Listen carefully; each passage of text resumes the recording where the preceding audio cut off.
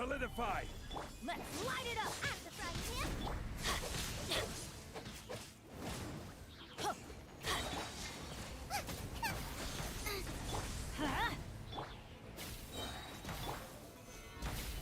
Teamwork is dreamwork! Let's...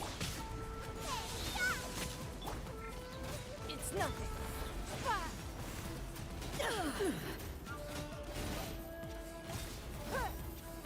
Give up. Illusions are but distractions. Gather!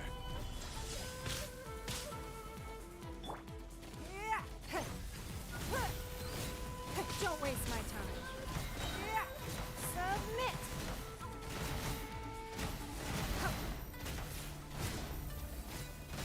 Give up. Don't waste my time. This body is eternal. I will have order! Stabilize! Nice and spicy. We got all obstacles. Everybody stand up. Eat this. Perish. Adventure time.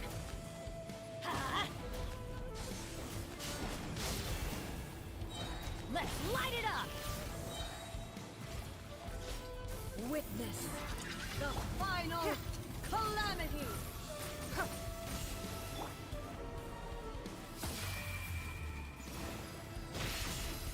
Solidify!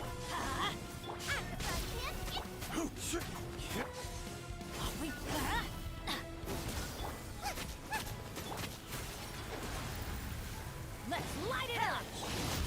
Give up. Inferior! Teamwork is dreamwork! Let's lock nice and spicy! Your life is mine!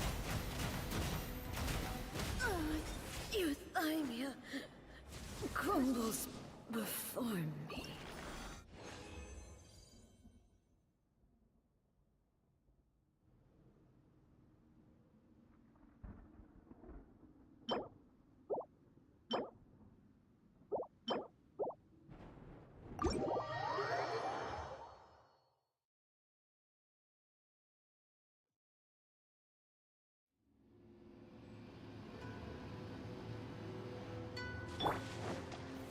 Stabilize!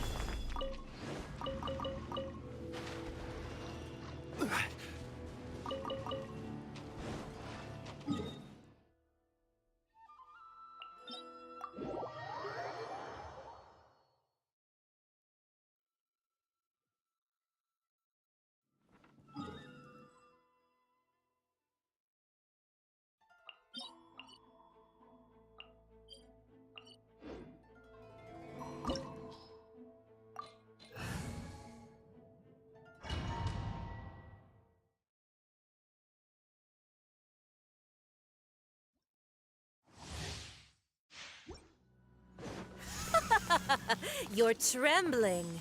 Is it the cold or just cowardice? Solidify! It's nothing. Detestable.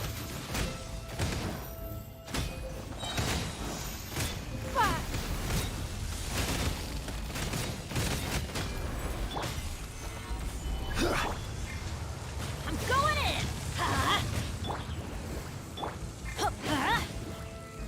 The Tsarita's Let's light it benevolence up. has no place for transgressors.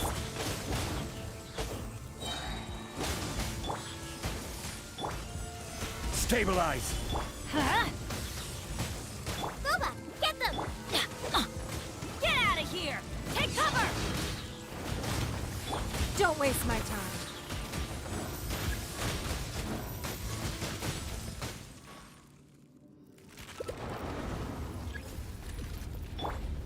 Gather! Let's light it up! Everybody step out of the frying pan into the fire! You're... Submit!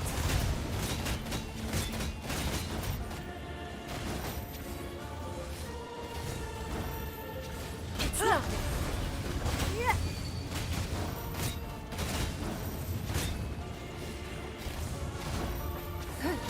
Give up! Order guide you! Solidify! Don't waste my time. Must burn! Give up. You dare to hit me!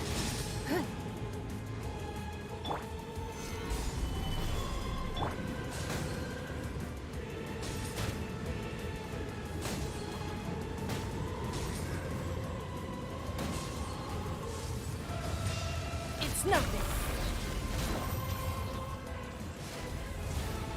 Embrace. I never asked for redemption.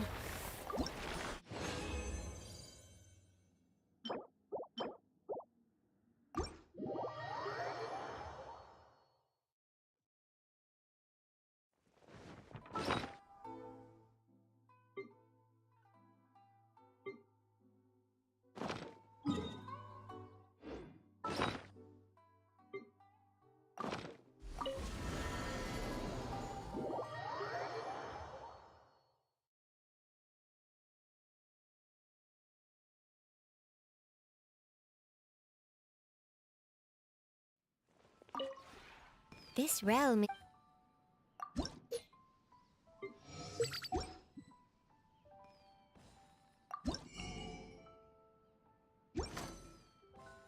If you ever...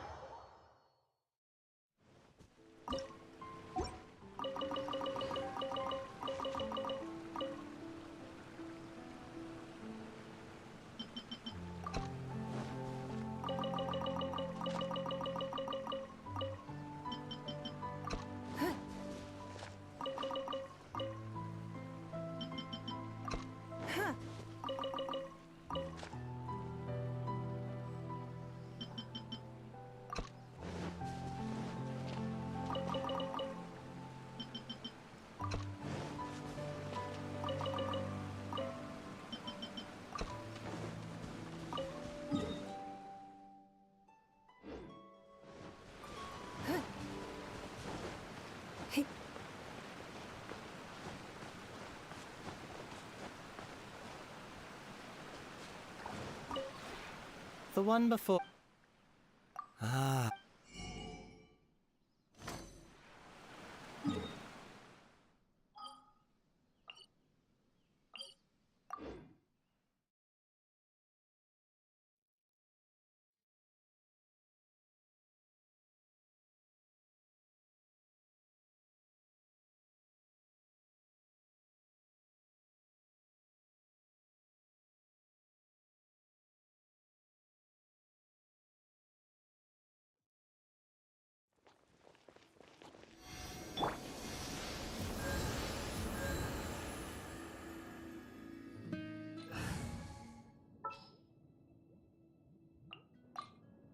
Want me to come along?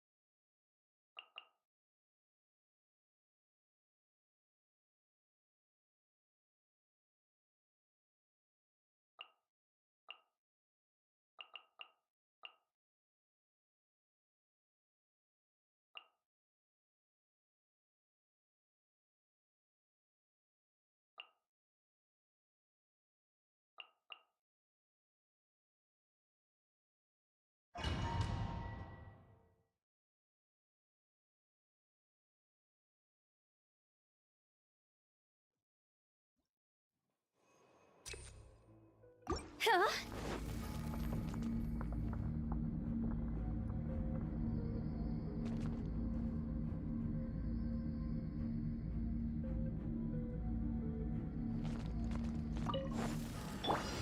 Stabilize.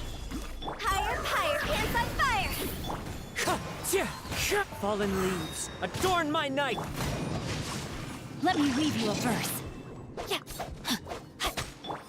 Into the wind! See? Go! Hup. Ja.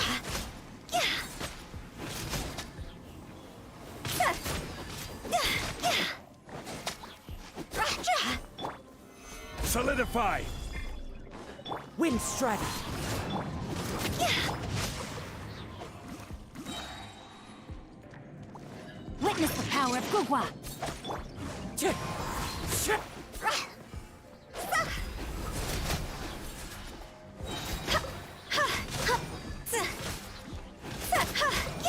Cross over.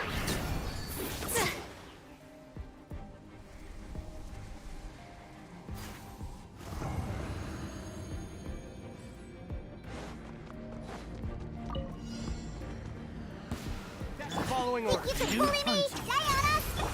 Think you can get away? Let me scribe. Written in the stars. Yeah! Yeah! Huh. Yeah! Ha! Feeling lucky today? Sakura swirl! Yahoo! Shake it and stir! Time for takeoff.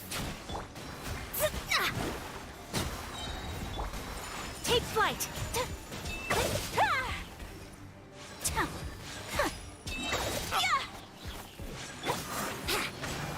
Think you can bully?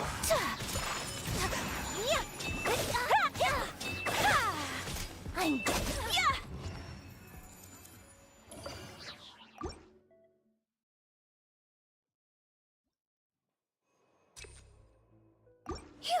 Huh?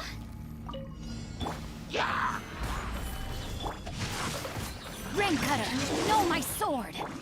The wind knows me. As one with wind and cloud! See?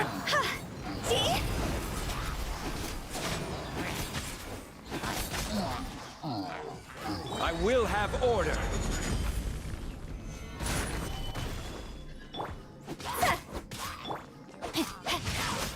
Let me weave you a verse.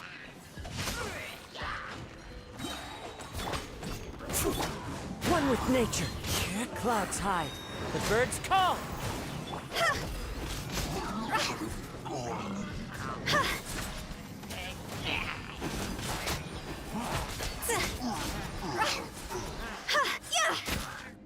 Wind strider!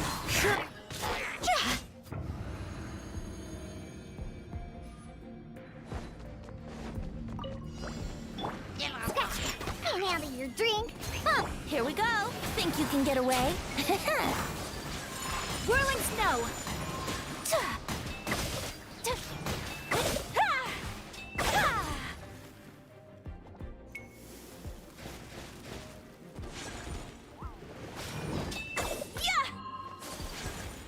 Shake it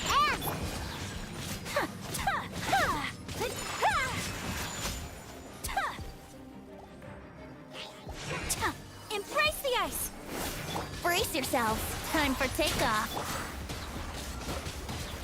Let's go. Take flight. Here we go. Yeah.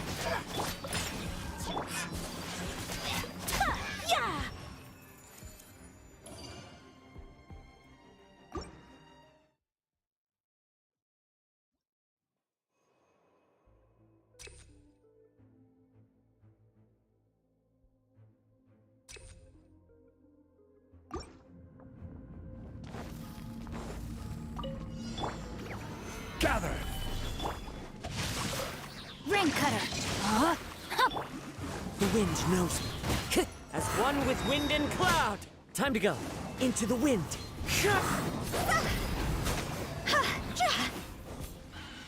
Higher, higher, hands on fire!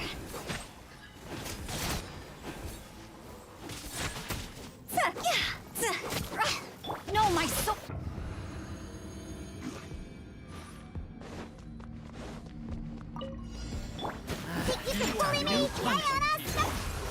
can get away?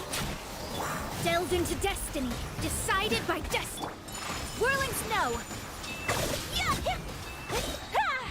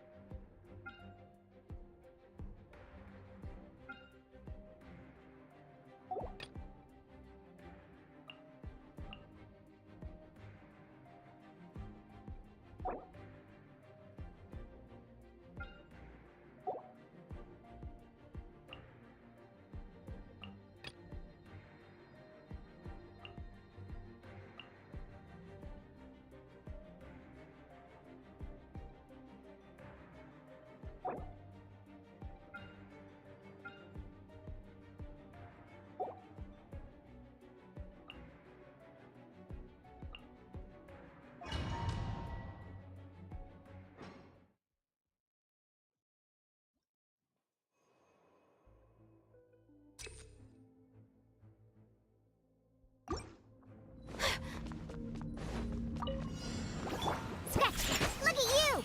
Brace yourselves. Time for takeoff. Let me scribe. Take flight. Ah!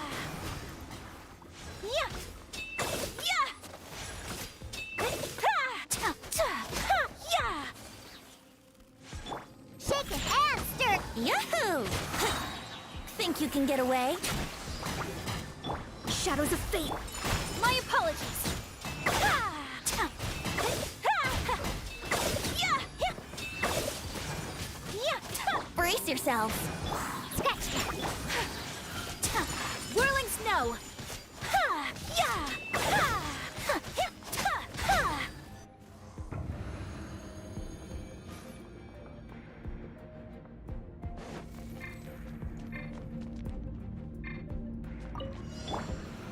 Solidify! Get them! Huh? Huh. Witness the power of Gugwa. No, my... Draw us over!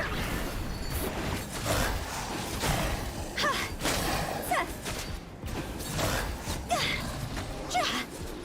Ha! Ha! Yeah. Gather! Nice and spicy. Huh? Huh. Rain cutter.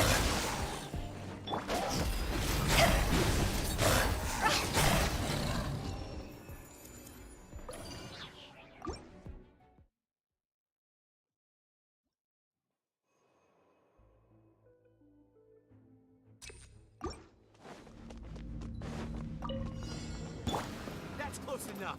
What's Think you can bully me? Can't handle your... Time for takeoff.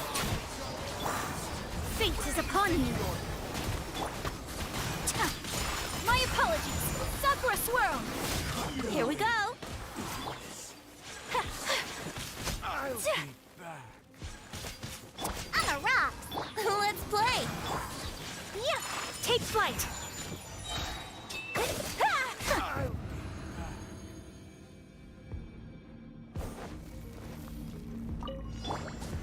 solidify! Get them! Rain outlines your fate. Witness the power of Gugwa. Eat this! Ha! Ta. Time to go. Huh?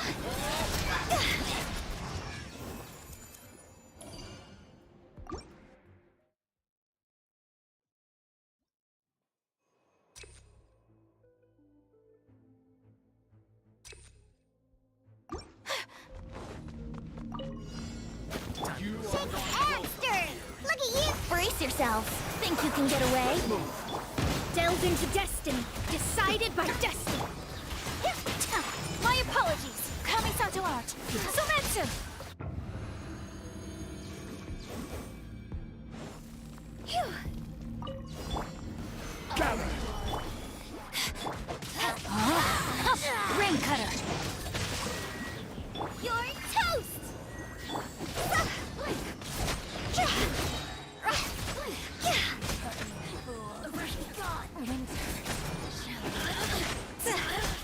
Higher, higher, pants on fire. Blink. Order guide you. Solidify! Rain outlines your fate. Let me weave you a verse. Hey,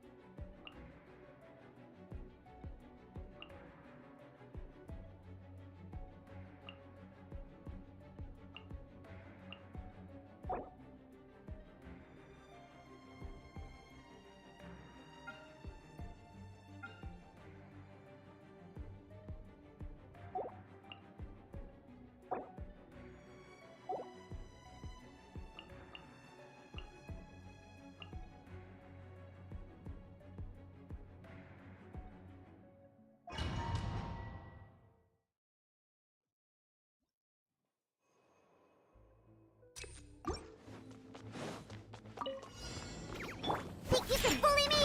Yahoo! Time for takeoff. Let me scry. Whirling snow.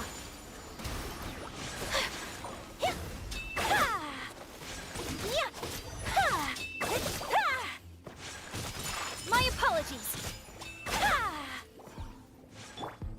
Shaken and stirred. Brace yourselves. Think you can get away? Whirling snow.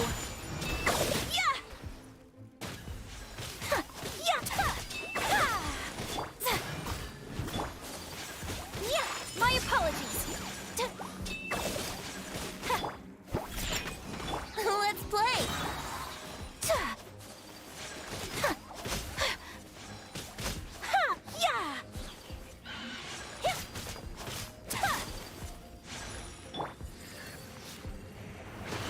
Think you can bully me? Brace yourself.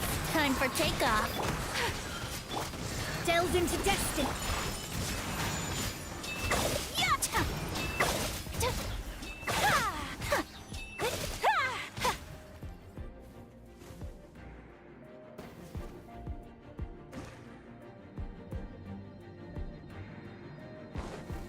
Huh? Your journey ends here. There is no escape. Now you shall perish. No, my sword! Witness the power of Gugwa! Huh? Lord of Sand, your sacrifice is ready.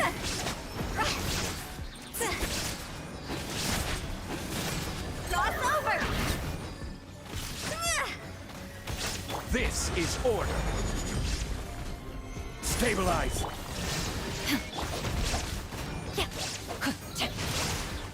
Rain cutter! Rain outlines your...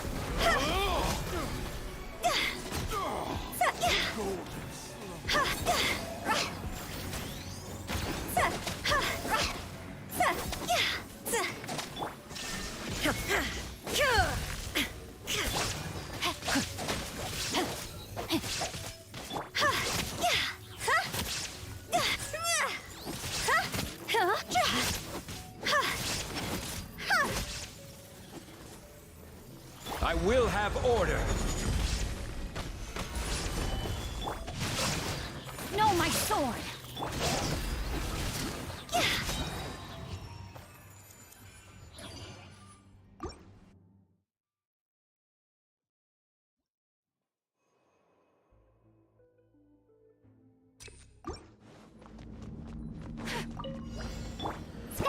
Can't handle your drink. Yahoo! Yeah, think you can get away? Written in the stars. Whirling snow!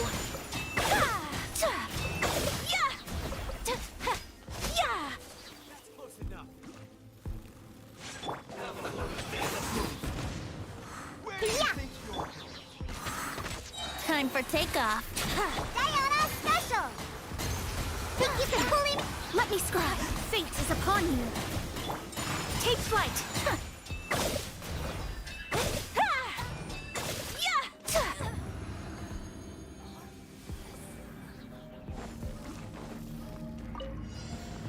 are not Solidified! Illusion shattered, torn to oblivion.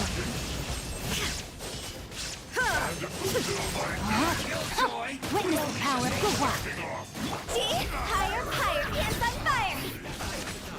Miscalculated. Order guide you. Shine down. Now you shall perish. Rain outlines your fate. Rain cutter. Time to go.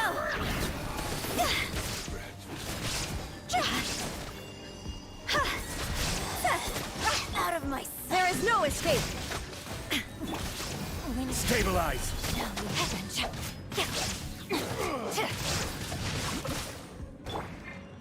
No, my sword. See?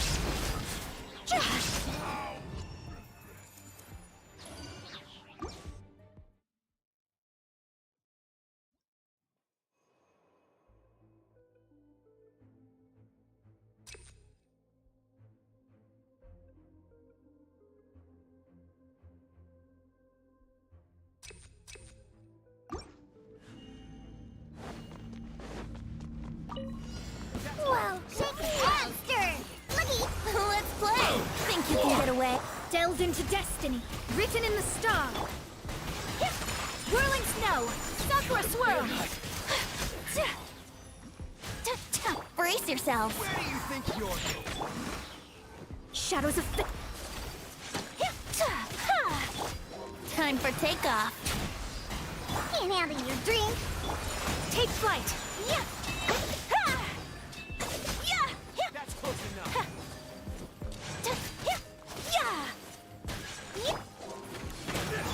Think you can bully me? Think you can get away? Delved into destiny, decided by destiny.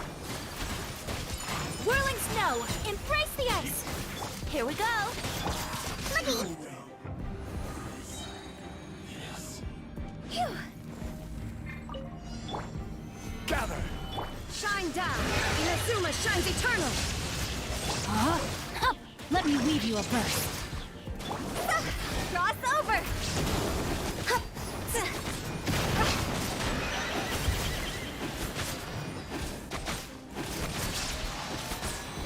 This is order. Solidified! There is no escape. No, my sword. Rain cutter. See?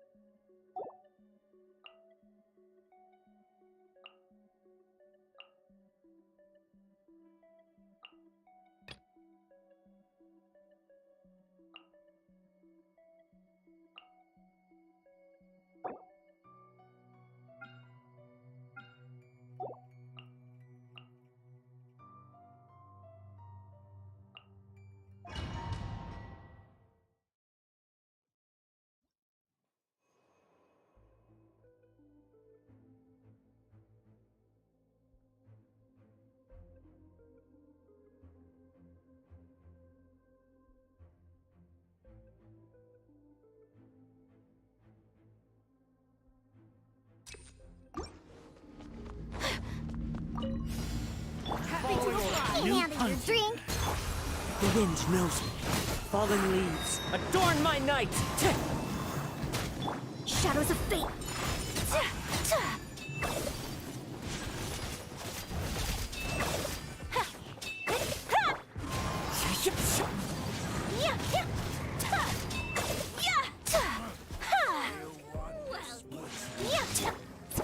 Look at you, Boozle. Into the wind. Clouds hide. The birds call. The wind knows me. Fate is upon you. Delved into death. Take flight! Sakura swirl! I'm a rock.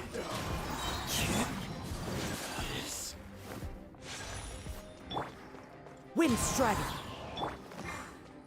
Whirling snow!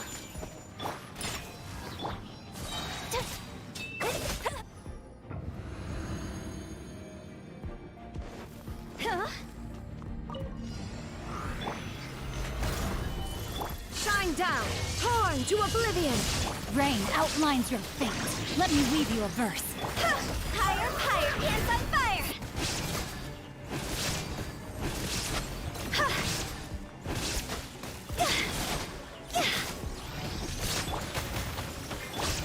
Order guide you. Gather. Illusion shattered!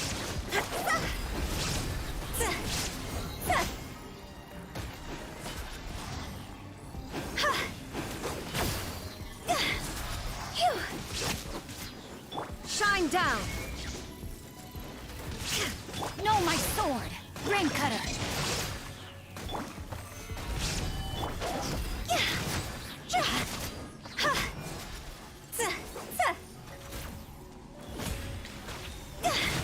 Cross over! Solidify. Inazuma shines eternal!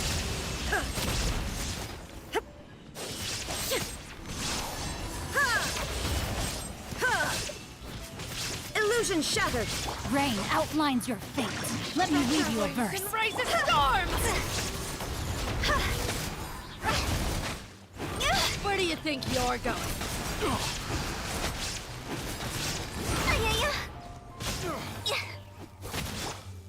Gather. Torn to oblivion!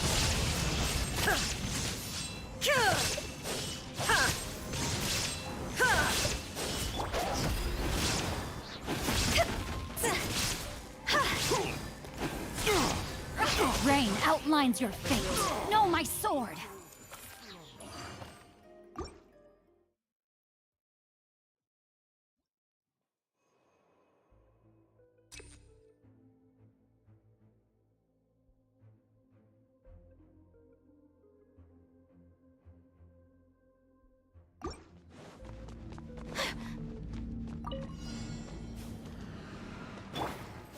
Can't handle your dream. As one with wind and cloud. Shadows of fate, decided by destiny! Kamisato art! Sumeru! Into the wind.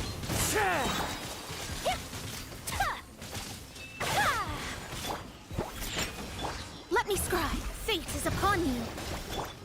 My apologies!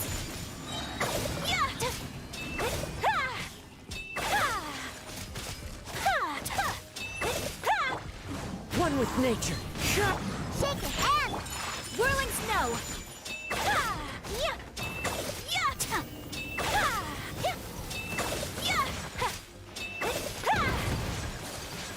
My apologies!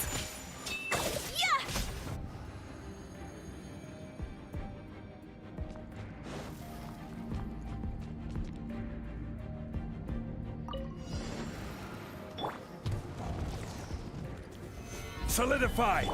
Shine down! Rain outlines your fate. Higher, higher, hands on fire!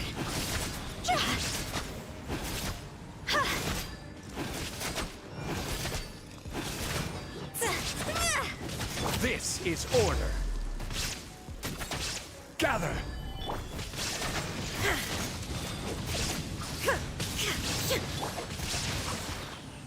Let me weave you a verse. Huh? See?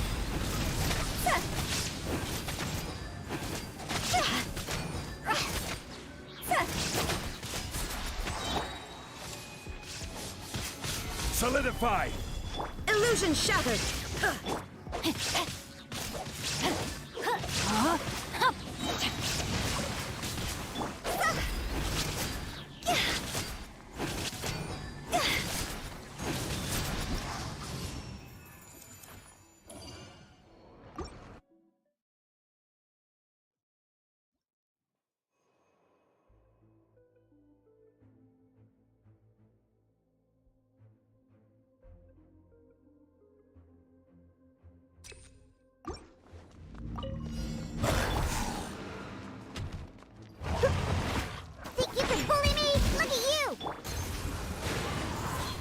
clouds high.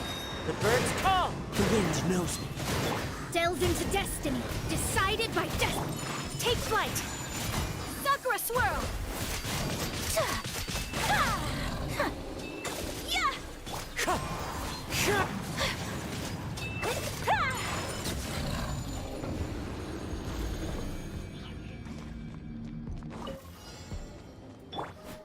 There is no escape. Gather! Rain outlines your fate. Rain cutter. Huh? Cross over.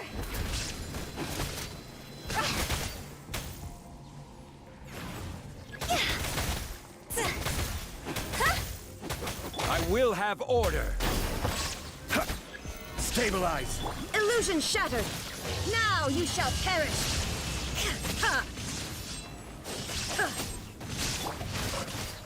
Witness the power of Gugwa.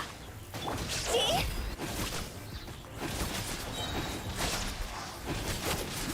Time to go.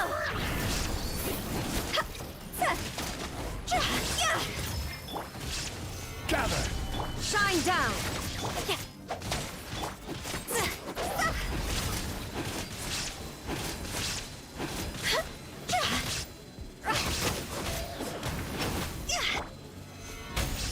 Order guide you! There is no escape. Inazuma shines eternal.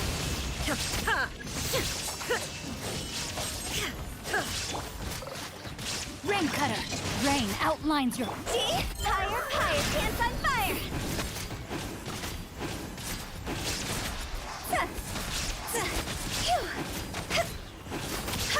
Now you shall perish.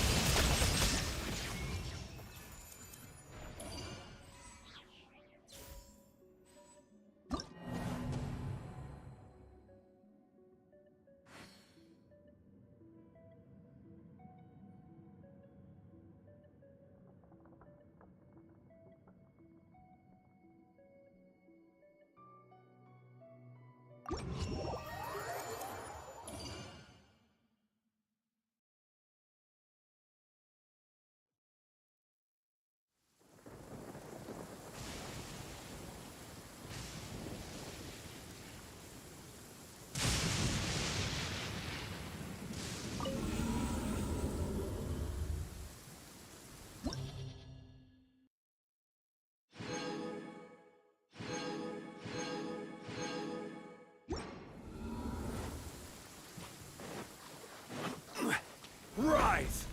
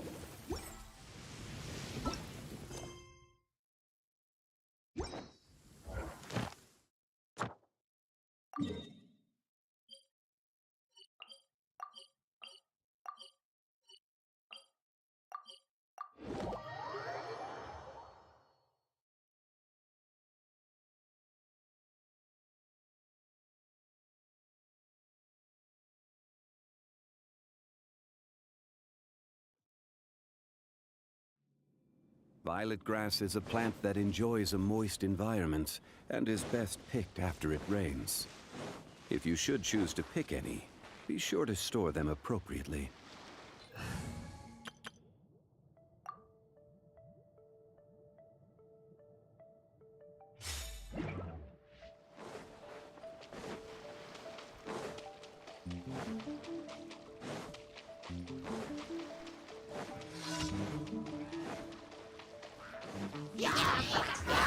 Kiss? Confess! Fracture! Really?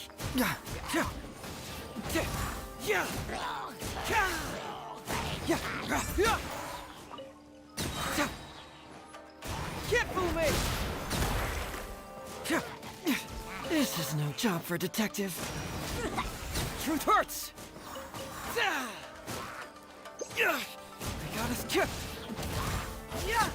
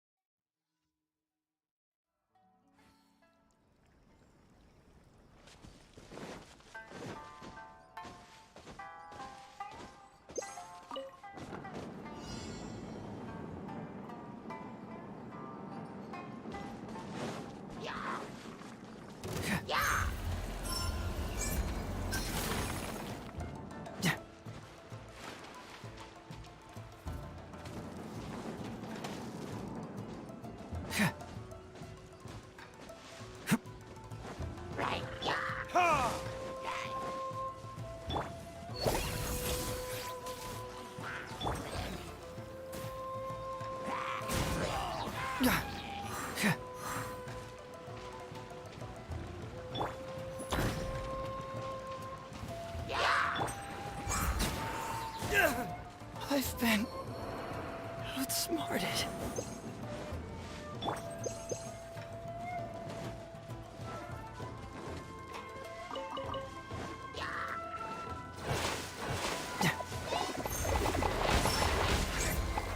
Fracture! Hey!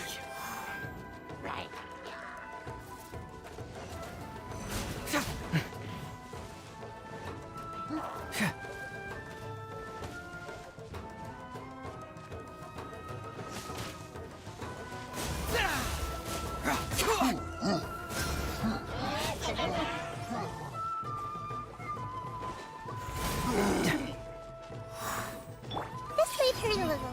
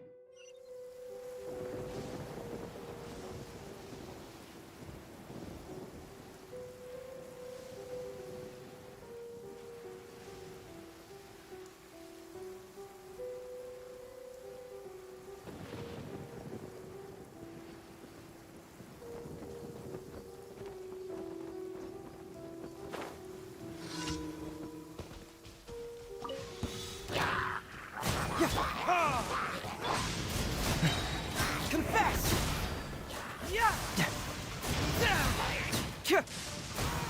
You don't want to do this.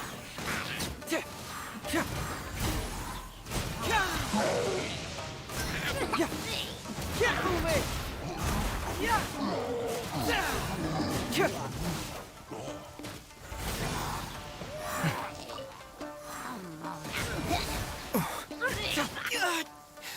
From detective to victim.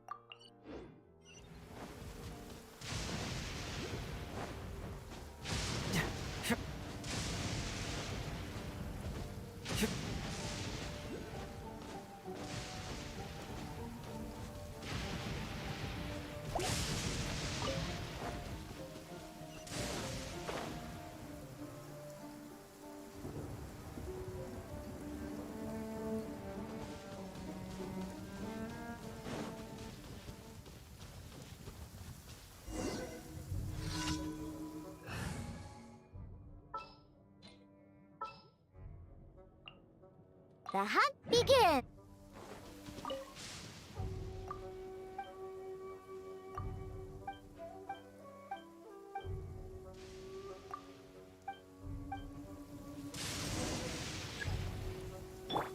Pew pew!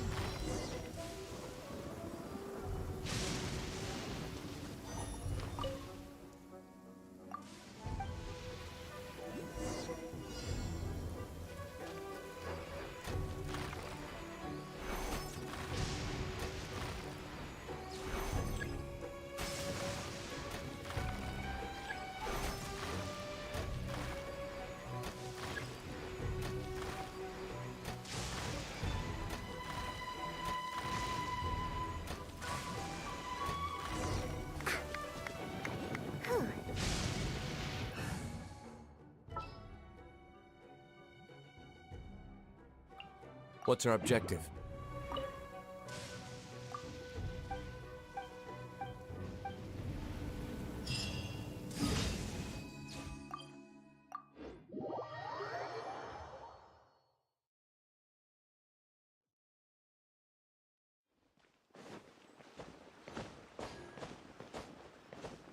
Add Astra. Thank you for. Add Astra.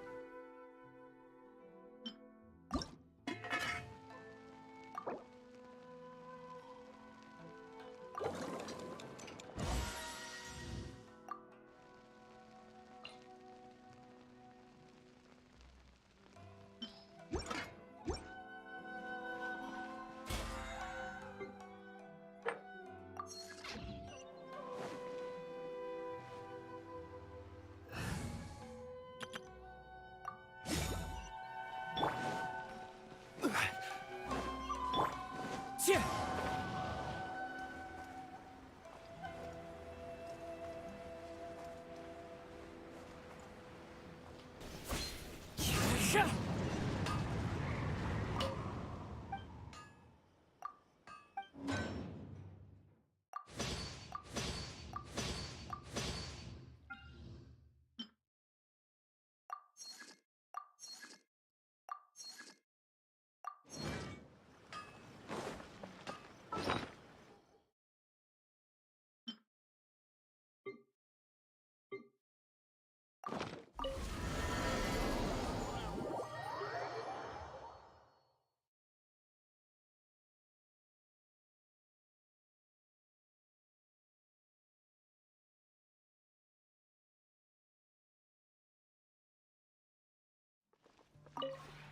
This realm is...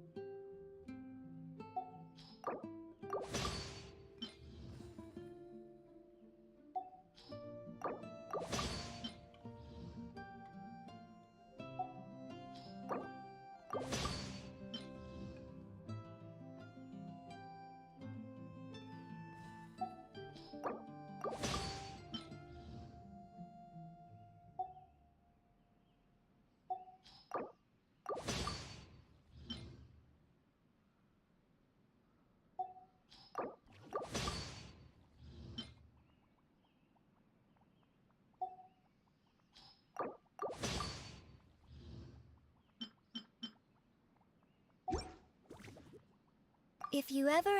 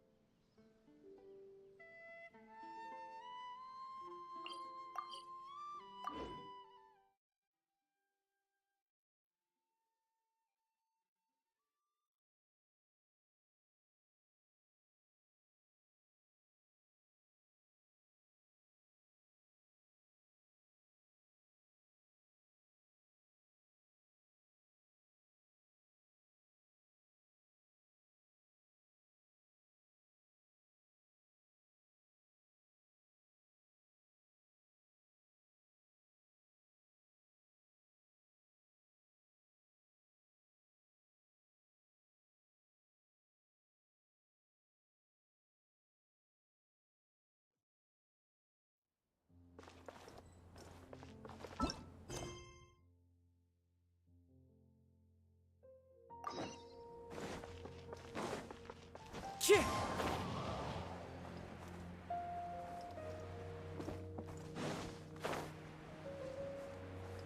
Yeah. Chih! Chih! Catherine, we're here! Oh, you are the other Catherine, right? That's right. I suppose I'm the other Catherine in your mind. Shh! We're on a secret mission tonight, so we need to protect Catherine's identity. Yep, Paimon's right. We cannot fully rule out the chance that the meetup tonight is just a trap. If something were to happen, my existence may be the only trump card we'll be able to play. After all, the Academia should still be unable to confirm the existence of my consciousness in the outside world. Yep, exactly. Just what Paimon was thinking.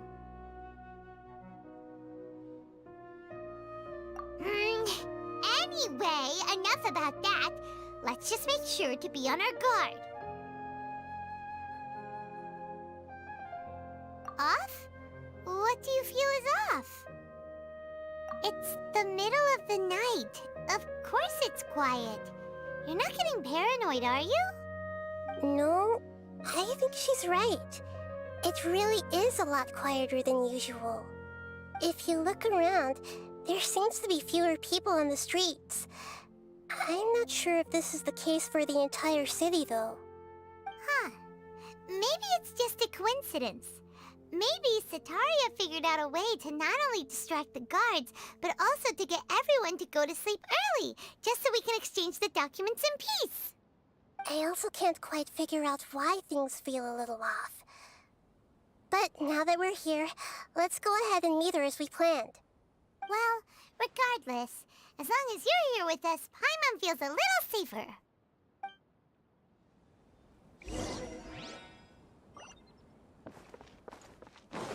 Huh. There really aren't many people out right now. Let's hope it'll be this quiet in front of the Academia, and that Setaria managed to distract all the guards.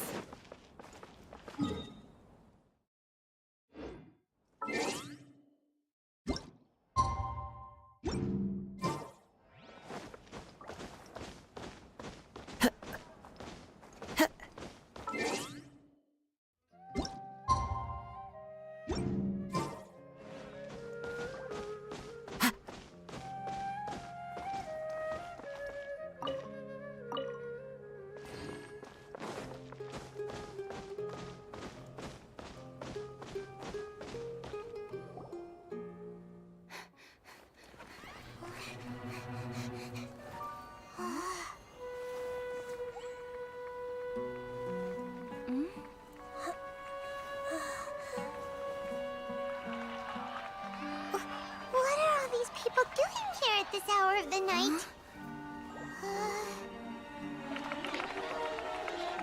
Ah, the triumphant hero returns at last. And to a rather spectacular welcome. even if I do say so myself. You're the outcast, expelled from the academia. Indeed I am. Although these days they tend to call me the Doctor.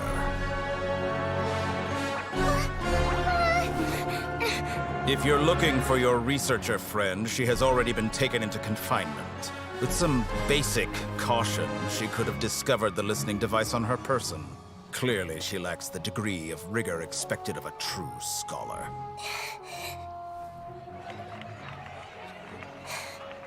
The people of Sumeru City. What have you done to them?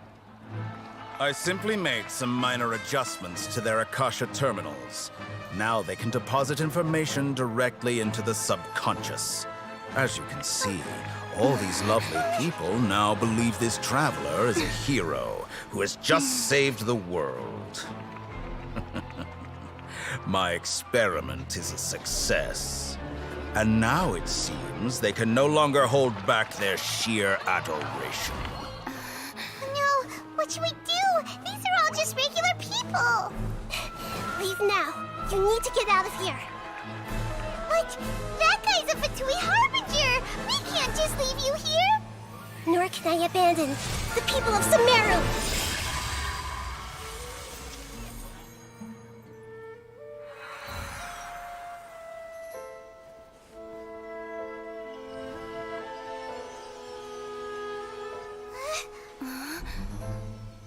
Don't worry. We'll meet again outside of the city.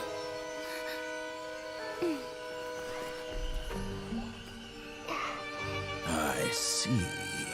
You appear to have overridden their mental faculties with your own consciousness. To possess such a powerful mind, you must be the god of wisdom.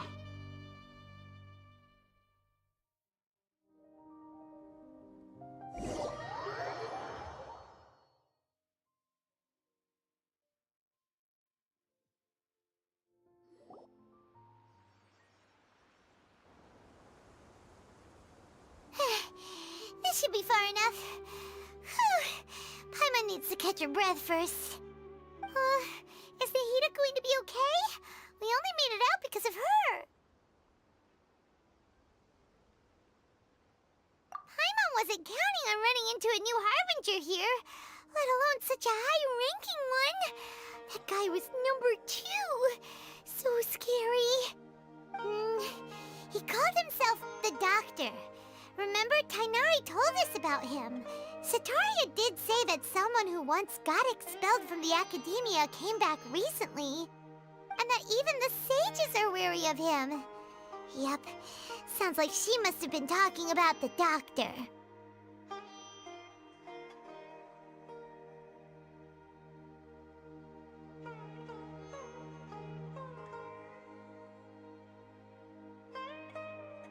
Yeah. Now that the Doctor's in the picture, we're no longer just dealing with the academia. They're in cahoots with the Fatui.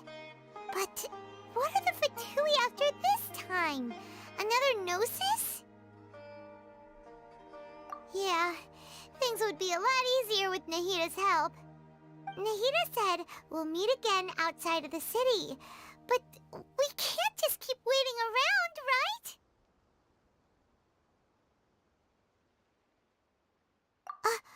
You mean... Oh, right! Wasn't he invited by the sages to work on some project when we were staying with him in the Vidia Forest?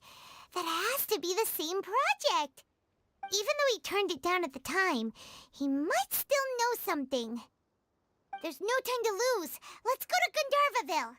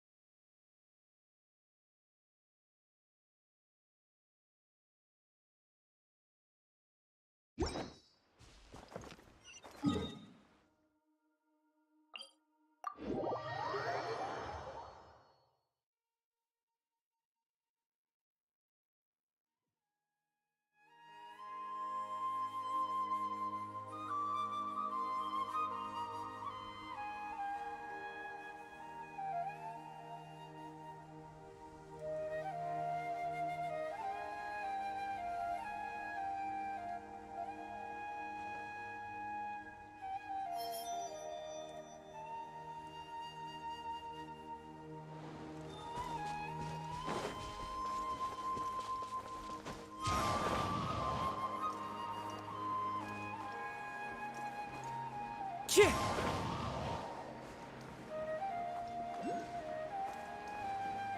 Yeah.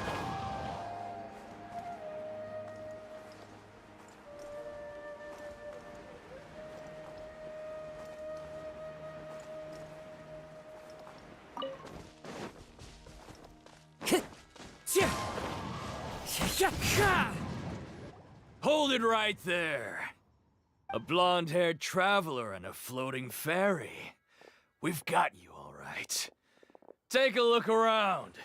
You've fallen right into our trap. Are you mercenaries from the Corps of 30?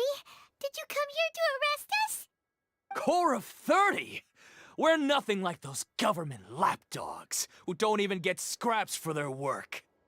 We are an elite brigade that commands the highest commission rate in all of Sumeru. We're here on the orders of a client known only as the Outcast. The outcast? An outcast from the academia? But why wouldn't the doctor just send the Fatui after us?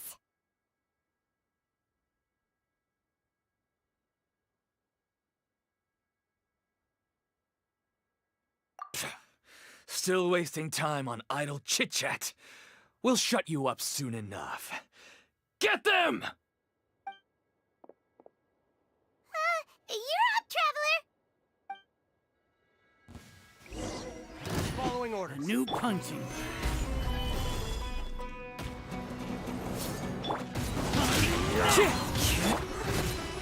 It's nothing. I'll need. That's close New enough. Fire! Punching.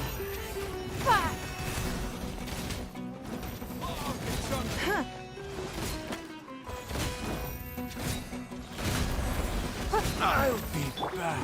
Into the wind. Stabilize. It isn't over yet! Here comes reinforcements! Give up. Submit.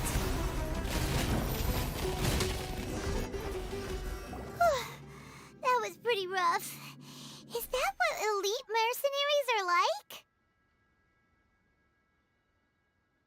Yeah, looks like we'll have to keep our guards up. But this doctor guy seems like a pretty tough opponent. He knew exactly where to set up an ambush. Did he predict that we would try to find Tainari? Going up against smart people is tough. Anyway, let's keep going.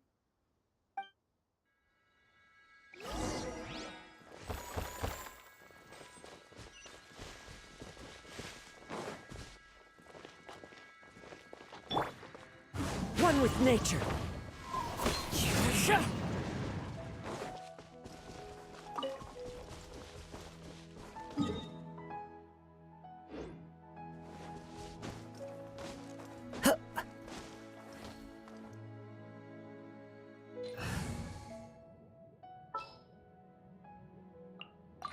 I'm so sleepy.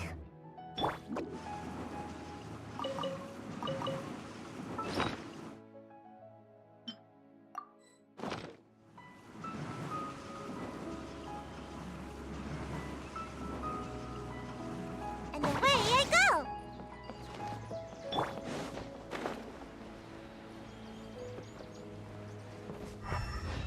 I will have order. Oh, it's the Traveler and Paimon. What are you two doing back here? Kale! It's nice to see you again. Are you doing all right? To be honest, I'm not doing too well. My LSR has been progressing at a faster rate lately. I'm finding it harder to complete more intricate tasks. As a result, Master Tainari is taking me off the patrol schedule. He will only allow me to stay here and coordinate other people's tasks. Oh, Kale!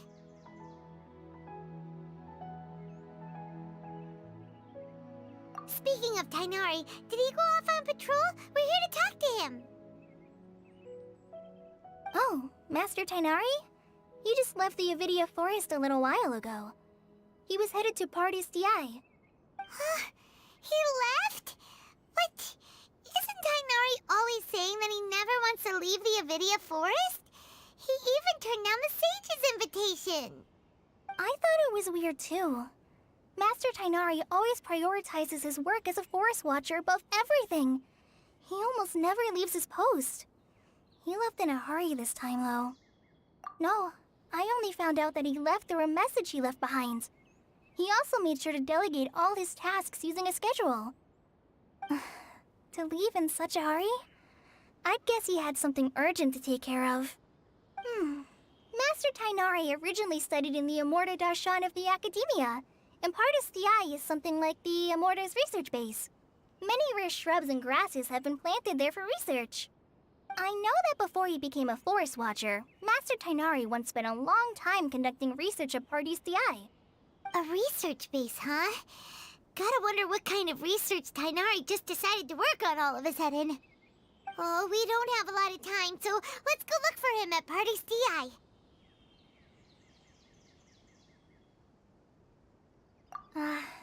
Don't worry. I'm fine.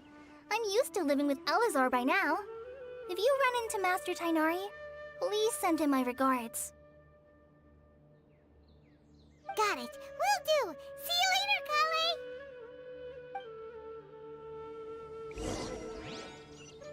I had already made up my mind, to be honest with you, so I didn't try to hide my current condition. Don't worry about me. I'll be fine.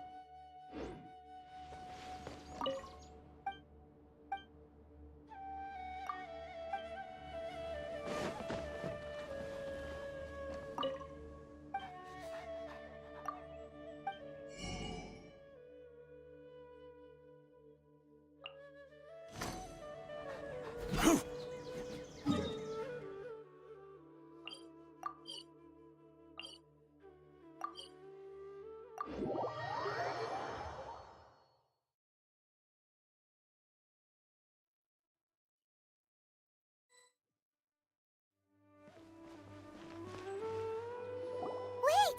Look who it is!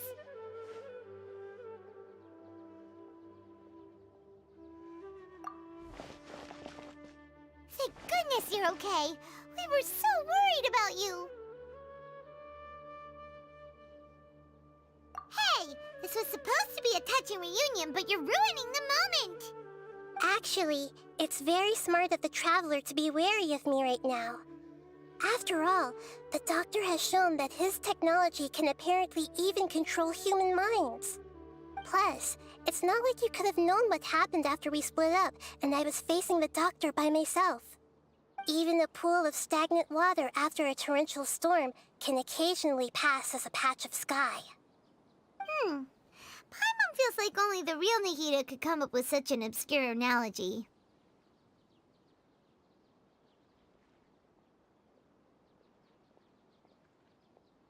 Huh?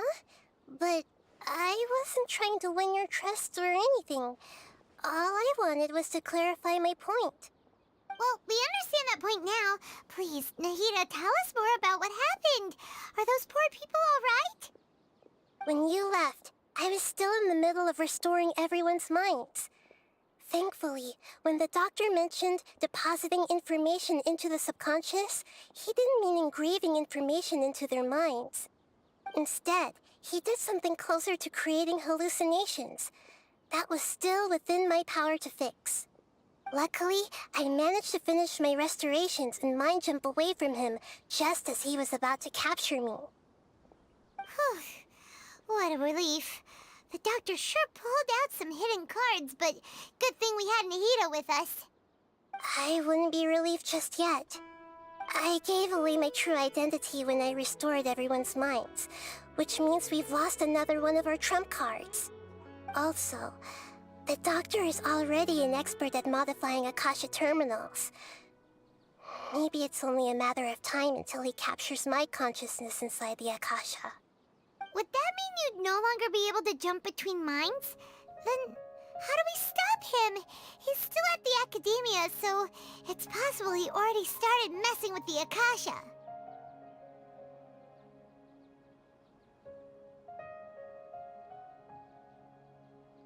Ugh, it feels like he's toying with us. What a nasty piece of work. Plus, the doctor's combat ability alone is apparently enough to make him worthy of being number 2 of the Fatui. We shouldn't give up hope just yet. Let's try to find another way to attack this problem. Actually, Nahida, how did you know we were trying to get to Party's DI? Have you been waiting for us? Yes, I have. I can see the Traveler's elemental energy, so I deduced your destination by looking at the direction you were moving in. You didn't come here for sightseeing, right? Did you find any leads? We're looking for a scholar we know. His name is Tainari, and the sages once tried to reach out to him. Why don't you come inside with us and see what we can find? Okay, let's just hope we won't get him into trouble.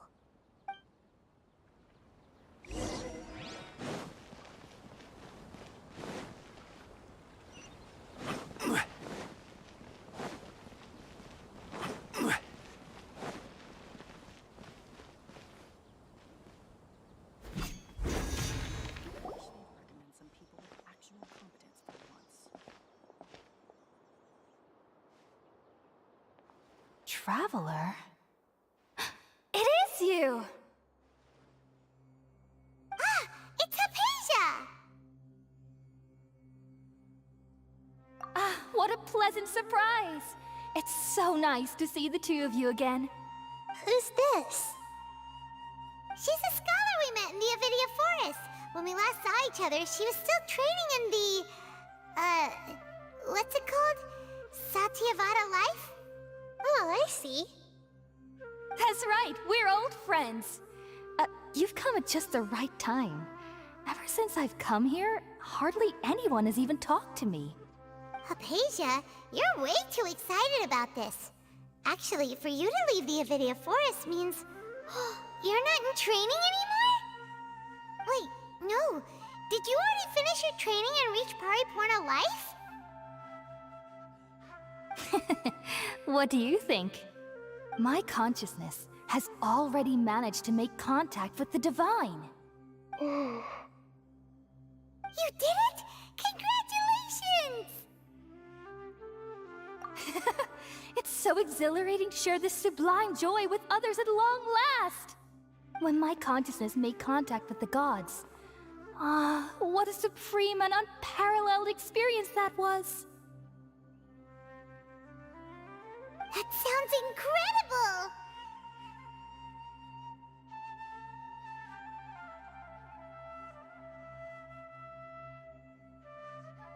Oh, all right. Actually, please wait. I haven't forgotten my promise to you. Remember? I promised to help you understand what you saw from Irminsul once I gained deeper insights. My current self has not only gained true insight, but I can even help you establish a direct connection to the consciousness of the divine. You can do that?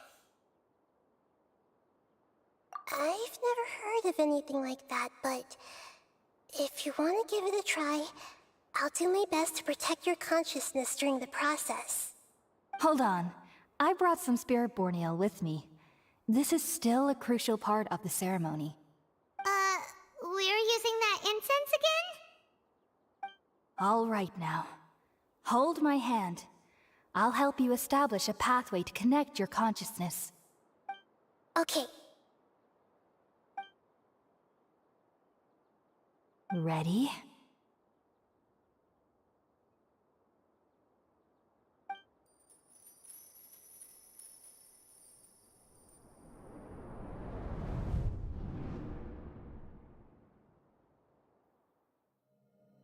It took 3 betrayals for me to finally understand. The world is just an elaborate tapestry of lies. My fury will never be quelled. The first to betray me was a god. My creator. My mother. valuing strength above all. She saw no worth in me and I was discarded. The second was a human. My family. My friend. Consumed by fear, he saw me as an abomination. The third was one exactly like me. A hope for the future. A fledgling barely out of the nest. Powerless before his mortality, he broke his promise to me. Humans, they can't be trusted. And the gods fill me with pure loathing. So I said good riddance. I denounced the world and laugh in its face. My chest will never again be defiled by worldly filth. I will scrub away every last trace of human emotion. Then it will be empty, a blank slate, and ready to receive a supreme gnosis, brimming with pure divinity.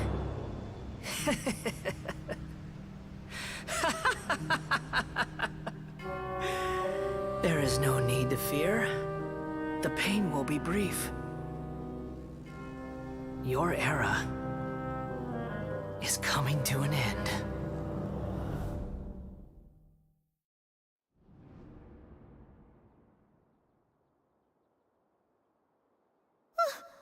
What was that?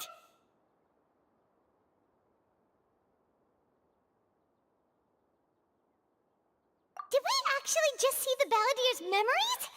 Everything matches what we know about him. But how is he connected to the divine consciousness that Hypatia was talking about? You saw it, right? You felt it, right? Such a majestic god!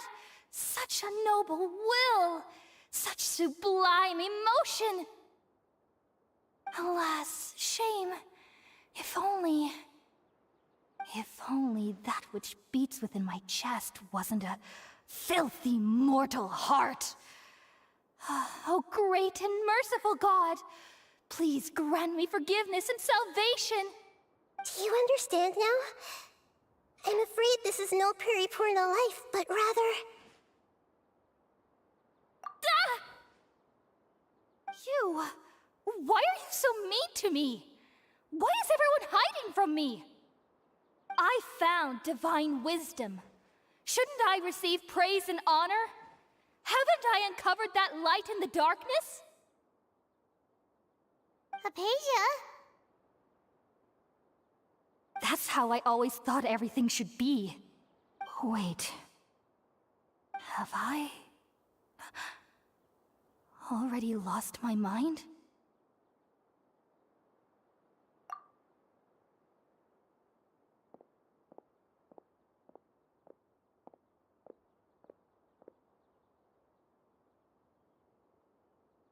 Wait, something isn't right!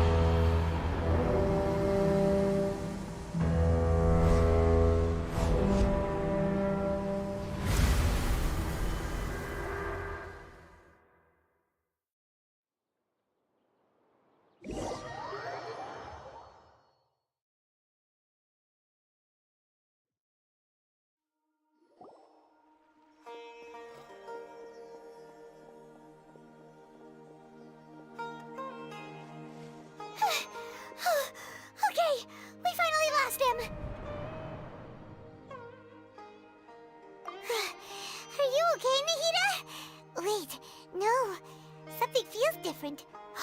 You're back! Oh, the Traveler's back? Nahida was controlling your body for a while. It seemed like she jumped over to you as an emergency measure right before the Catherine puppet was destroyed. After that, Tainari heard the commotion and came over. He helped us defeat the mercenaries and then he ran with us all the way here.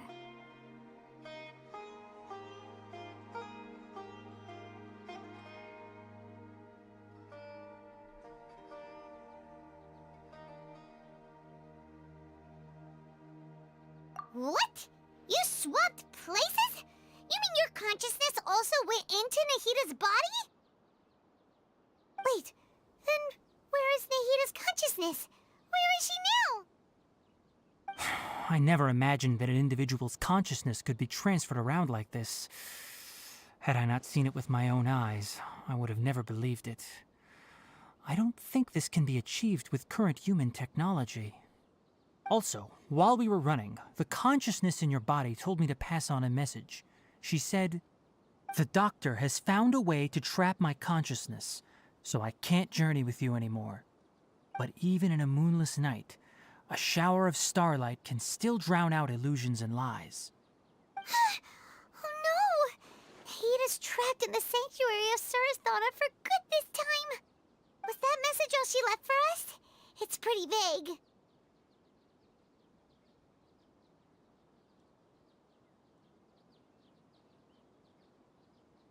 Oh, that makes sense. Since the doctor captured her, she won't be able to say anything without him knowing. She's being extra careful. Even in a moonless night, a shower of starlight can still drown out illusions and lies. Huh. Paimon knows the moon illusions and lies are from the alchemical divination at the Sumeru's festival. Didn't Nahida use a starlight analogy before? It had something to do with Sataria.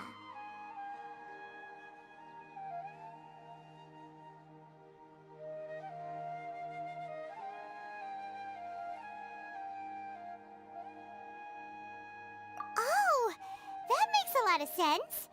Huh. Do you think Nahida was telling us to go find help in the desert? But she isn't with us anymore. Think we'll be okay? Paimon, you said Sanctuary of Suristhana. Does this mean that this Nahida you're talking about, the consciousness who is occupying the Traveler's body, is the Dendro Archon? Your guess is correct, but the situation's a bit complicated, so it's really hard for us to explain right now. That's all right. A scholar's curiosity doesn't need to be appeased right away. As for the complicated nature of the situation, safe to say I have witnessed that for myself. I've spent some time with you, and it looks like the Dendro Archon's also on your side, so I trust you. Thank you, Tainari. Oh, actually, we came here to ask you a question. What do you know about the project that the sages have been working on? Ah, that. While I was indeed invited to join that project, the sages were always secretive about its scope and goals, so I eventually declined. All I know is that that project has something to do with the restoration of Irminsul.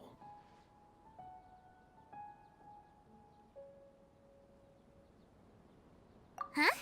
Did you see something when you were in Nahida's body? What? Do you have any evidence?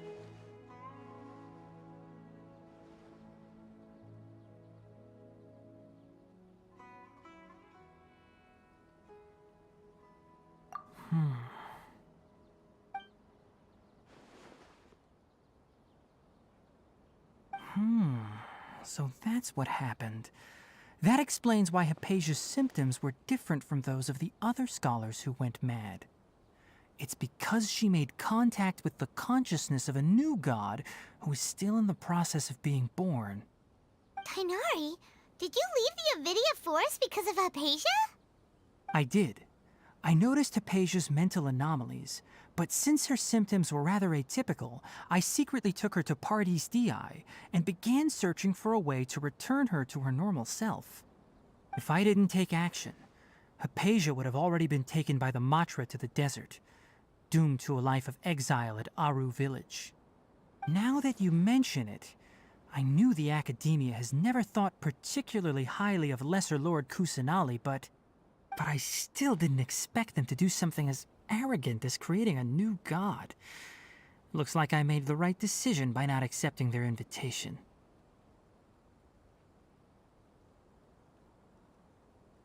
The Doctor and the Balladeer. We have 2 Fatui Harbingers in Sumeru. Sounds like we're in for a bad time. From your description, I don't think they've completed their project. There may still be room for us to intervene. But then, what is the connection between creating a new god and restoring Irminsul? Yeah, it feels like we're still nowhere close to figuring out the Sage's goals. Right, we've pretty much gone over everything we need to know, so we should head out. How about you, Tainari? What are you going to do? I'll stay here for now. I still want to try a few more things to help Hypatia. If you're planning to go into the desert, start by heading for Caravan Rabat. That'll be your fastest route. Come find me here if there's anything else I can do to help. May the spirit of wisdom go with you. Thanks, Tainari. Hopefully Hypatia will feel better soon. We're off then.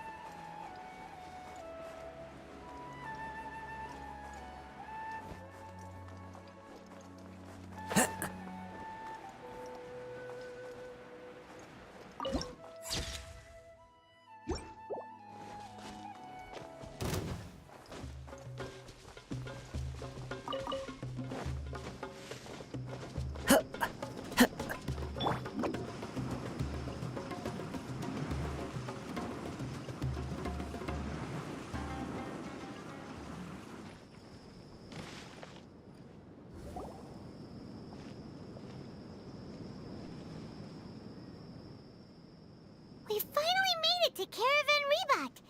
It's pretty lively here. So, just past this wall is the desert, huh? Oh, wow. Paimon remembers hearing people call this the Wall of Samiel. It's made to block sandstorms from the outside. Oh, if it's this tall, it's gotta be the divine work of Greater Lord Rukkhadevata, right?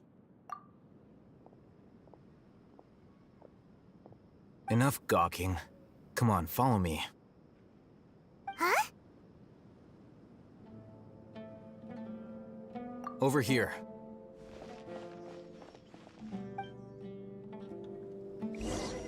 Oh, Ethan went that way! Let's hurry up and follow him. Wonder what he's up to.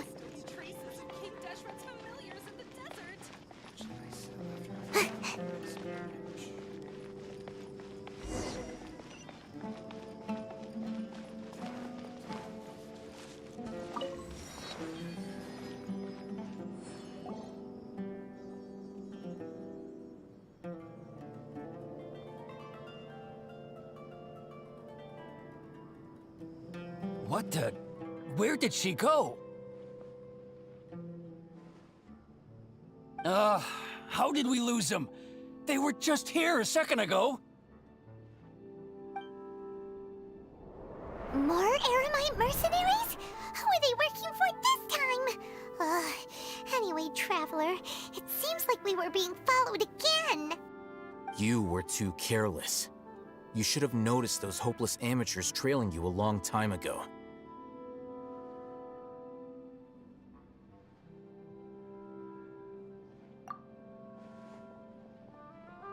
There's no need to thank me. I've never cared to keep track of personal favors. All I did was correct a mistake I happened to come across. It's a habit I developed at the Academia. You really gave Paimon a scare, Alhaitham. We never thought we'd run into you here. Last time we met at Port Ormos, didn't you say you were going back to the Academia? Wait, don't tell Paimon that you're here to take us back on their orders! Oh, so you've already landed yourselves on the Academia's hit list. I can't say that I didn't expect it. However, had I wished to turn you over to the Academia, don't you think you'd already be the Eremites' honored guests by now? Oh, right. You do have a point. I have no interest in running errands for that project. As a scholar, I've always belonged to the camp that promotes researcher autonomy. And these days, you're more fascinating than anything the sages can offer.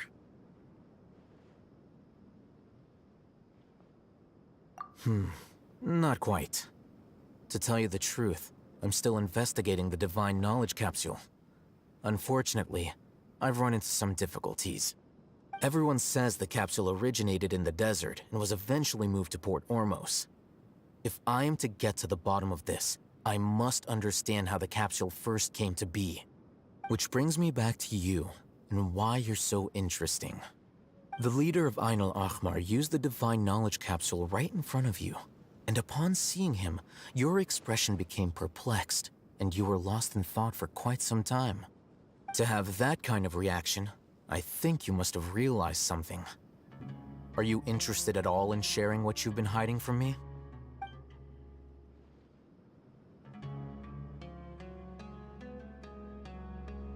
Alhaitham, you really have a ridiculous eye for detail.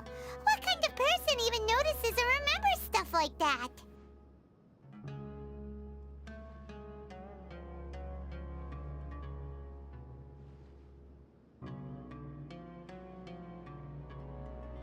So that's your answer. Well, I do work for the Academia after all. So considering that, it is indeed wise to keep your cards close to your chest. But that does prove you do have some undisclosed information about the Divine Knowledge Capsule. Am I right?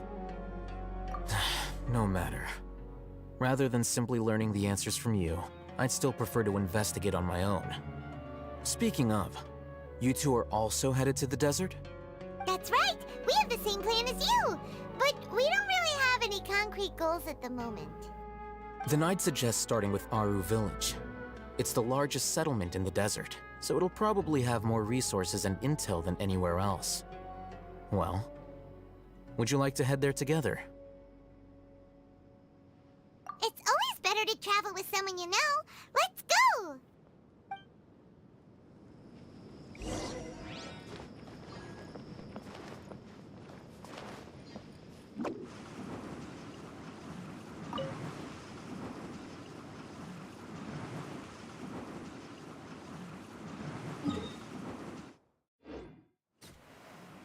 I'm out of here!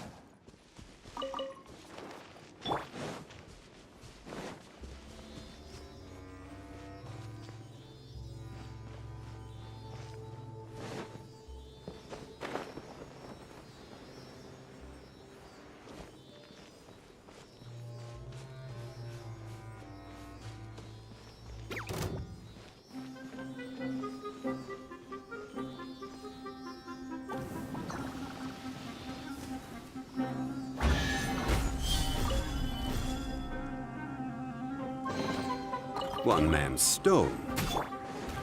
Into the wind! It's nothing.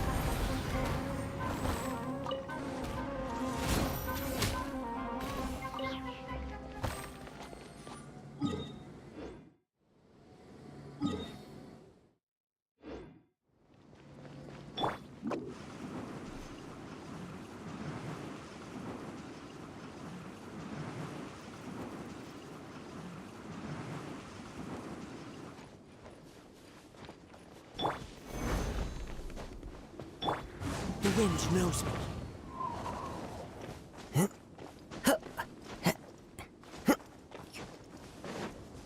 Time to go.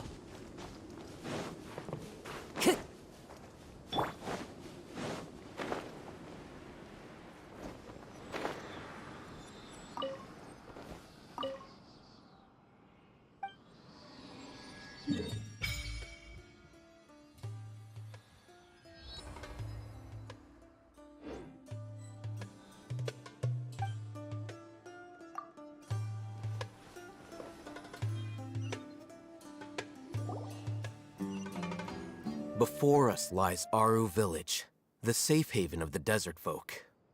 Whoa, this landscape is really something else. What a cool place! Let's go check it out!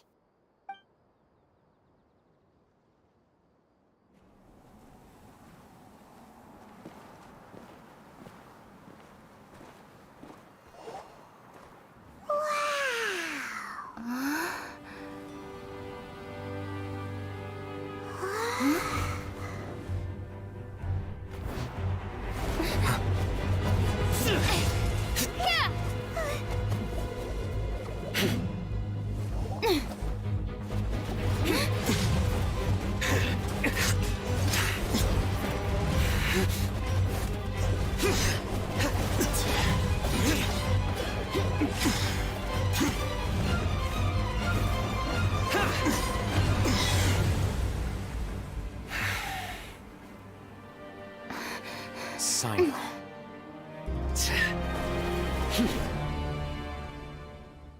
Unless my memory fails me, we have barely spoken 2 words to each other before now at the Academia. Would you care to enlighten me as to when and how I invited the General Mahamatra's wrath? Hatham, do not think you can escape my judgment just because you managed to escape my attack.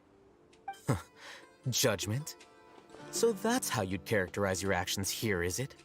Or would elimination perhaps be a more accurate description? Had I used my full strength, not even this traveler would have been able to stop me. Though styled like an assassination, I sought only to ensure that my target would be unable to flee or resist. Standard practice for the Matra, as well you know. Seemed to me more like your own personal touch. Who is that, Alhaitham? Did you call him General Mahamatra? Yes. General Mahamatra Sino, head of all the Matra at the Academia. He's a formidable hunter, and the ultimate nightmare for any who have committed academic crimes. You seem to have placed a lot of trust in Alhaitham, to the point of blocking an attack for him. If I were you, I'd never choose to side with him. I wouldn't believe a single word that comes out of his mouth. I have been pursuing this scribe for a long time. I urge you, stand back and do not seek to defend him any longer. Otherwise, there will be consequences.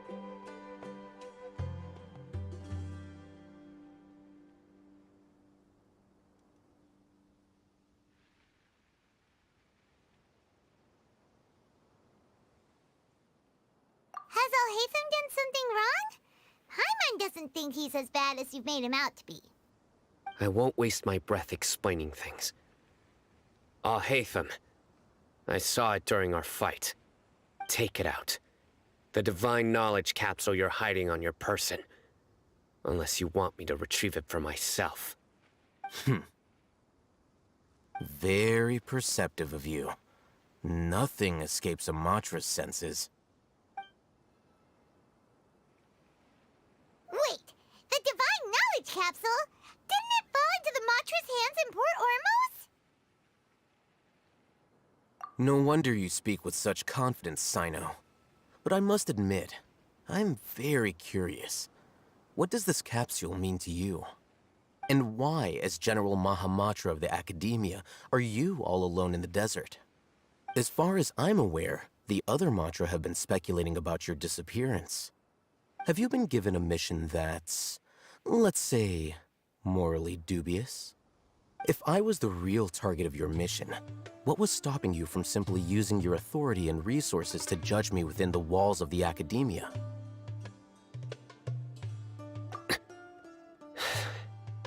I should have known you'd be difficult to deal with. You two! Ugh! What should we do, Traveler? Paimon feels like we can't trust either of them! Ahem. Well, look at you two, acting all tough and self-righteous over there. Wait, Dia? Great! Finally, someone that we can trust! You gotta help us out here, otherwise these two are gonna start fighting again! Yeah, sure looks that way. Two giants from the Academia duking it out once and for all. Not something you get to see every day, that's for sure. Listen, I know you academic types love to fill up your big brains with self-righteous morality and lord your empty rules and virtues over each other. But how dare you bring your petty disputes into the safe haven of Aru Village? It seems like someone's gonna have to beat some sense into your thick skulls until you finally learn to respect these grounds.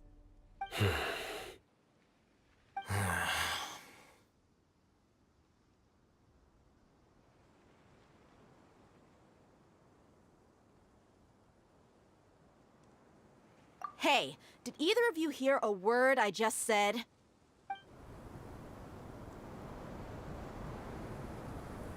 Whoa, what's going on? The wind's so strong! Is this a sandstorm? Paimon's gonna get blown away! Another sandstorm? What's up with these recently? Hey!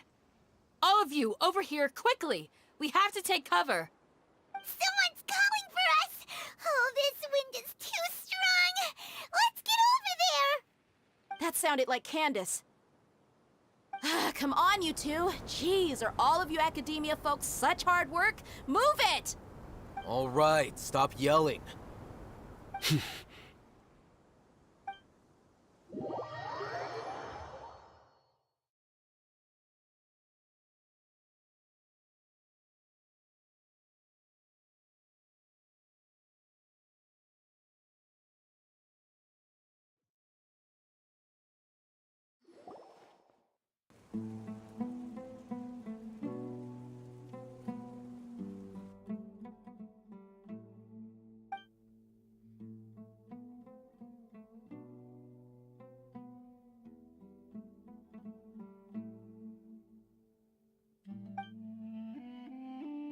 Well, this is pretty awkward. Hey, wanna play sardines with three people who wanna tear each other limb from limb? Sure, why not? Sounds fun. The air is so thick and heavy. Paimon can hardly keep floating anymore. My sincere apologies, everyone. This is the home of our village chief. I will have to ask you to make do with this small room until the sandstorm dies down. Please, let me introduce myself. I am Candace, protector of Aru Village. Our savior has come at last! Nice to meet you, Candace. The name's Paimon. Thank you so much for helping us. There's no need to thank me. It's only right to help each other when the weather gets rough. Wow, she's so gentle and caring, like a nice older sister. Unlike those guys over there. All right.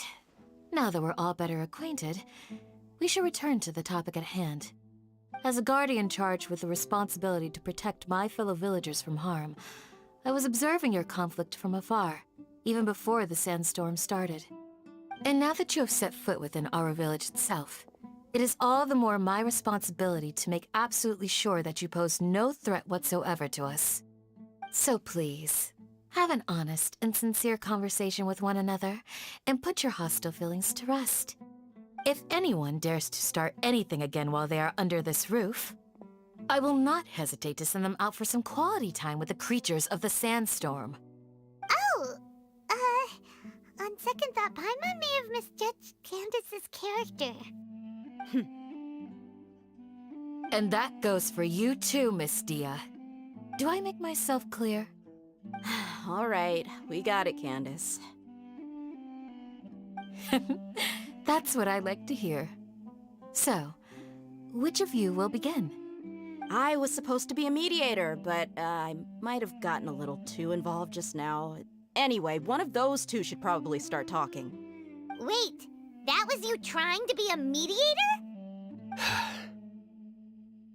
I have nothing to hide, so there's no shame in explaining myself. While Alhaitham wasn't wrong about the other Matra not knowing my whereabouts, it's not because I've been assigned a morally dubious mission. Rather, I've chosen to exile myself. Huh? Exile yourself? A little while ago, I discovered that there was data missing in the Academia's project planning and development files.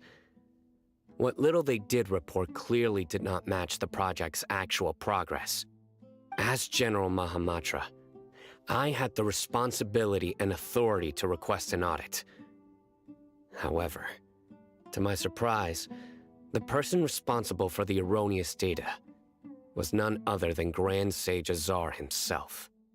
I tried to investigate the issue myself before submitting a formal audit request, but I soon found that all leads and potential pieces of incriminating evidence were carefully concealed from me.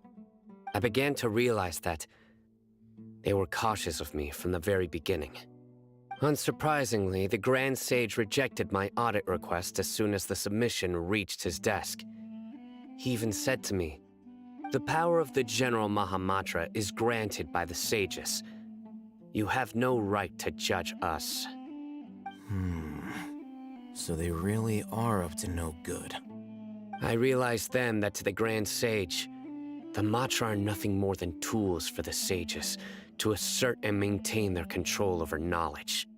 The vows that we took, the principles that we strive to uphold, they are meaningless to the academia of today.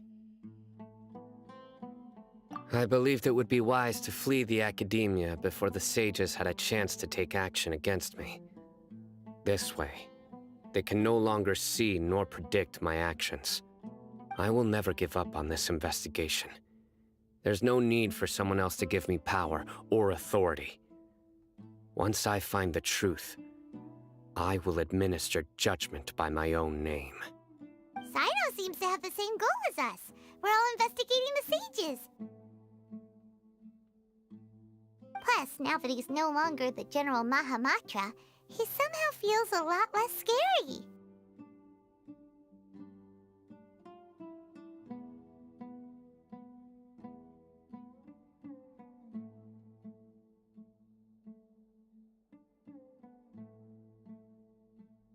Well, Sino, if that's your story, then why did you see Alhaitham as a target? When I was investigating the matter in the academia, I overheard a conversation between Alhaitham and a sage. The sages asked you to investigate a blonde-haired traveler. Do you dispute this, Alhaitham? What? Like many parts of the project, this assignment was undocumented. Now throw in your suspicious behavior with the Divine Knowledge Capsule, and I think we deserve an explanation.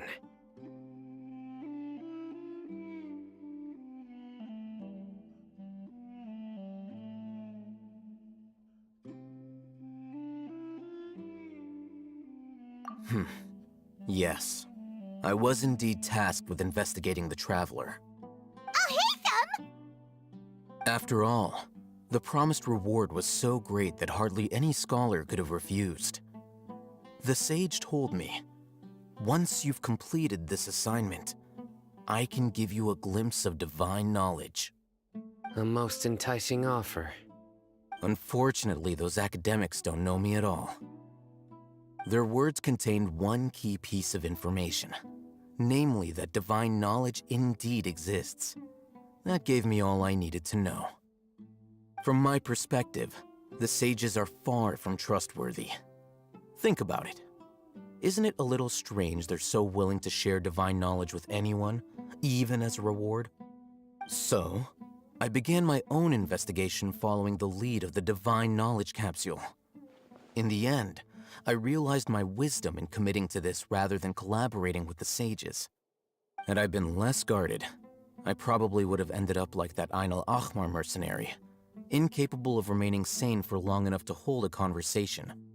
You mean that the sages originally planned to dispose of you, using one of those capsules that drive people insane?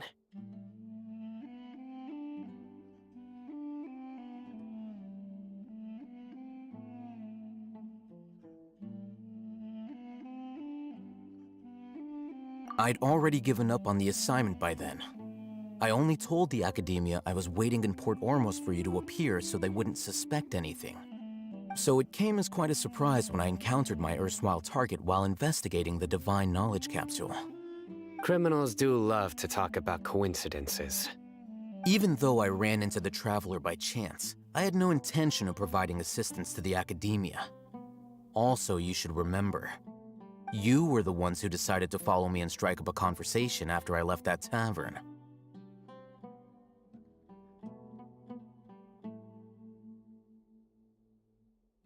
That's true.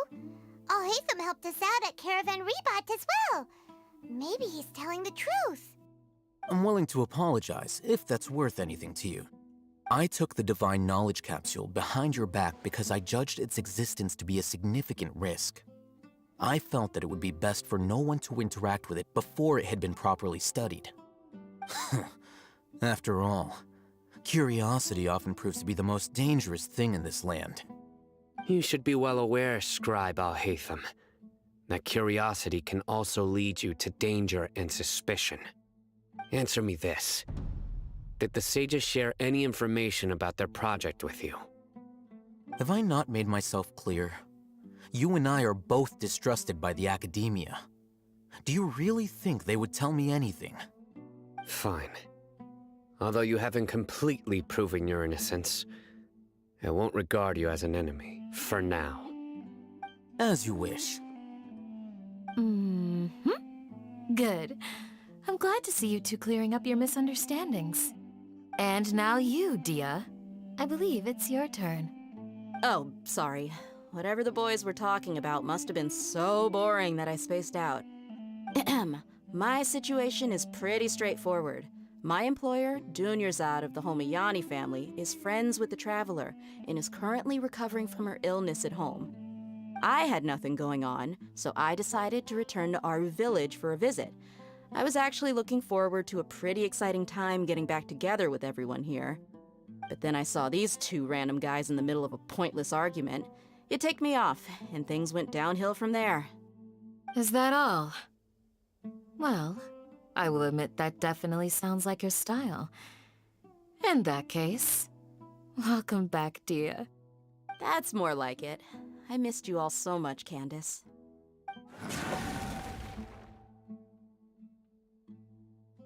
Whoa!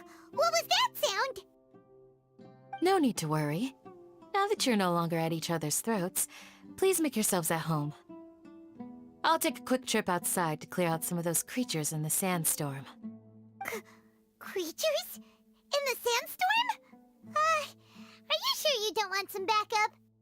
Fighting in a sandstorm is not for the faint-hearted. Anyone without extensive training in these conditions is at a disadvantage. You needn't worry. Yeah, just leave them to Candace. Don't worry, she's as tough as they come.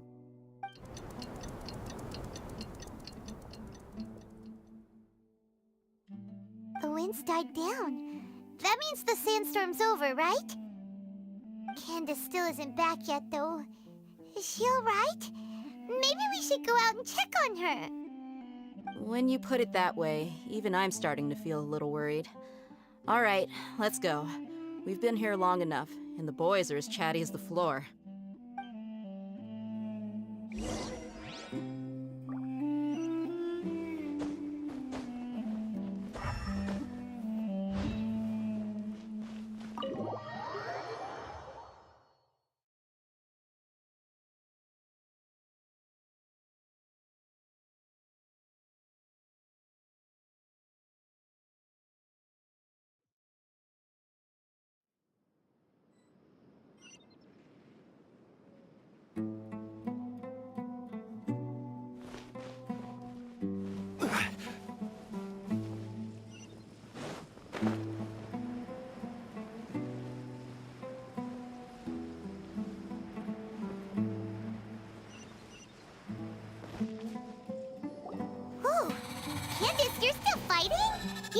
been dealing with these creatures the entire time? Yes. They just keep coming in waves. I've lost count of how many I've defeated. Before I realized it, even the sandstorm had stopped.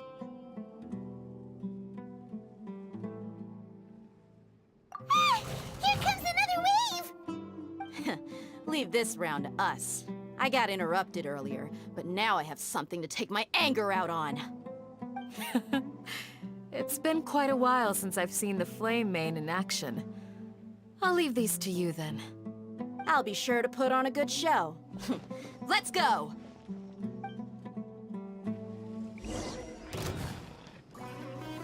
Solidify! Don't waste my time. Your life is mine. Here comes another wave! When are they ever gonna let up? Gather! Wind Strider!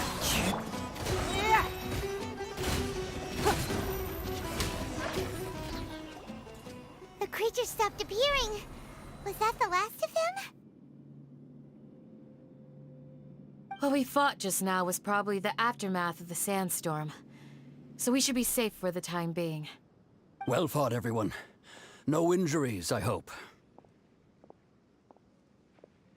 Huh? Who are you? Ah, my apologies. I haven't had a chance to greet you yet. I had my hands full taking care of the village's elderly and children. I am the chief of Aru Village. Everyone usually calls me Uncle Anpu. Sir, I am also originally from the desert, but I have not been back for some time now. May I ask if such sandstorms are common? I can't say they've always been common, but recently the storms have become increasingly severe and frequent. Besides sandstorms, we also occasionally get earthquakes. According to an investigator who stayed in the village a while ago, these unusual natural phenomena are related to the withering of Irminsul. Another effect of Irminsul's withering. So, Irminsul's withering causes withering zones in the forest, and sandstorms and earthquakes here in the desert? Everything in the natural world is inextricably connected to Irminsul. These regional symptoms can indeed be a reflection of Irminsul's present state. Everyone in Aru Village needs to take good care of themselves. Speaking of which, why haven't I seen a single village keeper since I got here? Village keeper? Who are they? Village guards like Candace? Does your curiosity know no bounds? Village Keeper is how Aru Village refers to mad scholars exiled here by the Academia. Most of them are scholars who lost their sanity after a period of training in the Avidia Forest. The Academia believes that their crazed mutterings may have a negative effect on the psyches of other scholars. So, they're forcibly exiled to the desert. Though if you ask me, it's all a boatload of nonsense. Alas, that's exactly what we've been trying to investigate. One by one, the village keepers have been mysteriously disappearing without a trace. But no one in the village has ever seen them leave. If you're planning to stay around the village for the next few days, I'd appreciate it if you could keep an eye out for them. I've had encounters with those people in the past. I'll see what I can do to help. The Matra are the ones responsible for their exile. Now that you're no longer with them, are you trying to alleviate your guilt and atone for your past sins? I'm fascinated by how you think. Mock me if you will, but if you are guilty, I will eliminate you, regardless of my position or identity. Oh, you're the former General Mahamatra.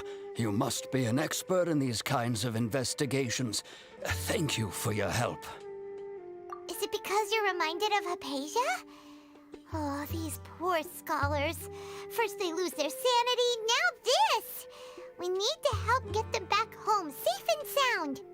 But, is it really a good idea to tag along with Sino? You seem like you really don't trust him.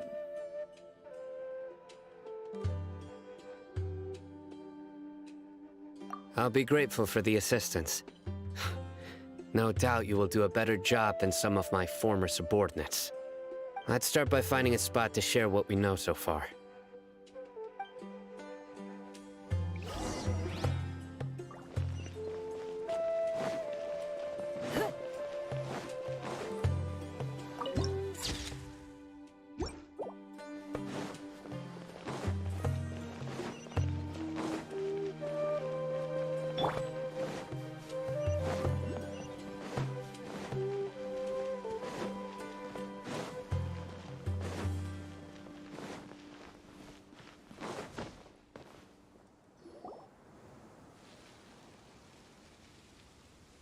Although I've sent myself into exile, I'm still doing essentially the same things as before. Do you still have any questions for me before we start our investigation?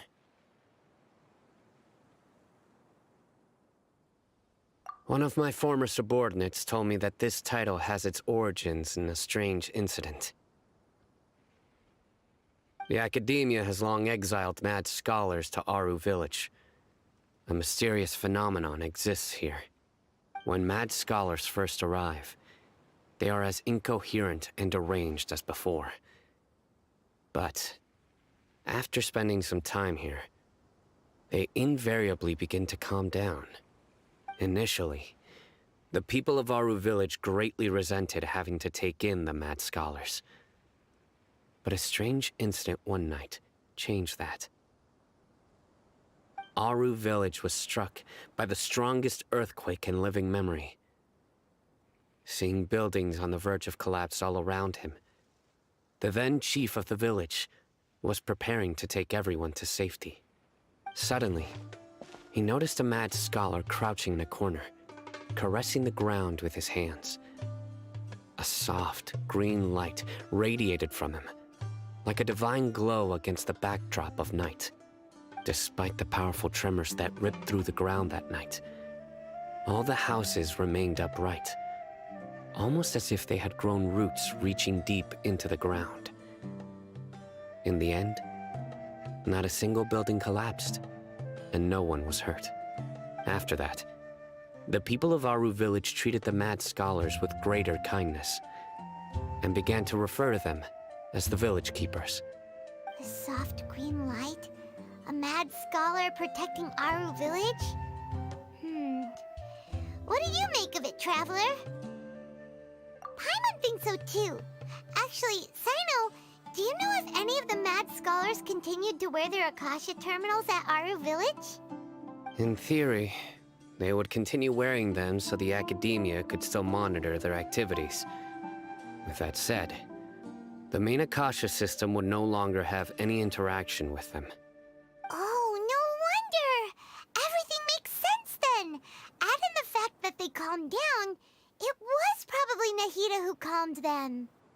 If you are able to draw a conclusion from this one story alone, then it appears you possess much more information than I do. So, what do you make of the story?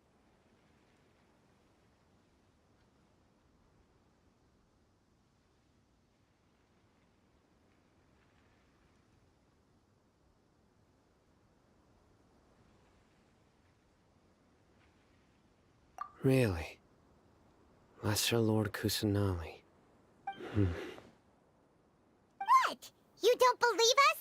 Lesser Lord Kusanali was definitely using the Akasha to give her power to the mad scholars! No, it's not so much that I don't believe you. I'm just struck by your reasoning. Lesser Lord Kusanali, the current Dendro Archon. Is she really active in Sumeru? The Academia has always placed far greater importance on the late Greater Lord Rukkhadevata. They've more or less ignored Lesser Lord Kusanali, and I've never had any reason to doubt their views. In addition, I've never heard any stories about Lesser Lord Kusanali and her deeds. To me, she might as well have been a god that never existed.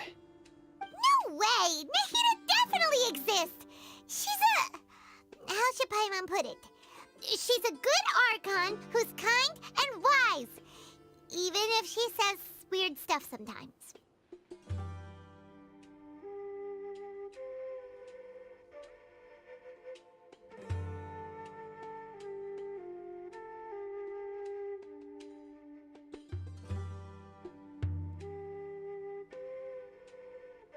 I've spent many years interrogating criminals, so I can easily tell when someone is lying. Good! Then you should know that we're telling the truth. That look in your eyes. I've never seen that from a liar. You two really must have met Lesser Lord Kusanali. How can this be? To think, our Archon has been amongst us this entire time. Alright, now it's our turn to put our skills to good use for this investigation. But easier said than done, especially since we don't have any leads. Maybe we can start by knocking on some doors. Excuse me, are you here to help me find my grandpa? Huh? Who are you? By the sounds of it, a resident of this village. My name is Isak. You'll help me find my grandpa, right? Is your grandpa a mad scholar? Hey, don't say that. Grandpa is just Grandpa. Why do you have to call him that? It's not like he's a bad person or anything. The person you're referring to is not a local, yet you are. Why do you call him Grandpa? Grandpa is just Grandpa. He's my family. I heard everything you said to the village chief. Please, you gotta take me with you. I want to find my grandpa. I swear I'll help. I won't be a nuisance. Ah, so you're the one who was eavesdropping on us around the village chief's house. I was planning to go out and take care of whoever it was, but I had a vague feeling that they didn't harbor any ill intent. Whoa. Hatham wasn't kidding about Matra having sharp senses. Sino, he's just a kid. All he wants is to find his grandpa. Let's find a way to help him. Sorry. I was only listening in because I wanted to know where Grandpa went. Honest. If you don't believe me, you can ask Miss Candace. All right. But first, let's confirm the facts with Candace.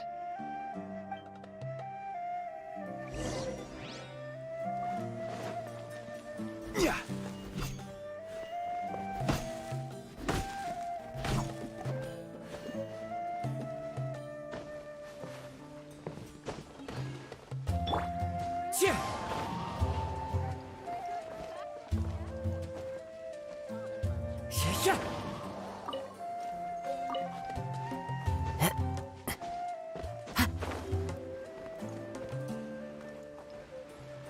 I suppose wisdom.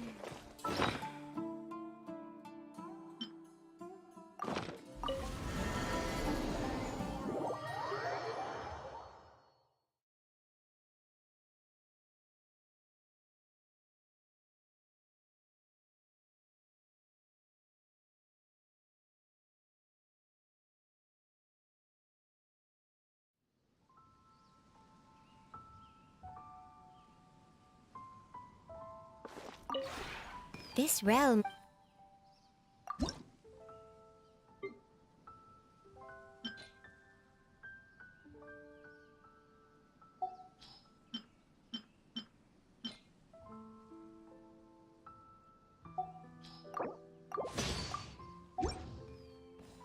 If you ever...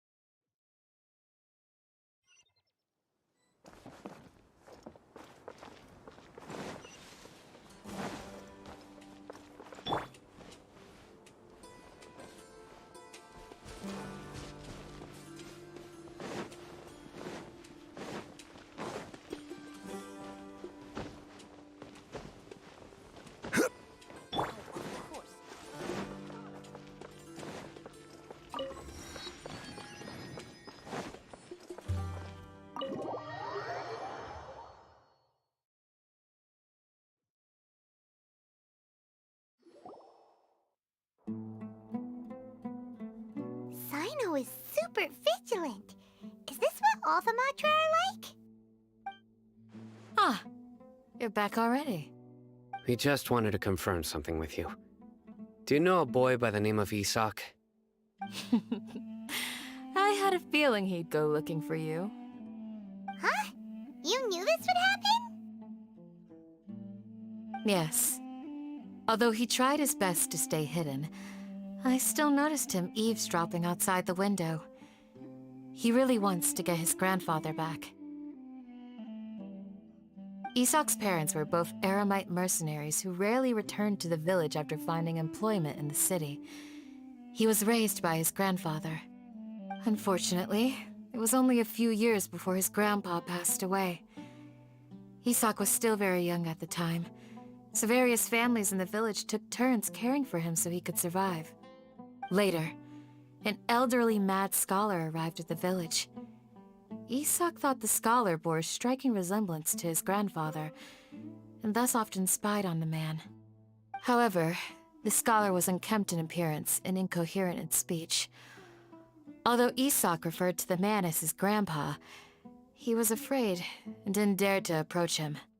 One summer night, the oft mumbling and bumbling grandpa suddenly calmed down and seemed to become more lucid. He even noticed Isak hiding in the distance. So Grandpa walked up to Isak and patted him on the head. He even took Isak to the entrance of the village, where he patiently taught the boy the names of the stars, and accompanied Isak until he fell asleep. The next morning, Isak woke up and wanted to go find his grandpa again, only to realize his grandpa no longer recognized him. However, even so, Grandpa retained his calm expression. It's said that those who saw the scholar claimed he no longer appeared to be crazy, but appeared to be living in his own world, almost as if he were sleepwalking. Isak was thrilled that his grandpa was able to find peace, and would follow him all the time, asking him things like, "Grandpa, want me to take you somewhere fun?" Or, "Grandpa, could you tell me stories about the stars again?" All this somehow just makes Paimon feel really sad. It seems like they both deserve so much better. Perhaps. Nearly everyone who lives in the desert has some form of hardship or regret. But even so, we must still continue on with our lives. It's also my reason for fighting. I must continue to protect this land.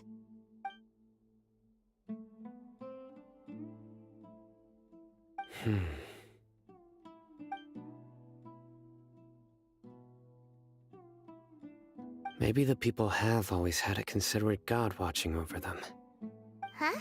What did you say, Sino? No, nothing. As long as Isak keeps his word and doesn't get in our way, we can take him along. Perhaps you are more compassionate than I gave you credit for. Please accept my thanks on Isak's behalf, Sino.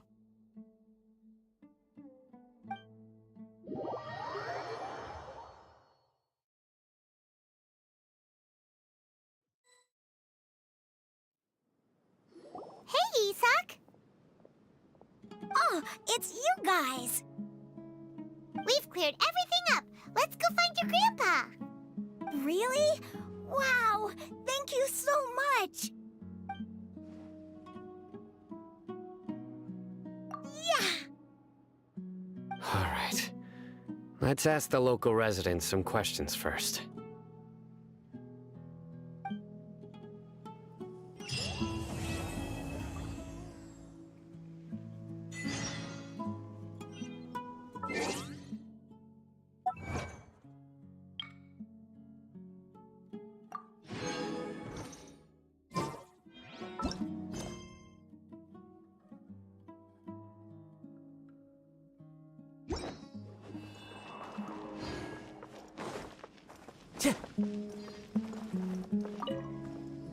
Excuse me, did you happen to see where the missing scholars went?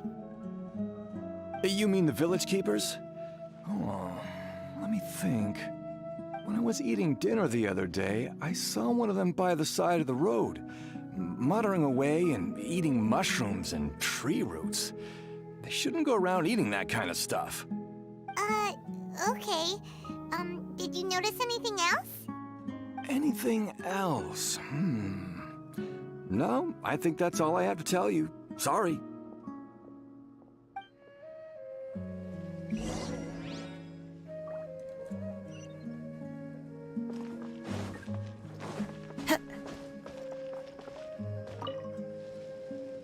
The scholars that have gone missing. Have you seen them? Those eyes. Those fierce eyes. You look like a real fighter. Don't change the subject. Right. You were asking about the the mad scholars. I think it's been a few days since I last saw them. I usually go to bed pretty early, so I'm not too familiar with what goes on at night. But honestly, I feel quite sympathetic towards them. Even though they act a little strange, they've helped me in the past. If it weren't for them, my house would have collapsed long ago. Do you also think Grandpa and the others are good people? Grandpa? Oh, hello there. It's little Isak. You mean that nice man who looks like your grandpa's long-lost twin, right? He was actually the one who protected my house. I saw it with my own eyes. He happened to be staying near my house that day and was doing something with his hands on the ground. It still feels pretty surreal now that I think back on it. Did someone teach them how to do that? Well, whatever the case, I'll always be thankful to him and whoever taught him to look out for others. I'm pretty sure that if I ever went mad, I wouldn't be able to do anything like that. Gotcha. Thank you.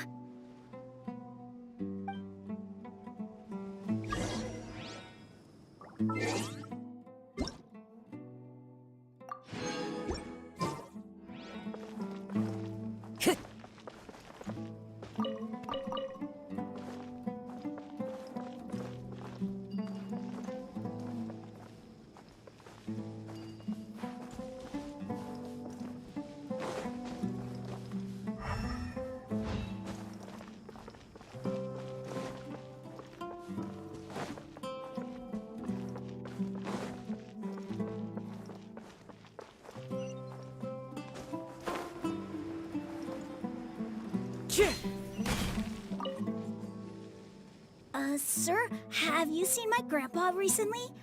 You know, the one who likes to sit and space out near the village entrance. Oh, well, if it isn't Isak. Oh, your grandpa, huh? It's been a while. The last time I saw him, he was spacing out by the road as usual. I went and asked him if he'd like any of the food I had prepared, despite my wife's protests. Like many people, she's really quite terrified of them. And speaking of my wife, she's still always complaining about how I don't make enough mora. That might explain why she's always mad at me. Oh, thank you. Thank you for taking care of him. It was nothing. You're looking for him, right? Did he go for a walk and get lost? Yeah. That's no good. Well, once you found him, come by my place again and I'll cook a little something for the both of you. I've known you since you were very young, so as far as I'm concerned, you're family. Please feel free to come by anytime.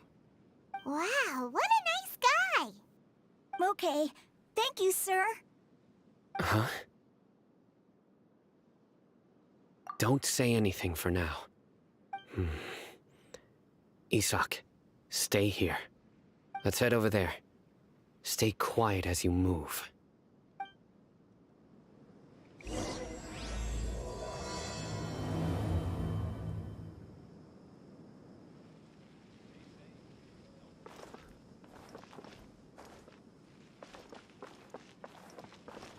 Join the Aeromites.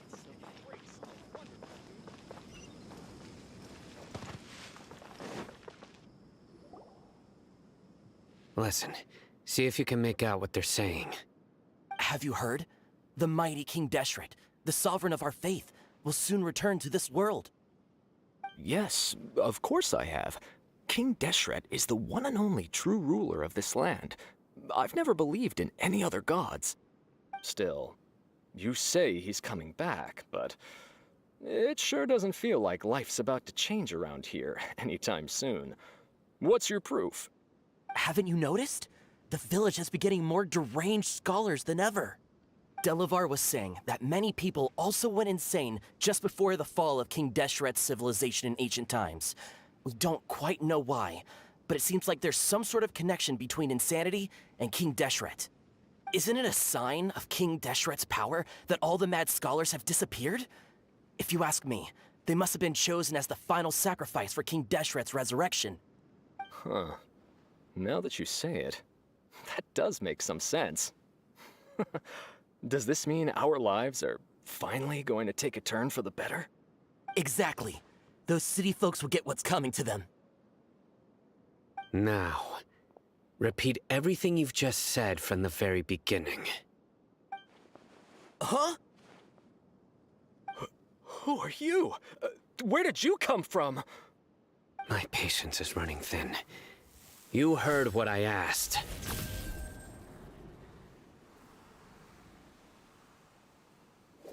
Yeah!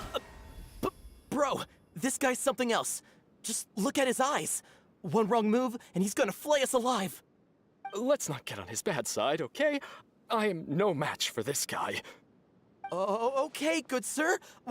What is it you would like to know? Tell me about King Deshret's resurrection. Well, I only know a few things from hearsay.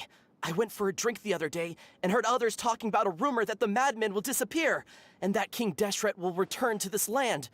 I'm not making this up, I swear! Hey, go on, keep talking. It's true. It's all true, sir. We desert folk have had more than enough of those people at the academia. They keep sending us all their mad scholars and won't let us have a good life. Would you want to live like this if you were in our place? The radicals were even more thrilled than me when they heard the news. We're all praying for King Deshret's speedy return. Delavar also said that once King Deshret returns to our side, it's only a matter of time before we conquer the land on the other side of the wall. They're all willing to serve under King Deshret and fight for a share of the glory. Is that so? Seems like he still wants to know more. Keep talking. Got it. At first, I told myself it was just the drink talking, but then all the mad scholars vanished without a trace, just as the rumors said. Please don't beat me up just for mentioning these rumors. If I'm guilty, then everyone else around here is also guilty. I'm just saying what the others said. The people here really like King Deshret, but dislike the Dendro Archon. Where is this radical person you talked about? I haven't run into him over the past few days, so he probably hasn't been around the village. What about you, man? Have you seen him at all? No, not at all. We wouldn't dare lie to you. He's really not here right now. Sounds like you're not too close with the radicals. No, of course not. All we know are their names. I have many ways to stop you from talking. And many others to stop you from sending warning messages. So you'd best just stay home and hope I don't hear of you trying to contact anybody. Don't do anything until I've gotten to the bottom of this. Try something foolish, and even Candace won't be able to protect you. Yes, got it. We'll do just as you say. That scared Paimon half to death. Sino is pretty terrifying. He didn't try to reassure us at all. It's like he's used to hearing that. Oh, Paimon bets lots of people have told him that before. I heard that. Sorry. It's part of being a Matra. The rumor we heard just now seems like a strong lead. But we need to check a few more places. Very well. Isak! I'm here. Where's your grandpa's house? Well, I can take you there. Just follow me.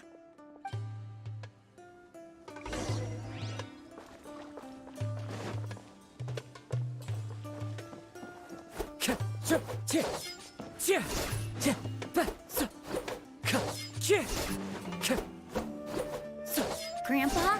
Oh, he likes to be alone. Sometimes he stares at the sky in a daze, and other times he just pokes at the ground with his fingers. Every now and then, he yells out at the top of his lungs, so a lot of people are really scared of him. But he's a good person, really. I know he is. I swear, he's just like my real grandpa.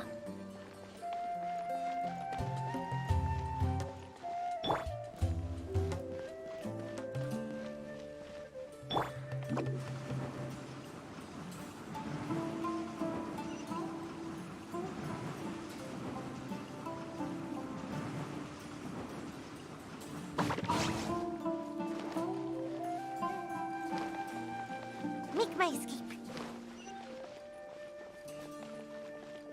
Cha. Huh? Huh. Huh. Ha.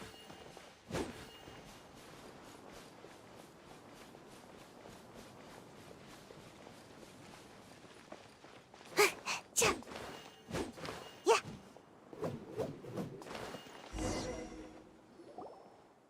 Well, this is where Grandpa usually stays. There sure isn't much here. No. Incense? Please don't say it's the same one as before. But are you okay? Are you getting dizzy or need to lie down? There's a scent that you can sense, but I can't. A certain traveler here once passed out from that smell. Thankfully, Tainari saved the day. And then he gave us a long lecture to explain all about how it worked. So, you know Tainari? Huh? You know him too? Are you two friends? Yes. Now that I concentrate, I can also make out the scent of incense. Wait, surely Tainari didn't lecture you too. No, no need. Did you first encounter this scent at Tainari's house? In the forest. From a scholar.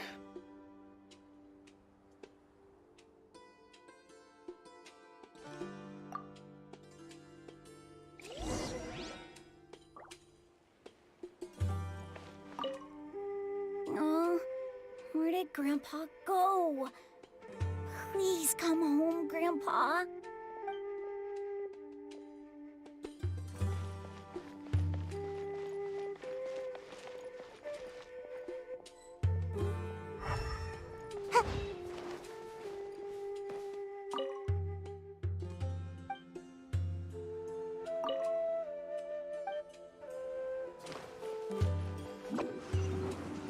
Can't touch me!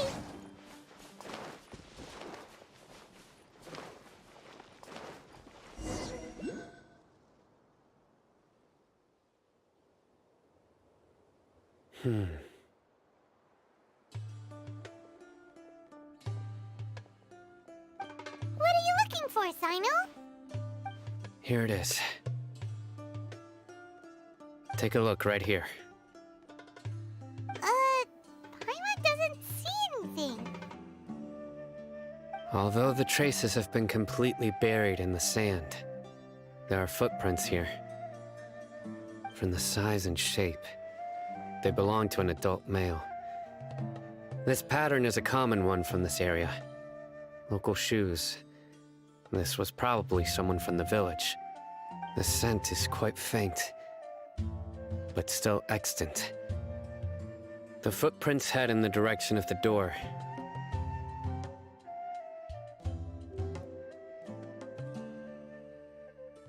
But who would come looking for Grandpa?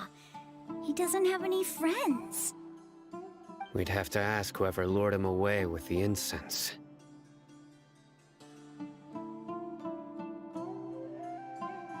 Huh? So you can lure someone away with just a scent?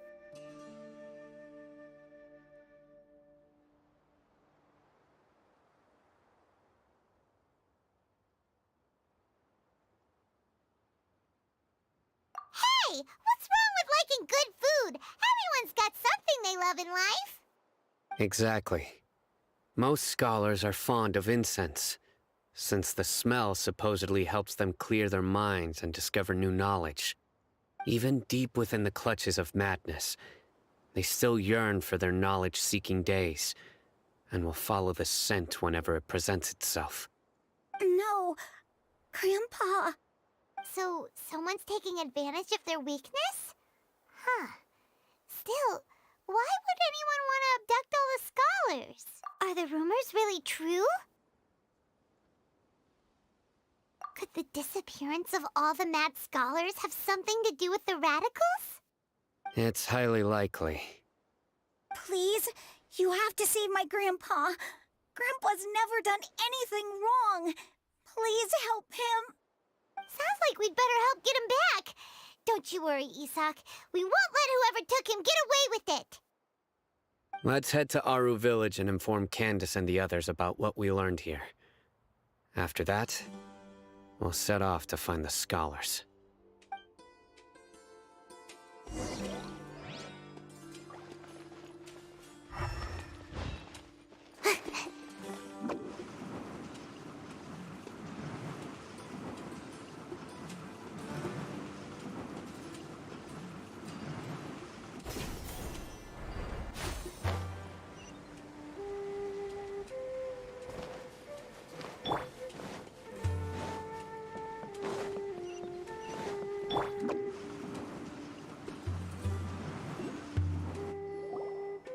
Right. The darker fabric definitely looks a lot better. That'd be my choice, too. We're back, Candace! We've got a lot to tell you. Ah, welcome back. Sounds like everyone's friends already. Oh, Dia's here too! You bet. So, everything goes smoothly? Reasonably. Alhaitham didn't go with you? We haven't seen him at all. Huh. I saw him around the village entrance earlier and figured he was investigating with you. I guess he must have gone off on his own. Did you find out anything useful?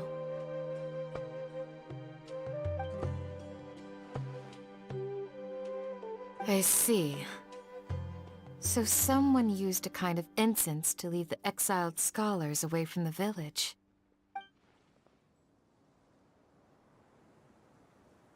The resurrection of King Deshret? First I've heard of it. Far as I know, the kind of incense you just mentioned is only popular beyond the wall. Scholars are fond of it, but as you can see, there aren't many scholars still studying around these parts. No seller would be able to make a profit here. Not to mention making incense is a labor-intensive process. You won't see anybody in the desert with the patience to make or sell something that requires that kind of effort. It seems someone from beyond the wall must have been supporting this. Makes sense. So what should we do then?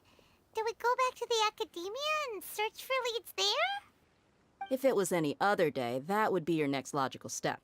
But today, you've got me on your team, so you get an extra tip. Didn't you say that the villager got his news from the tavern? Well, I also like to drink at the tavern, so I know a thing or two about these radicals he mentioned. If Paimon remembers correctly, the leader of the radicals is some guy called Delavar. Ah, yeah. Delavar, the scar-riddled bandit, Engur, the wide-eyed butcher, and Jabari, the duck-tailed bearded crook. The whole lot of them are known around these parts.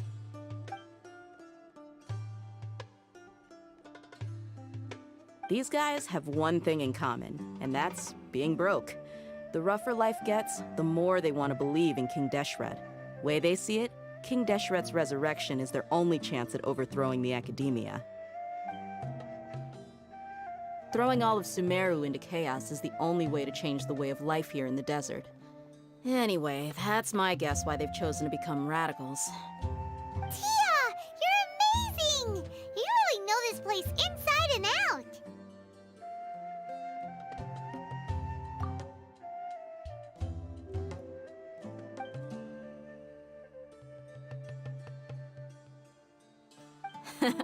No merc can afford to slack off on gathering intelligence.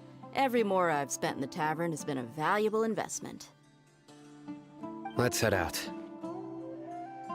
Now hold on, you're staying right here, Sino. Why? Aru Village is not a big place.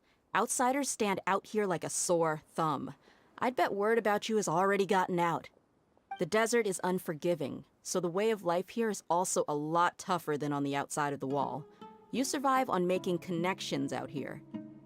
Compared to you, mercs like me are just third-rate amateurs. I've got no actual fighting skills to speak of. But that also makes it a whole lot easier for me to gain the locals' trust.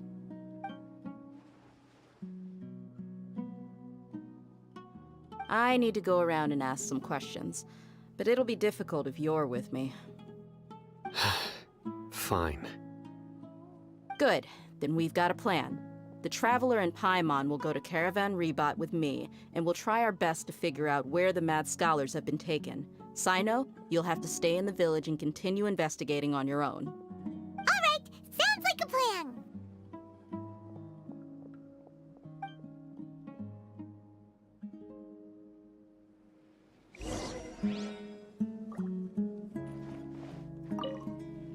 Sino, please don't take offense.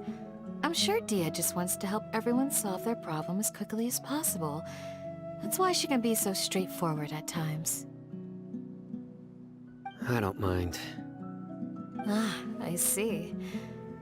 Well, from the way you were staring out into the distance, I thought you might have been mulling over Dia's words.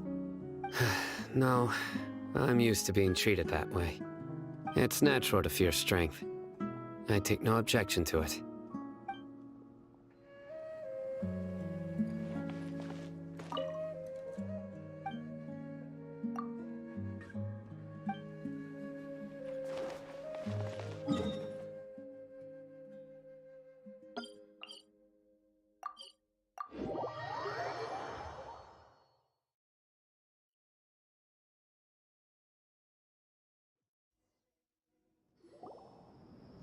Well, here we are again.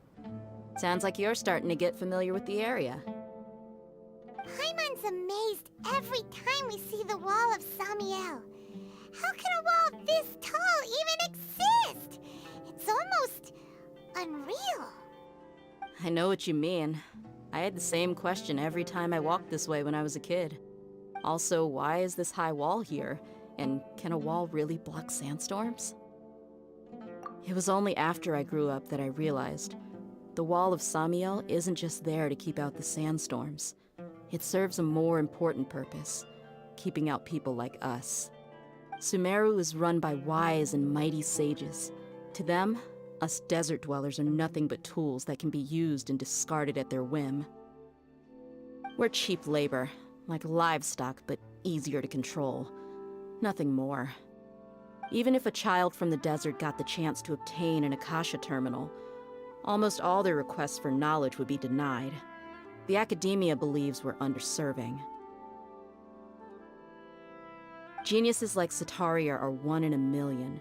The other children never get a single chance to try and rewrite their fate, even though the academia knows very well that we're humans, just as they are. That's terrible. I would tear down this wall with my own hands if I could.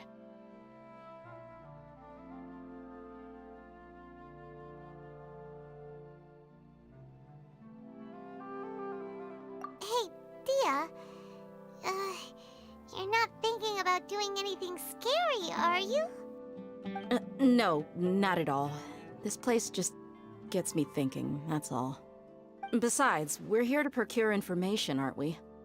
Yep, we gotta catch those...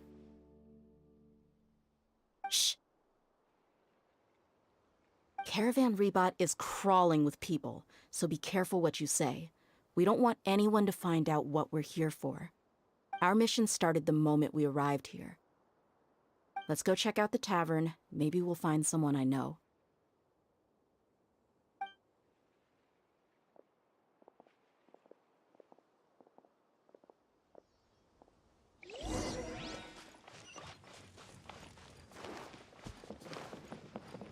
my escape. Just our luck. None of them are here today. You mean, you don't see anyone you know? Dia, is that you? What a coincidence. You here for a drink too? Zaki. Finally, a friendly face. Oh, and who do you have with you here? Guests from another land? Hello, hello. I'm Zaki. Dia's, how would you put it? Drinking buddy? We've had drinks together a few times. You could say we go back a ways. Anyway, as far as my friends here, they aren't too shabby, are they? You rarely see any Outlanders so friendly and respectful nowadays. Absolutely. Much better than those people on the other side of the wall. So, Dia, are you looking for someone? Yeah. Have you seen Engur, Delavar, or Jabari recently? Of course I have.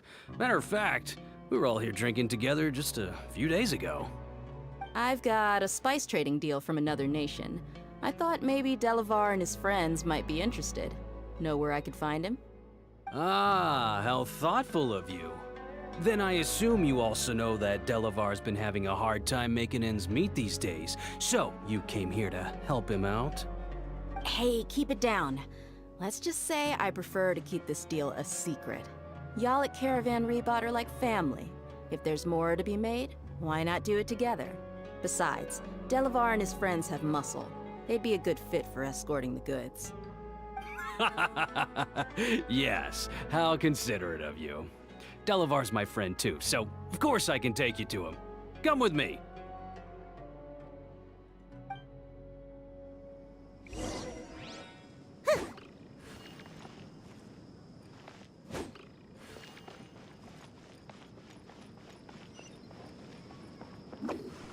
Come on.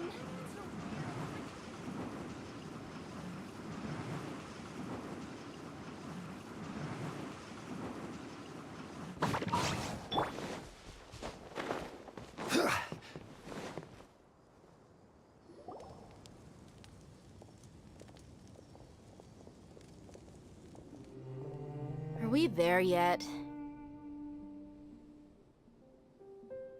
Yep, this is the place. This place is practically deserted. What are they doing in a place like this?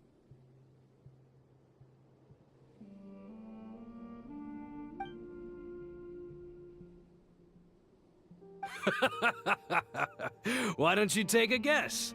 Go on, a wild stab in the dark. You're like lambs to the slaughter. Oh no! It's an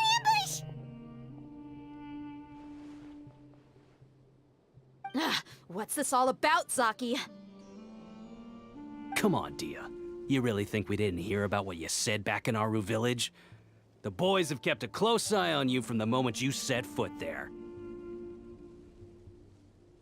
Not only do I know that you're looking for Delavar, I also know that you've teamed up with people from the Academia to look for the missing scholars. So, you've been watching us from the very beginning? Uh-oh. Paimon knew leaving Sino behind was a mistake! And you left the strongest one in the village, didn't you?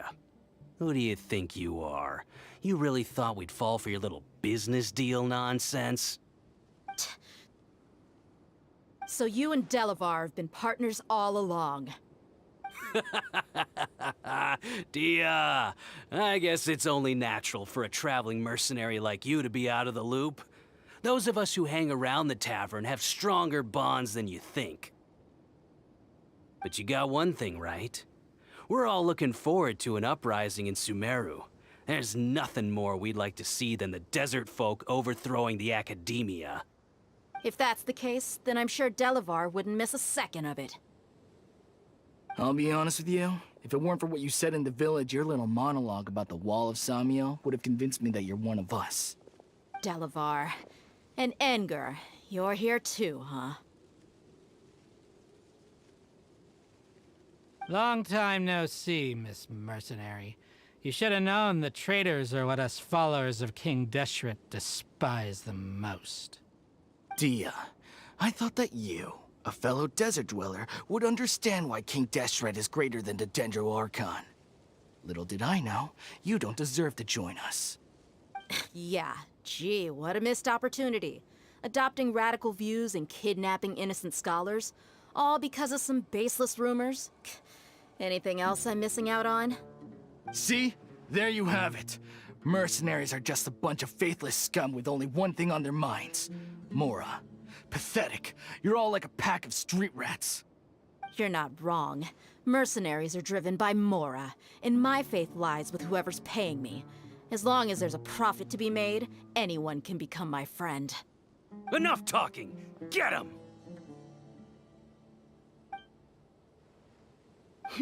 Just as I expected. Let's teach him a lesson, traveler.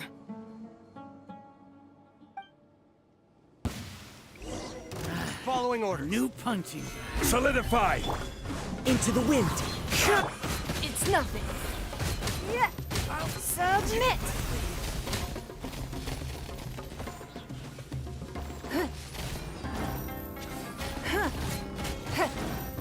I'll take my leave. Impossible! How could you? So, what do you think about your meticulous network now, Zaki? How did you say it? It's only natural for a traveling mercenary like me to be out of the loop. I'm guessing your informant told you that I'm just an incompetent merc with no real fighting skills, correct? I mean, that is what I said after all. And of course, you would believe everything he reported. The only thing you know about me is that I'm a mercenary, but you've never seen me in action. Even though you heard we went to handle monsters together, you believed that Candace was the only one doing all the real fighting. That so-called Flame Mane is just a fraud. She admitted it herself. She just uses her connections to gain the trust of others. That's what you thought, right? You lied in the village because you figured that we'd have people watching you. And you were stupid enough to fall for it. I figured as much the first time we drank together. You all thought you were so smart. Pathetic. Okay, that should be all of them. Whoa! So you've been planning this since we were in Aru Village? No task can be done without preparation. I just happened to notice a couple suspicious-looking people while you were out investigating. Oh, but instead of catching them right away, you let them report back. Those two who were snooping around were just a couple small fries. If we want to get the real catch, we have to be patient and give it some time. Oh, you mean the funny name she mentioned back in Uncle Ampu's house? The wide-eyed butcher, scar-riddled bandit, Paimon can't remember them all. That's just a bunch of drunk talk. Edgar and Delavar like to talk themselves up when they're drinking. Edgar, the wide-eyed butcher, and Delavar, the scar-riddled bandit, are the nicknames they came up with for themselves. Alcohol has a way of making people share what they really think. So Edgar and Delavar are always rambling in the tavern about how King Deshret is a superior deity. What about Zaki? He's just a numbskull who fell right into our trap. Zaki was probably the best hidden of them all. My initial plan was to find Delavar first, and then try to track him down. That's what you wanted to ask when we were at Uncle Anpu's house, right? Jabari is one of the villagers you talked to. You know, the one who wanted to treat Isak and his grandpa to some food. Wait, so he's a radical too? No, he isn't. I just needed to tack on a random villager name to make the eavesdropper think that I was making some wild guesses based on my impressions. Wow, what a genius idea! Well, that's an expert mercenary for ya. Ah, you're too kind. It was straight from the usual playbook, if I'm honest. So, that thing you were saying before, is it really true? About what? About how mercenaries only care about Mora, and that anyone's a friend as long as there's a profit. Does that bother you? What makes you so sure? Dia, do you dislike the Dendro Archon like the other desert folk? You two are pretty sharp. No, I don't have anything against the Dendro Archon. I've heard a lot of nice things about the Lesser Lord from Dunyarzad. I can understand her devotion and gratitude. Dunyarzad's just an ordinary person. There's no way a god would be so involved in the lives of everyday people, unless they were truly compassionate. I've begun to realize that the sages are behind everything that's happened recently. The radicals' blind belief in King Deshret, making the Dendro Archon out to be an enemy. It's all the Academia's trickery. But I see through it all. And unlike them, I can never be hostile towards anyone who's never done anything wrong. Dia. Anyway, looks like we're done with business here.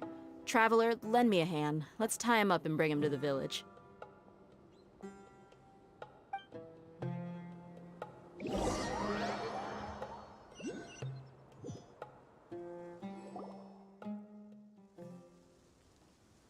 This should be all of them. I'll let you take it from here. All right. I'll be in touch. Until then, please stand by. Candace, do you need any help? Candace will be okay on her own. I trust her, so you can too. She's been guarding Aru village for quite some time now. If anyone is qualified to question the offenders, it's her. While I'm questioning them, why don't you pass some time by exploring the area? I'll meet you back here tomorrow morning, Traveler. As for these idiots, let's just hope they live to see another day.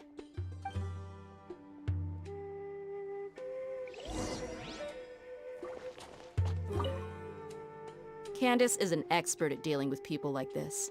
All we have to do is wait for her word.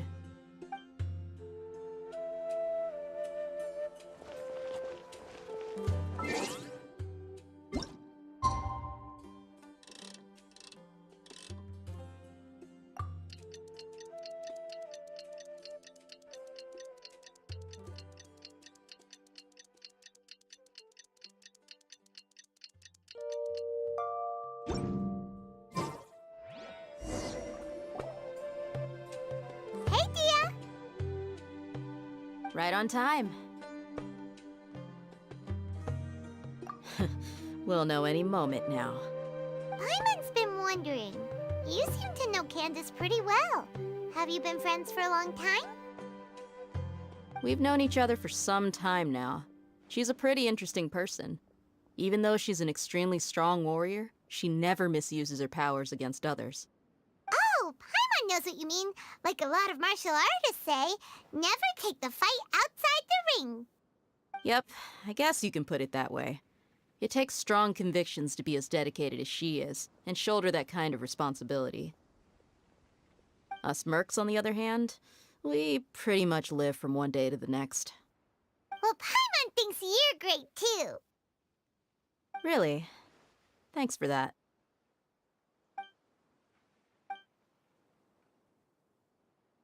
Oh, Sino's here, and he's pretty early, too. Yes. I was here yesterday to help out a little. To help out? By doing what? Sharing some interrogation techniques. Oh, you mean you taught Candace some more persuasive methods? Right. Come on in, everyone. Come on, let's go inside.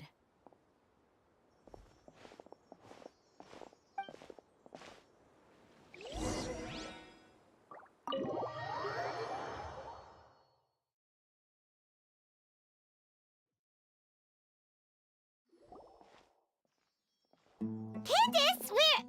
Whoa, you look furious. Do I? Huh. What gave it away? Oh, there's no mask that can hide true bloodlust. Cover up your eyes, and it'll still show itself at the corners of your mouth. Perhaps I need to work on my composure. Still, it's perfectly understandable why I'm angry. I'm sure everyone present would agree. Yes, ma'am. Please, don't beat us anymore. We're gonna die. Well, looks like Sino taught her well.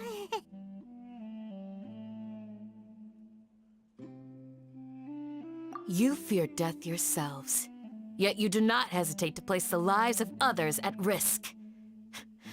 The absurdity is mind-boggling. The ones you call mad scholars are known to us as the Village Keepers.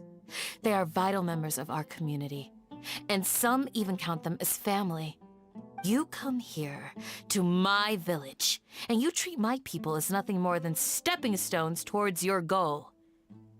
Tell me, what would you do to you in my position? Mercy! Please have mercy! You've made your bed. We may both be desert dwellers, but there's one thing that I understand better than you. The resurrection of King Deshret will only result in war. And war serves no one. The people of Aru Village care little about which god is in power. Life may be tough and tiring, but we wish to preserve our way of life. A war would only cause us to lose all that we have. And that is not a responsibility that you can afford to shoulder. We understand. We're sorry. I'll tell you everything I know. Please, just let us go. I'm listening. You might not believe this, but it wasn't us who came up with this idea. Someone was spreading rumors in the tavern. That's how we ended up hearing about King Deshret's resurrection. Some mystery man told us that mad scholars will make the perfect sacrifice to usher in King Deshret's resurrection. They give their lives, and we can get anything we wish for. They're called Village Keepers. Slip up again, and you'll regret it. Yes, sorry. It was all that mystery man's doing. He told us to spread the word about King Deshret's resurrection, and talked us into helping him. In return, he said he'll help facilitate the resurrection process. I'm not sure. That's one. Huh? One what? Strike. You get a total of 3. Then, you die by my hand. Wait, I'm telling the truth.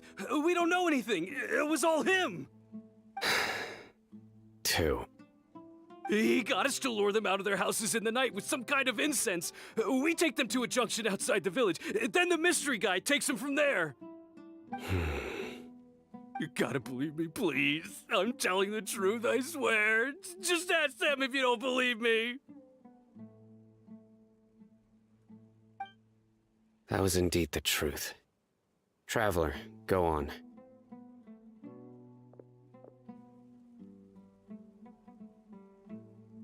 You have to believe me. If I knew that, I would have told you his name right away. I'm not risking another beating to keep his secrets. No way. That guy, he wears a cloak, and he's always careful to cover his face. He calls himself King Deshret's envoy. I believe I may know what's going on. Uncle Anpu? What do you mean?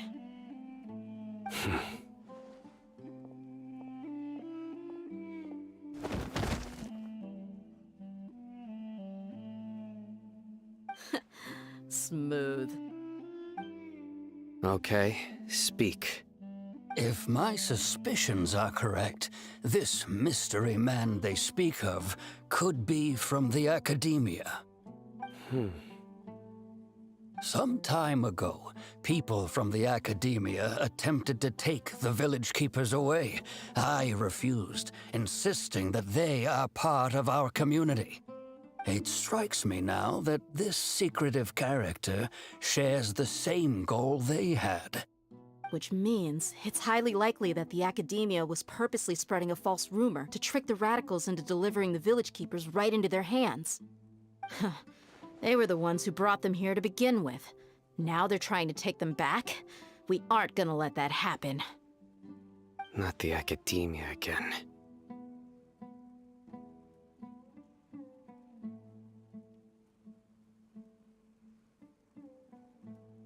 Just as I thought. But what could they want with the village keepers? People are nothing but tools in the eyes of the academia. A change in their plans likely means they found another way to exploit the scholars. Regardless, our top priority now is locating the village keepers. You're right. Isak is still waiting for news on his grandpa. Time to go. Let's leave the village and try to track them down. Yes. Pack up and get ready to leave. You got it. Candace, I'll let you deal with the radicals. Leave everything outside the village to us. All right. Let's meet back here once everyone's ready.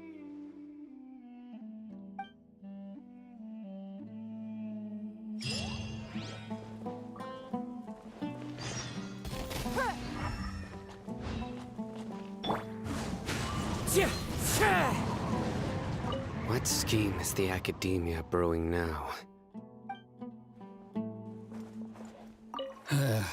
I just hope everyone's all right. You look worried. Thinking about the village keepers? Yes. I'd look for them myself if I could. As members of our village, each one of them is very important to me. You have a strong sense of belonging here. I guess I'm the opposite. Mercs are stray dogs, wherever they go. Dia, don't say that. You can be a part of this community too. Thanks. I'll let you know when I feel like joining.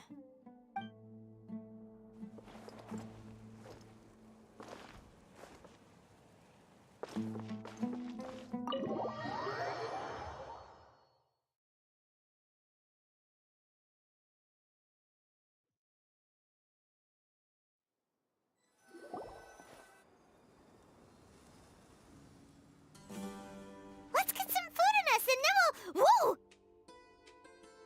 Where did you come from? Well, as you can see, I am merely sitting here and reviewing what we have deduced thus far. You were gone for ages! And now you're suddenly sitting here musing to yourself? Where have you been anyway?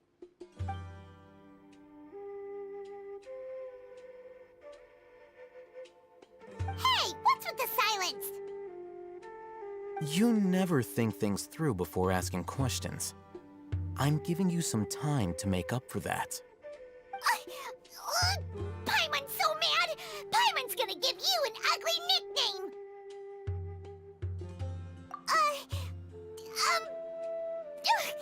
Never mind! Paimon's got nothing. There's just nothing super obvious to pick with this guy. It makes it so hard. Well, you've heard nothing to suggest I left this whole time. So clearly, I stayed in the village to investigate. Anyway, you plan to leave Aru village and keep searching for the truth of this matter, yes? Yep. We're not gonna find out anything more by staying here, so we thought that we might as well take the search elsewhere.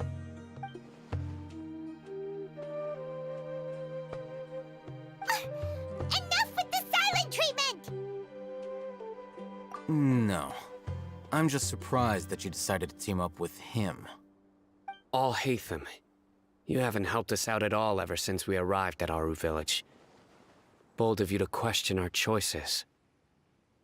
Yeah, you're all talk! While you were investigating, I had my own work to do, which I've now finished. Really? Paimon doesn't believe you.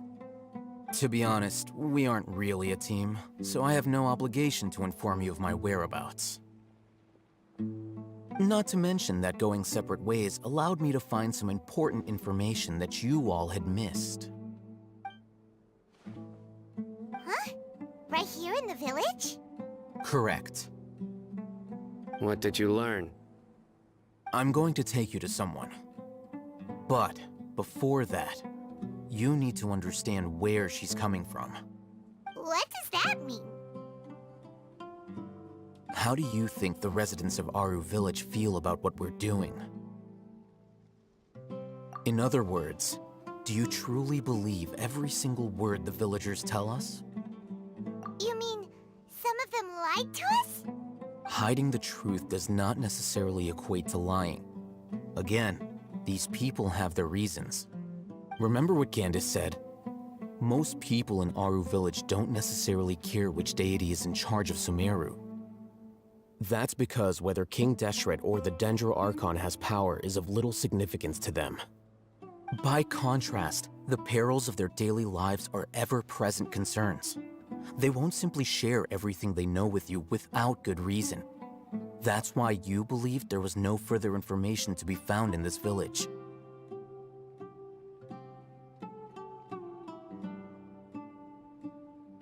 Glad you're following along. Among those you have talked to, there's someone who was consciously keeping you out of the loop. In fact, she's been observing your every move since you arrived. The reason being, to someone who only wants to live their life in peace, any external factors introduce unpredictability into the equation. Those eyes. Those fierce eyes. You look like a real fighter. Don't change the subject.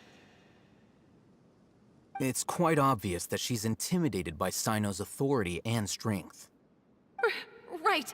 You were asking about the mad scholars. She corrected herself mid-sentence because she's aware that there are King Deshret fanatics in the village. If she sounds too friendly towards the village keepers, she could easily make herself the Radicals' next target. I think it's been a few days since I last saw them. I usually go to bed pretty early, so I'm not too familiar with what goes on at night. Remember? She made a point of denying her involvement in anything that occurs at night. But honestly, I feel quite sympathetic towards them. Even though they act a little strange, they've helped me in the past. If it weren't for them, my house would have collapsed long ago. After speaking to the village chief, it became clear that the village keepers had protected Aru Village at night. In other words, the young miss was very much awake during that time. Then why would she lie? By getting involved with an outsider, she risks drawing unwanted attention to herself. As for why she might be so wary about all this, maybe you should ask her. I'll pass on this one. You said that she is afraid of me. If so, it's best if I stay out of this. We're on it!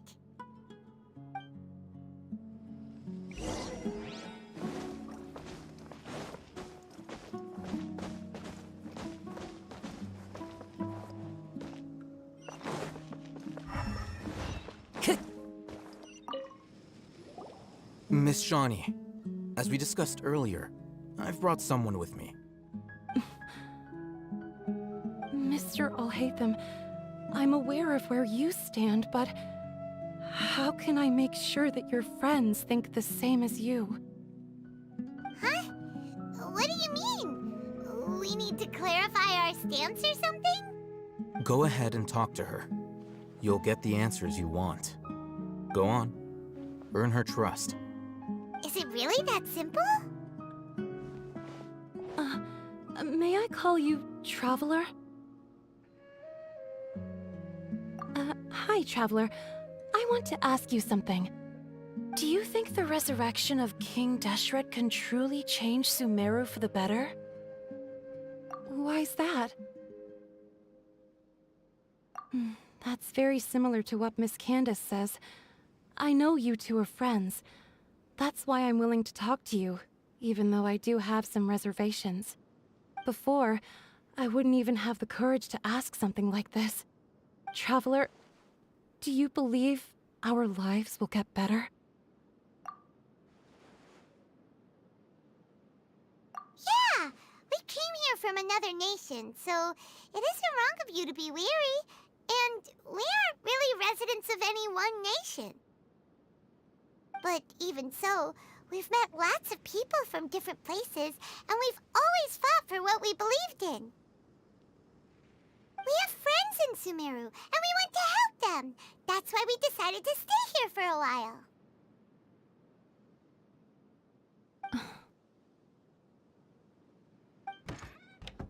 I want to trust you, My apologies for posing my questions like that. To be honest, I didn't expect you to come back for more information. Alhaitham told us you have your reasons. It's okay. We understand. The fact is that only one side of my family is desert folk. I don't really fit in anywhere in Sumeru. Some believe in the Dendro Archon, while others believe in King Deshret. I don't belong to either side, and neither side would want me. Speaking of which, the Radicals mentioned that they despise traitors. Do they just think that anyone who's different from them is a traitor? Yeah. Some people can be so narrow-minded when it comes to bloodline and beliefs. It makes no difference what I say or how I behave. I'll always be suspected of having ulterior motives. Slowly, I just stopped talking to people. I pretended not to hear or see anything. All I want is to live my life in peace. And then it happened. The village keepers who had helped me disappeared with no explanation, and I didn't dare breathe a word about it to anyone. Until now. You can tell them. I'm sure she'll keep your secret. All right. I'll tell you what I told Alhaitham. I actually have a sharper sense of hearing than most. Sometimes, I hear strange crying sounds in the night. There are ghosts? Perhaps. I'm not sure. It's faint, but it's definitely the sound of crying. It comes from far away in the distance, and always carries very raw emotion. It used to be louder and more frequent, but ever since you arrived in the village, it doesn't seem to happen as often, and when it does, it's much quieter. I have to focus really hard to make it out. I confirmed this with the guards on night duty. They also have someone with a good ear, and he's heard similar sounds at night. But, because we're in the middle of a desert, he would rather believe that they are the cries of beasts than ghosts. There's really nothing around these parts, except for an old hospital not far from the village. I think they used to use it for treating Elazar, but it's been abandoned for years. Yeah, let's go!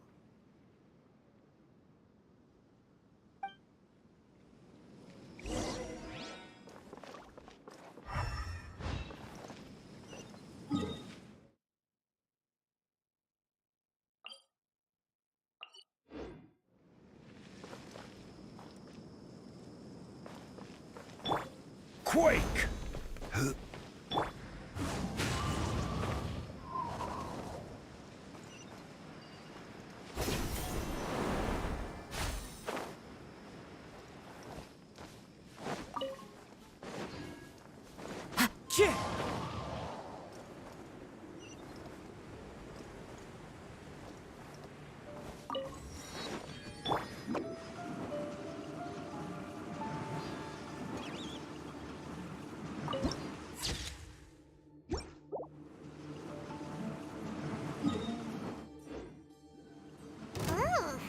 Is this the place? It's in terrible shape. And there's sand. Ah! Monsters! Watch out! Stabilize! The wind knows me. As one with wind and cloud. Into the wind.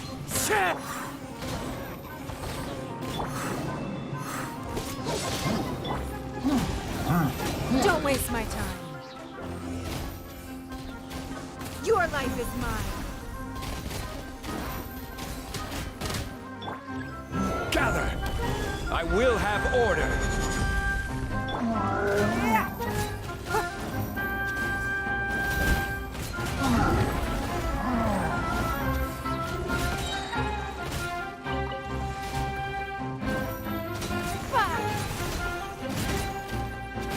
It's nothing.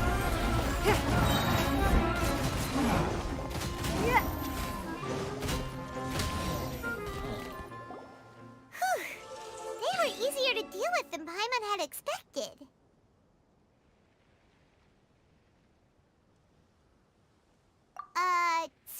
young bandits? Or monsters taller than buildings dropping out of the sky? Or, you know, something like that. He looks super serious. We gotta stay on our A game too. This is the one.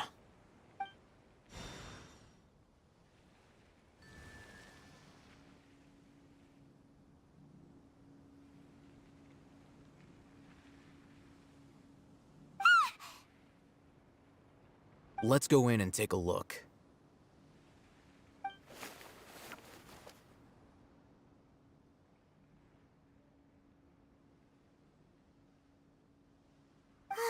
Hey, Hatham, we haven't found squat. Are you sure we aren't wasting our time here? Patience. Shawnee says she only hears the crying at night. We have time to burn. Until then, I'm taking a break. And just like that, he sits down. Wait, he even brought a book to read? What are you reading? Let Paimon see! Okay, sure. Huh? The natural position, which is the positional propensity of an entity in natural motion in contrast with an object in forced motion? Huh? When free from external influences, every entity displays the tendency to follow its natural trajectory? So, you got that? Oh, Paimon gives up. You keep reading your book. See ya! How is he so relaxed? Look at him, reading an impossible book in a creepy place like this.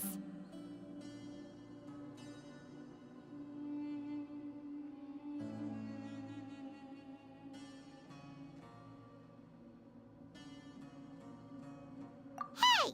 Paimon's your Tibet travel guide. Paimon knows plenty of useful stuff already. And anyway, it's not Paimon's fault that the books people read in Sumeru are so complicated.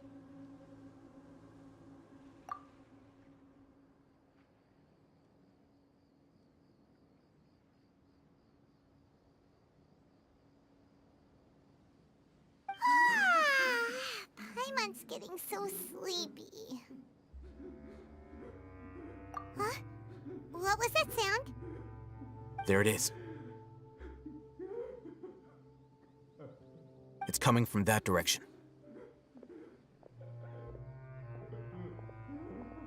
Is the sound coming from here? Huh.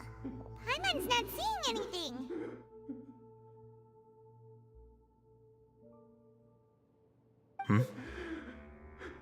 It's from below. But there's no way we can get down there. Something is off about the interior here.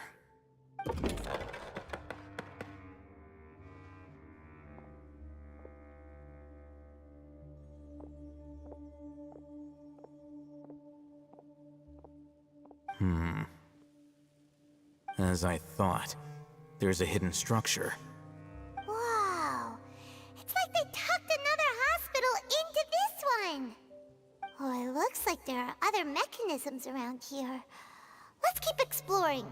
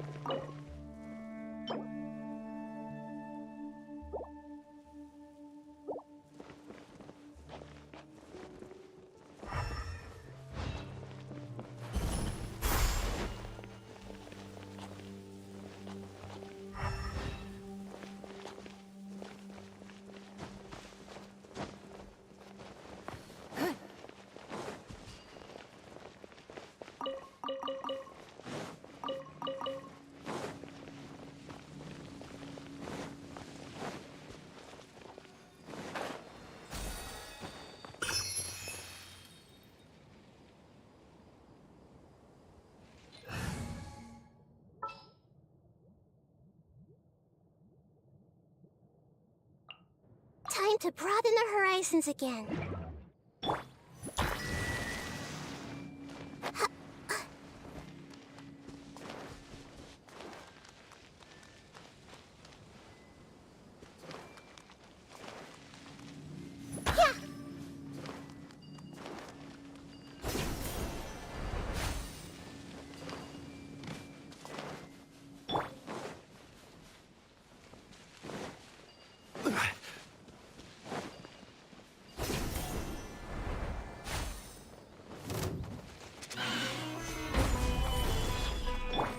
The wind knows me. Clouds high. The birds call into the wind. Committed to memory.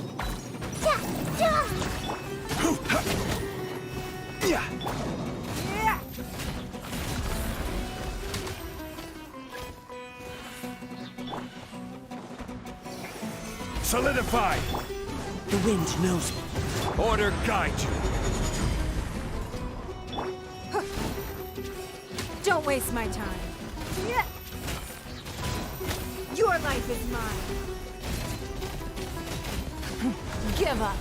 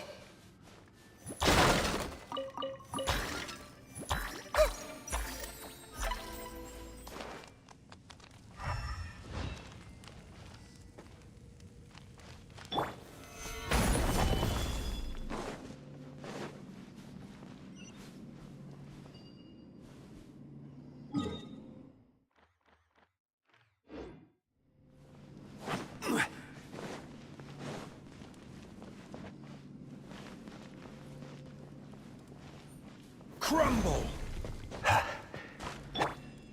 Into the wind.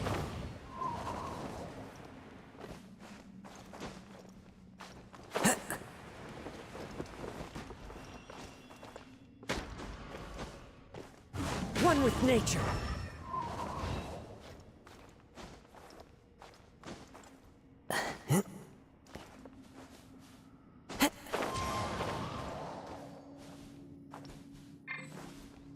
Quake! Rise!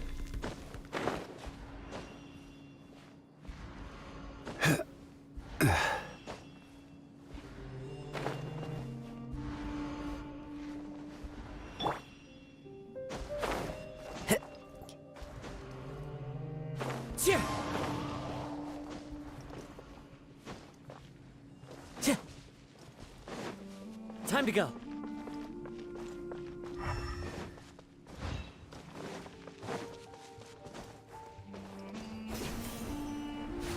Follow the wind.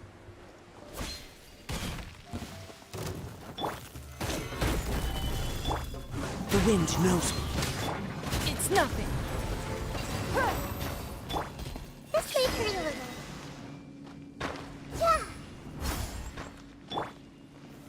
Gather!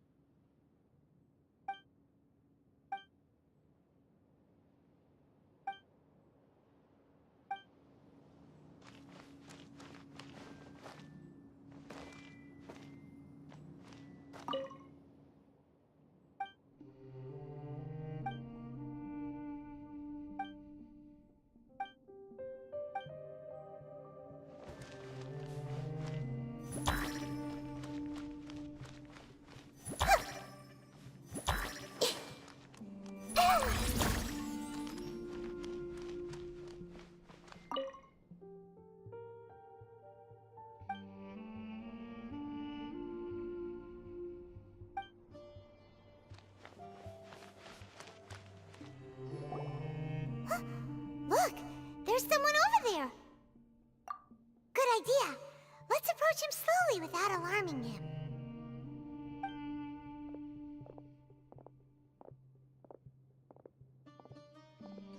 Wait.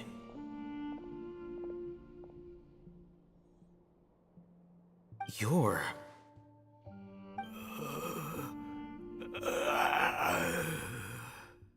He can't speak, and his eyes are unfocused. But he looks too young to be anyone's grandfather. Also, why is he the only one here? Didn't expect to see him here. You know him?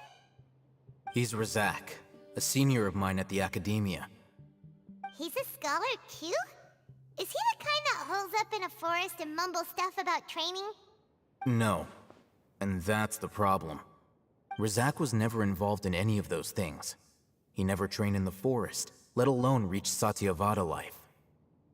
Leaving that question aside for the moment, him being here alone means that we might be too late. Looks like they've already taken everyone away. For whatever reason, they left Razak here. Perhaps they simply didn't have time to come back for him. There are drag marks on the ground. They're clearer by the doorway.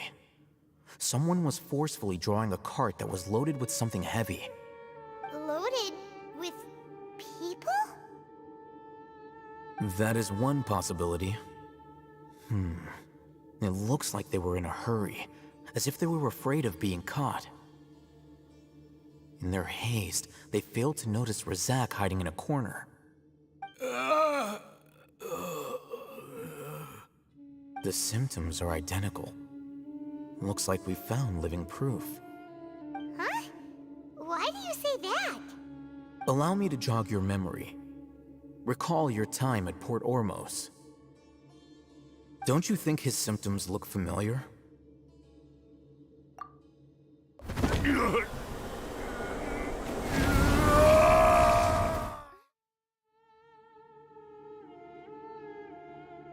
Oh, now that you mention it, they're acting the same way. Correct. The Academia is behind all of this. It isn't difficult to deduce their rationale. First, the Academia spread a false rumor of King Deshret's resurrection, emphasizing the role of the village keepers, the mad scholars who were exiled to Aru village. These rumors were all the persuasion that the radicals needed, and those based in Aru village leapt into action. Unbeknownst to them, of course, through rounding up the scholars, they were actually helping the Academia. As well as being able to exploit the radicals for their own ends, this scheme has one further advantage to the Academia. All the risks and responsibilities are offloaded onto King Deshret's followers. Life for the desert dwellers has been brutal ever since King Deshret's death all those years ago. Beneath the surface, feelings of desperation are widespread. Many would give everything they have for the prospect of something better. Anyone looking to exploit that for their own ends simply needs to make a few empty promises. Even if complications arise, people will see that those involved are all followers of King Deshret and look for no further explanation than differences of belief. A deep-seated mistrust of the desert and everyone in it by the rest of Sumeru will make sure of that. The notion of an Academia plot wouldn't even cross their minds.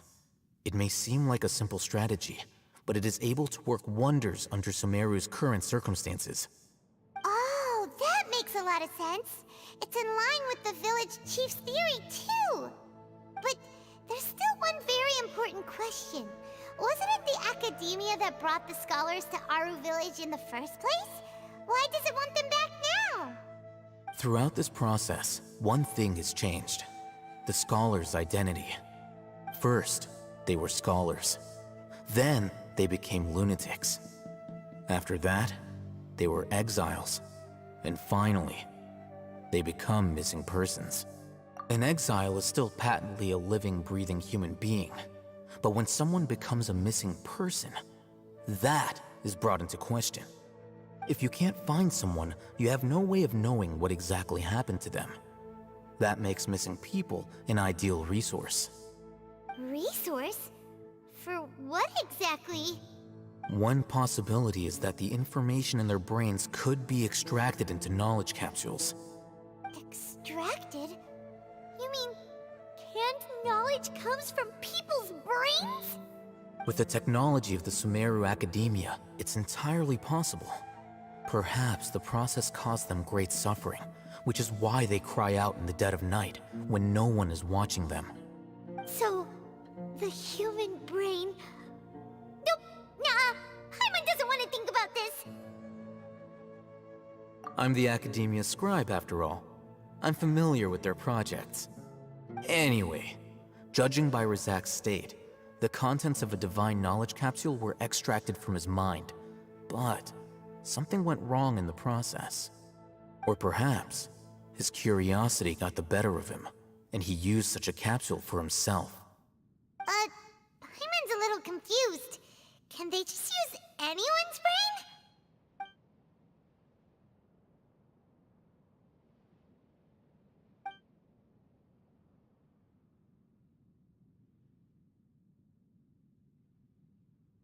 The look on your face tells me you've realized the answer. That's right. To some scholars, gaining knowledge about the gods is their entire life's pursuit. Extracting canned knowledge is just one of the extreme measures they turn to. However, I can't help but wonder, what do they seek to gain from divine knowledge? The Academia is going out of their way to look for forbidden knowledge, but what is their ultimate goal? I've spent quite some time trying to analyze the contents of the divine knowledge capsule, but to no avail. It seems like my way of thinking is too different from theirs. You mean you're not even slightly interested in getting your hands on this forbidden stuff? All scholars seek to expand the horizons of knowledge, but I'm not particularly interested in gods, so I don't share their degree of zealotry. Extracting information from people as if they were lifeless objects? If this is the direction of academic progress, then the Academia may as well shut its doors. Sounds like you're really against all this. Of course. The Academia's actions run contrary to their rules. Whether it be academics or knowledge, everything has its boundaries. If those lines are crossed, the rules and order that govern everything in the world will be destroyed. This matter needs to be corrected, just like fixing a typo in a book. Wait, didn't you step in to help because you felt sympathy for those poor people? Not to be callous, but no. My criteria are a little more restrictive than that. There is no shortage of suffering in Sumeru, and the same can be said for the rest of Teyvat as well. What do you plan to do about that? Save every last person? Probably not. Paimon's not sure. You can say that. Simply put, I don't blindly place my faith into strength or heroism. I do what I want. The Divine Knowledge Capsule is something I want to investigate in full. That doesn't mean I'm willing to take action for the sake of a few strangers.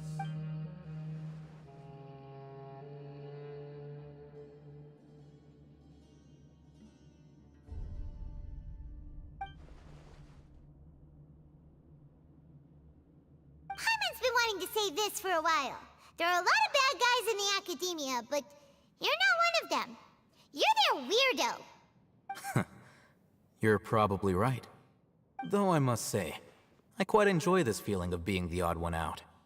Uniqueness is also an asset, is it not? Wow, that's a great way to think about it. Paimon's really impressed. If only Miss Shani had a similar mindset, her life would definitely be a lot easier.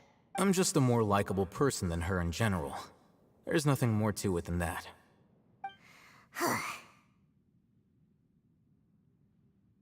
He won't last long if we leave him here. Let's take him with us. We'll work out our next step after we return to Aru Village.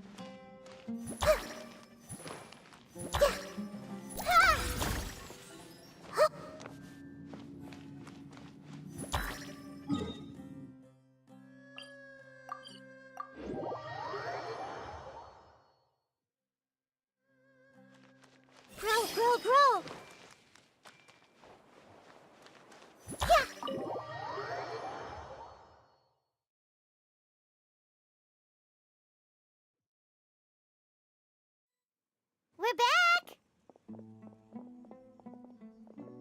You must be tired. You should rest and take some water.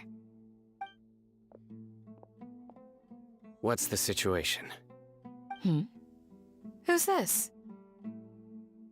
Unfortunately, somebody who's too young to take on the role of Isak's grandfather. Nevertheless, he's one of the people we're trying to find.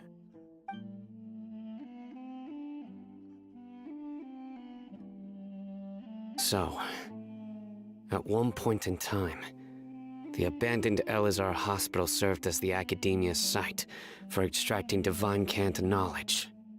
Yep, pretty much. Their plan must have been implemented at some point before we arrived at Aru Village, since divine cant knowledge has been in circulation for a while now. Yet, they fled once we were headed to the village, almost as if they knew we were on their trail. Why is that? Yeah, why is that? We may have a mole in our midst. One of us could be secretly revealing our whereabouts to the Academia. Huh? Are our friendships that shallow? Looks like none of you have realized wherein lies the issue. Sino, you're the reason why they can predict our movements. Wait, what's that supposed to mean? Choose your next words very carefully. It is simply a logical inference. I have my reasons. So what you're saying is, Sino's the mole. Interesting. And here I thought you were the most suspicious one, Al-Haytham, since you were always acting alone. I know. You have a point, but I realized something as we were returning from the hospital. Sino isn't like any of us. What are you trying to say?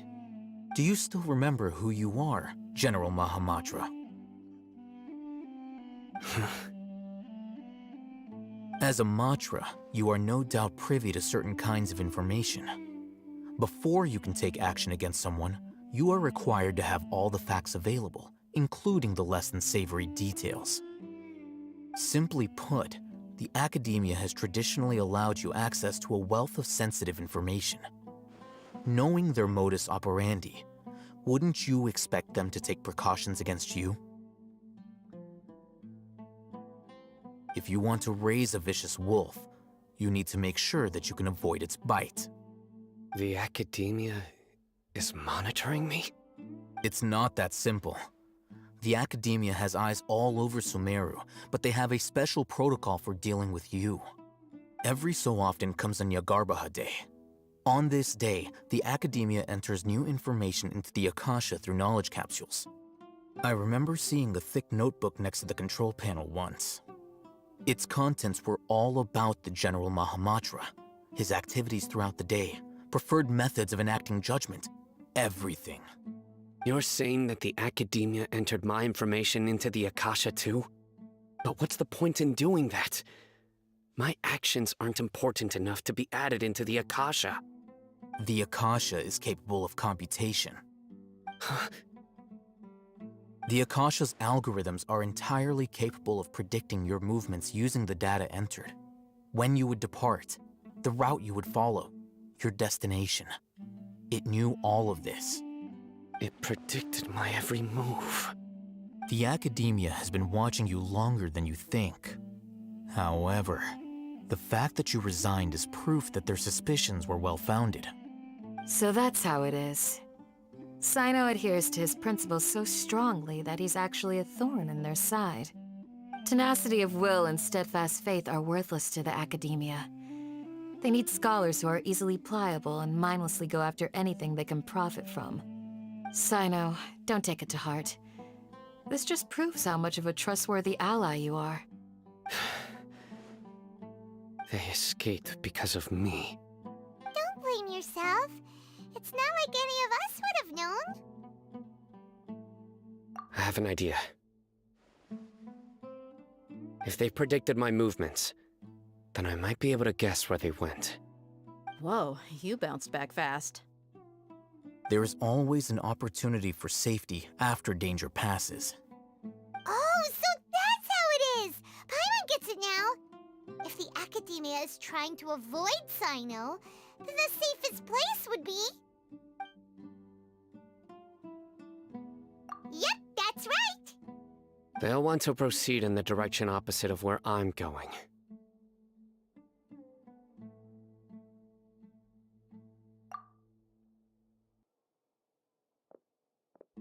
I must go. There's also something I want to investigate. Let's go, guys! After him!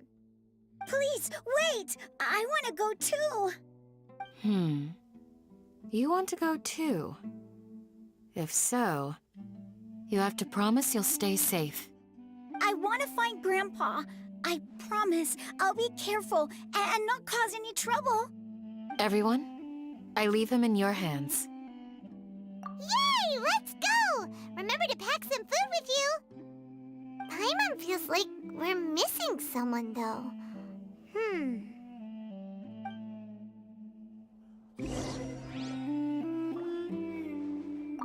I'll be awaiting your good news.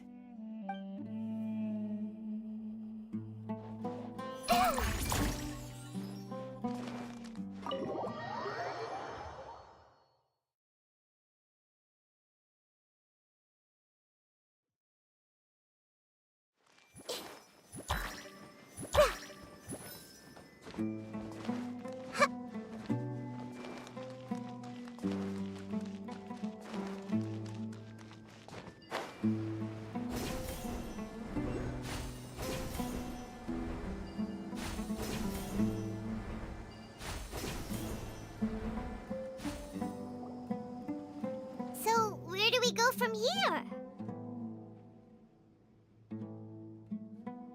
Yes. After leaving the village, we should head straight toward the desert.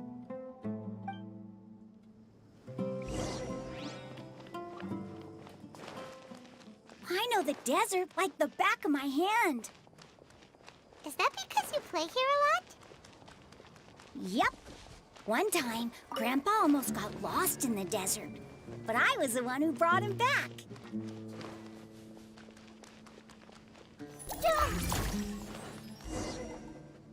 There's something here. What's this? It's buried in the sand. Looks like we'll need to roll up our sleeves and do some work. And Paimon thought running around everywhere was already enough work. Okay. So, we have to dig it out? Whatever's down there looks like it's buried really deep.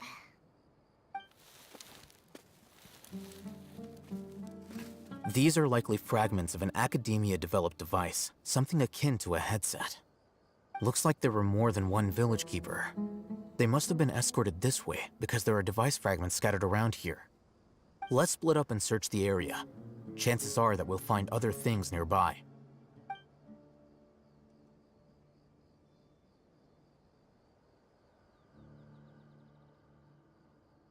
Is this what we're searching for?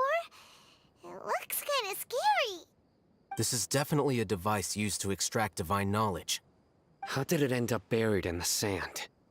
That can't have been part of the plan. They must have been attacked along the way. Wait, what? Grandpa, I hope you're okay. Don't worry, your grandpa's gonna be fine. Razak didn't display any signs of starvation or dehydration, which means that they left fairly recently. We should be able to catch up. One more thing. Given that the device had been entirely covered by sand, I believe the attack must have happened prior to the sandstorm. Let's keep going. They can't have gone far.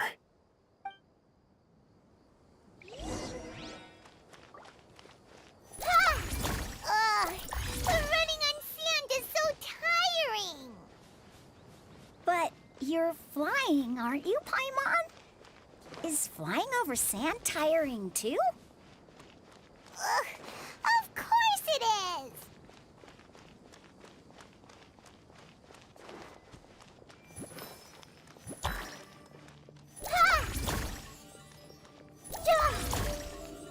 Voices, over there.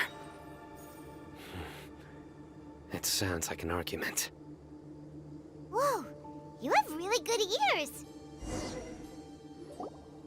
Don't get any closer. They'll notice us. Dia's talking with the Eremites? Very interesting. Let's listen in. If you had informed me sooner, there'd be plenty of room for us to... You're one of us. We would never lie. Scholars. You don't know as much as I do. Need me to... I knew it. That's our Dia. Dia? Why would you... Dia! Hey, what are you doing? Huh? Didn't you say you'd help me find Grandpa? Why are you on their side? Well, look who's here. Ain't that something? This complicates things. You've betrayed Aru village? So, this is the great General Mahamatra. Dear, you'd be better off as my assistant than hanging around with this motley crew. Seen for yourself, I have the means and methods, and my ideals are far more admirable than theirs. I'm not the type that's easily swayed, Raman. You of all people should know that. Wait, what's going on, Dia? Whose side are you on here? Shut it, Paimon. It doesn't matter. Whichever side you pick, nothing can deter us from the grand mission of resurrecting King Deshret. Once our Lord of Old returns to this land, we will have a new beginning. Face the facts, Raman. It's not gonna happen. You should understand that more than anyone. Have all your years as a merc taught you nothing about placing hopes in a ruler? I'm a desert dweller and a proud follower of King Deshret. Whether I live by the edge of the sword or in peaceful comfort, my soul will always carry this conviction. It's not too late yet. The village mad scholars aren't gonna bring King Deshret back to life. You don't understand, my dear lady. Pursuing our faith is our purpose in life. Even if the chance of success is 1 in a million, we must be willing to give everything we have. Even if it'll expose you to the academia? Even if they end up disbanding the Eremites? Your Eremites, which you've worked so hard for all these years? Yes. We've waited a long time for this day to come. The sun and the moon no longer shine here. All you see now is cracks in this desiccated land. But fate has finally dealt me a hand to play against the Academia. With these scholars in our custody, we'll stomp the Academia's forces and fight our way beyond the wall of Samiel. Ridiculous. Think about it. The Academia controls the entirety of Sumeru. Your powers are negligible in comparison.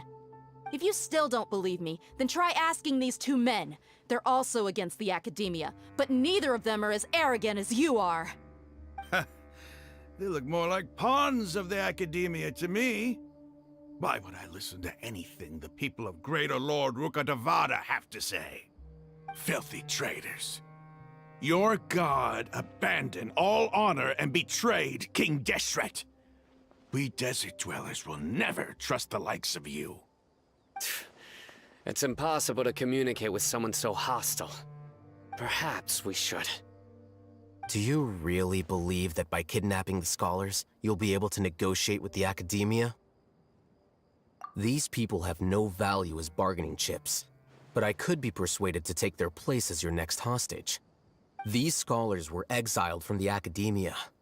I, on the other hand, am their current scribe, and will be a much greater asset to you. Wait, you can't be serious. So, you want to trade places with the hostages, do you? Precisely. Any wise person would gladly accept my offer. What are you thinking? What if they decide to kill you instead? Well, that would be bad luck for me. However, I'd get the chance to observe the scholars, perhaps even find out the truth. Think you can talk me over with that confident look of yours? I'm not trying to persuade you. I'm using this as a means of joining forces against the Academia. You are the scribe. What do you have against the Academia? Not all desert dwellers believe in King Deshret, and the same applies to the Academia. Why must all knowledge seekers approve of the Academia's way of doing things? You Academia scum. Every last one of you is nothing but a hypocrite, just like everyone else on the other side of that wall. I've made myself clear enough. I won't listen to another word from the Dendro Archon's people. Not so fast. I'll hate them. Do you stand by everything you just said? I never make empty promises.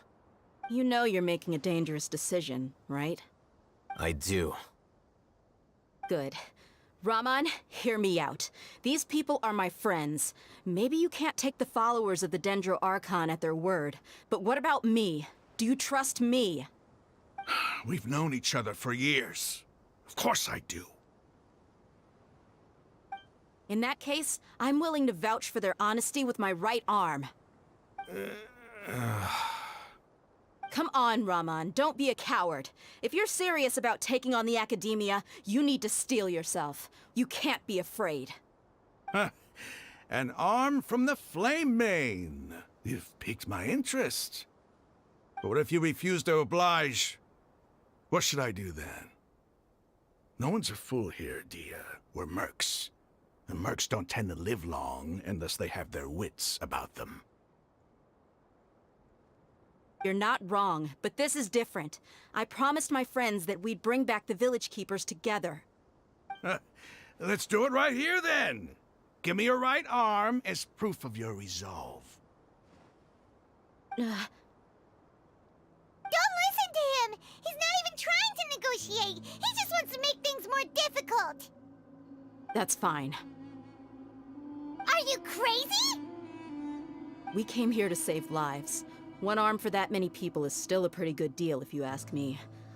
Raman, I'm holding up my end of the deal here. You'd better not let me down. Sure. Go ahead and cut off her right arm.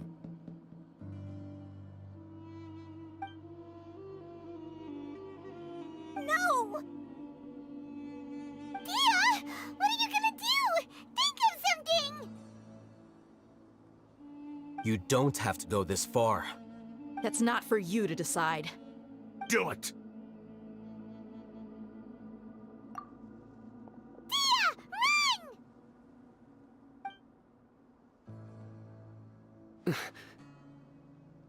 Run!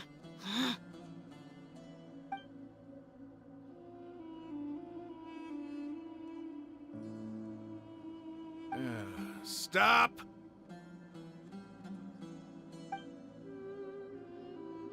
What's wrong? Can't do it? Flame Mane, you and I are both desert folk. Cutting off your arm is no different than cutting off my own fingers. Where's the sense in cutting my own kin to pieces? You've shown me that you're serious. Go on now, take your friends and leave. Meet me in the desert at noon tomorrow.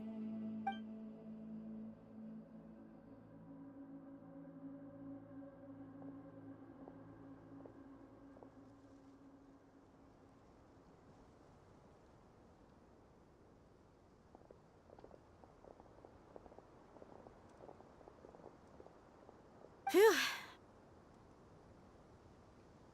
I was really counting on him not going through with it. Dia! That was crazy! Have you all lost your minds? What if he'd actually cut your arm off? Then I just have to hold my claymore with my left arm.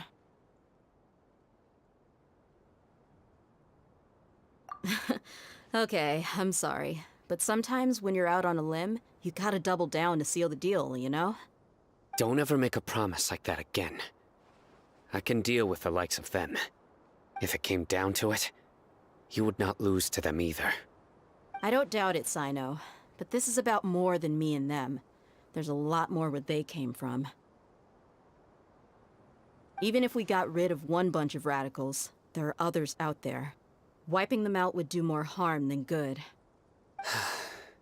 As you wish. I'm sorry, Dia.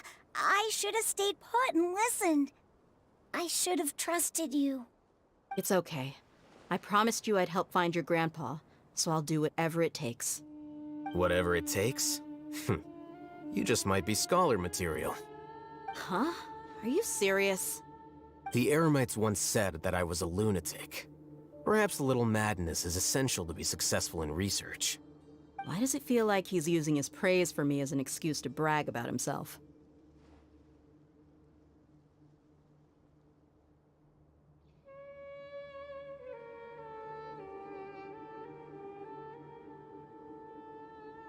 Okay, let's get moving. We should head back to the village and rest up. Today was just a trial run. Noon tomorrow is gonna be the hard part.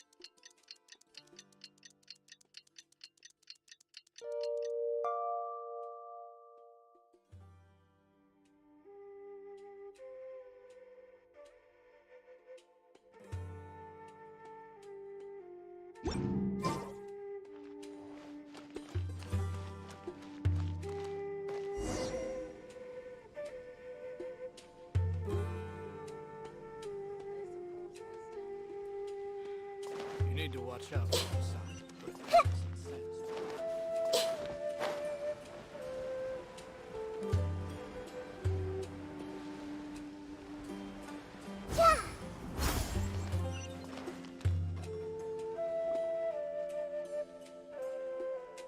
You're all here so early. Looks like we have everyone here. Isak, are you sure you want to come with us? I'll watch from a safe distance. Dia, I want to be there to bring Grandpa home. Okay, let's go then. Dia, wait. What's the matter? I heard that you were quite reckless yesterday. No more of that today, understood? Or I'll be very upset with you. Fine.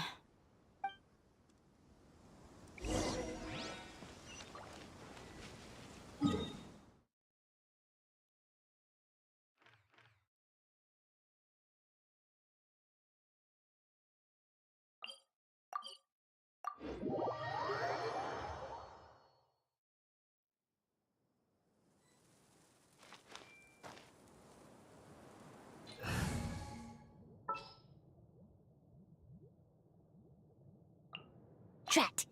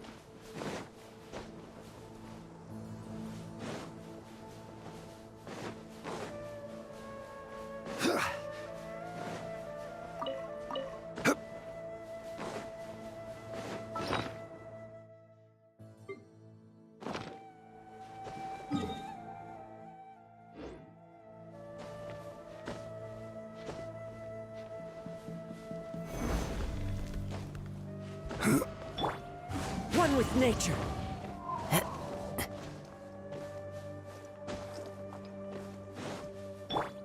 Crumble! Into the wind.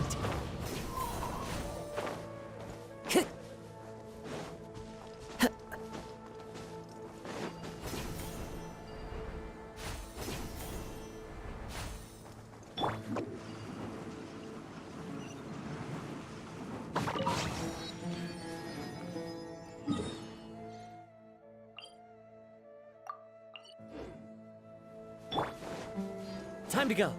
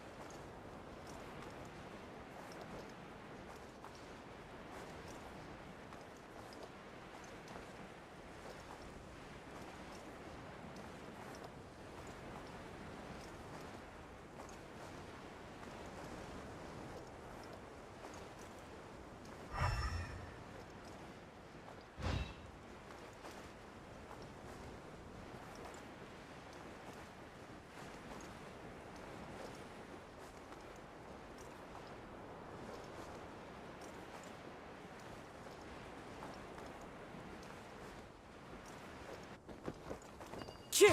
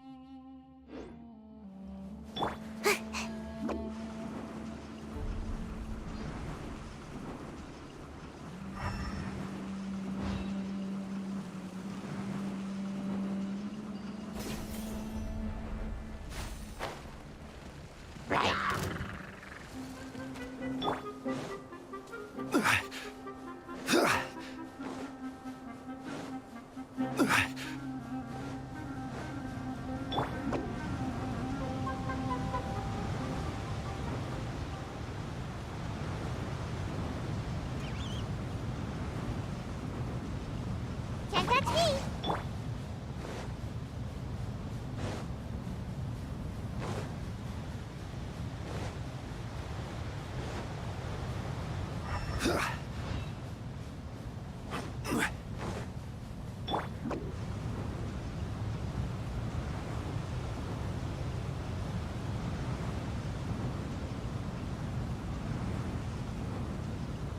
I'm out of here!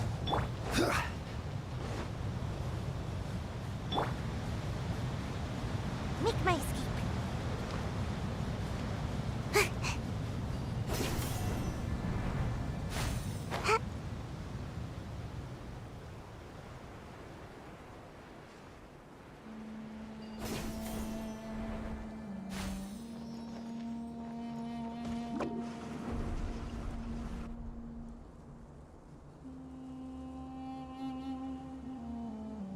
Huh. They got here before us. Uh-oh. Is it because Paimon overslept by 5 minutes and held everyone up? Is everything ready? Absolutely. Although, you brought fewer people than I imagined. Bring him over.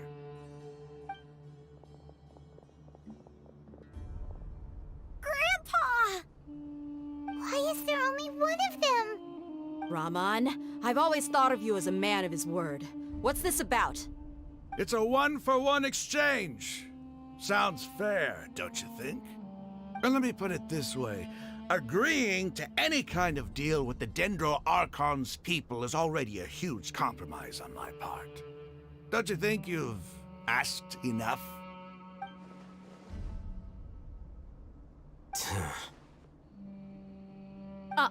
You stay right there!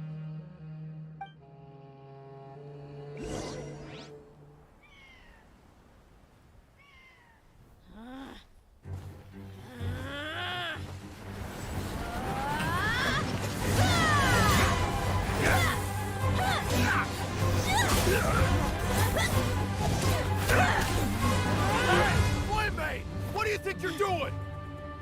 Grandpa! Don't you see this blade here? You coward!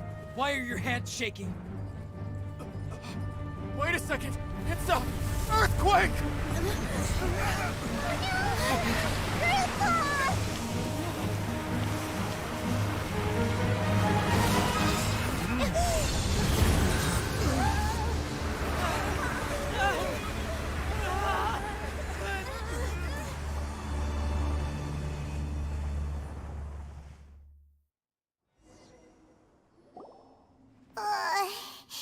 Paimon's dizzy.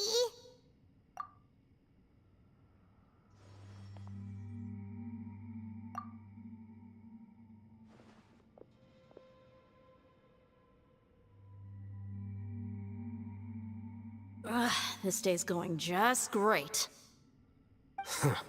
What a nuisance. The sand dune collapsed. I saw an energy field. The village keeper protected us. It glowed green with dendro.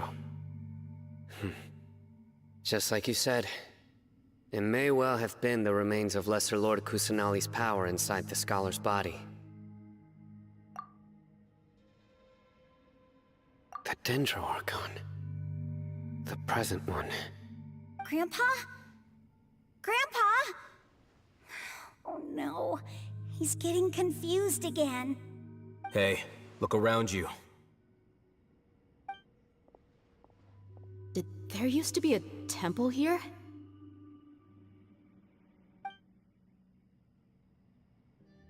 It seems that when the sand dune collapsed, it exposed these underground structures. The symbols on the gate belong to King Deshret's civilization. This structure must be ancient. Over time, the sandstorms completely buried it and left it in the state we see now. It could have been an underground palace in the distant past. Oh, a miracle. Praise King Deshret! What's he doing here? And his men too? They must have fallen down here with us. Pretty lucky if you ask me. Most of them seem in really bad shape. Except for him. He got off lightly. Mind your head. No, this isn't the time for conflict. Our exalted lord has shown us the way to his sacred palace. He's not actually gonna go in there, is he? As it happens, I want to take a look inside too. What are you doing? Don't you think it's curious? 1 minute, Lesser Lord Kusanali's power protects us from harm, and the next, remnants of King Deshret's civilization appear. 2 major deities are vying to showcase their power to us. It would be a shame not to witness them both. Paimon thought you weren't interested in gods. Indeed. In my view, gods are just a higher form of living being. Or creature, you could say. New discoveries are always worth investigating.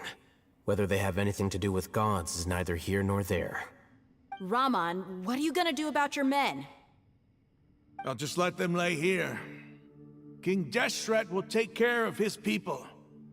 Right now, I'm going inside.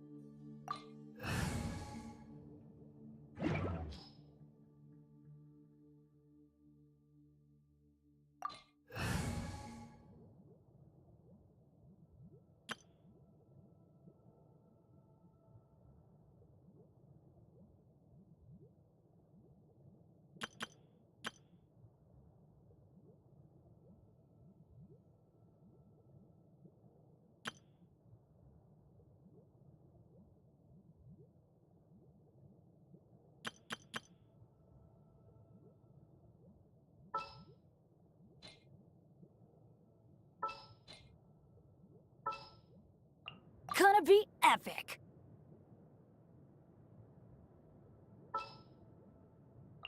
Stay close and you will live. I await your instruction.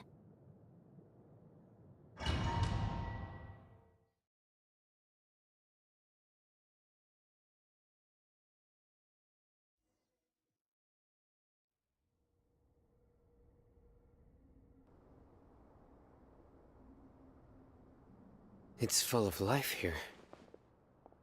This defies comprehension. It looked completely desolate from the outside. Yet, it flows with energy inside. Yeah, and there's so many plants. It's so pretty. Sir Rahman. Huh? Me? Do you see another Rahman here? Are you mocking me? What do you mean, sir? Interpret it however you want, but there's something I'd like to draw your attention to. While this structure is clearly left over from King Deshret's civilization, the energy that flows in here is that of the Dendro Archon. Whatever you say. It's not like I have a vision. There's nothing to be angry about. Think of this as an academic journey. It does seem kinda strange. If that's true, then we might have to explore this whole area to find an explanation.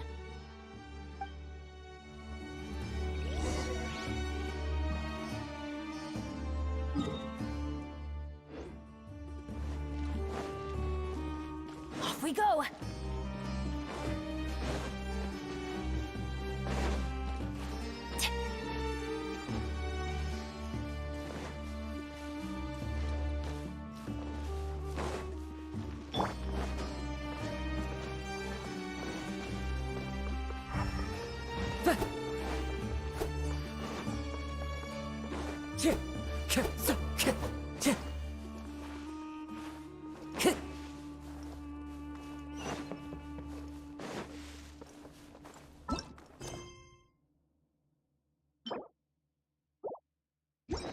Time to go.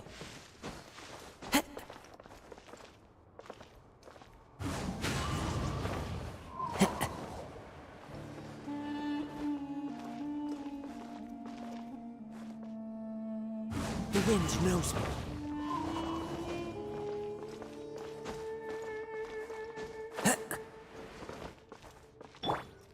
Get out of here!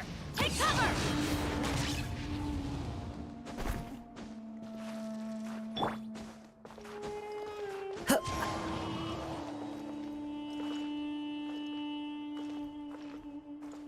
Into the wind.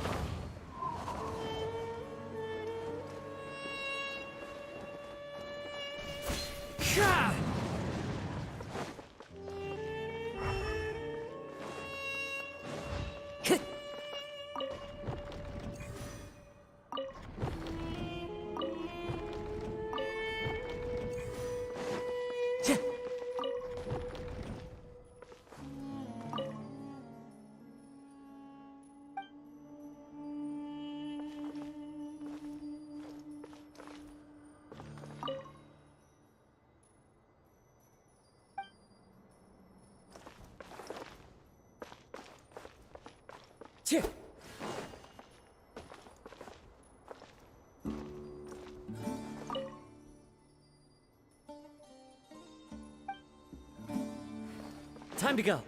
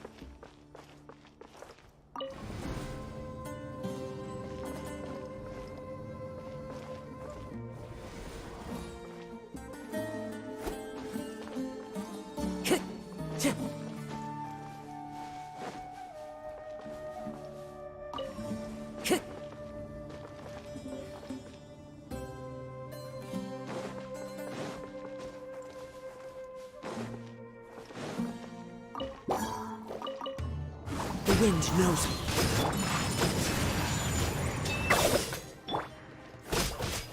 Shine down!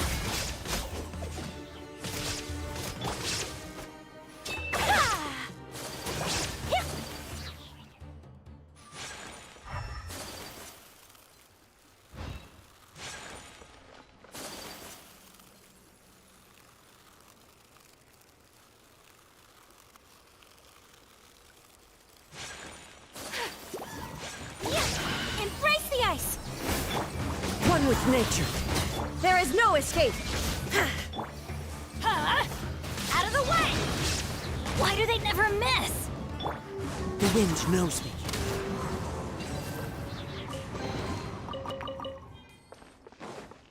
Time to go.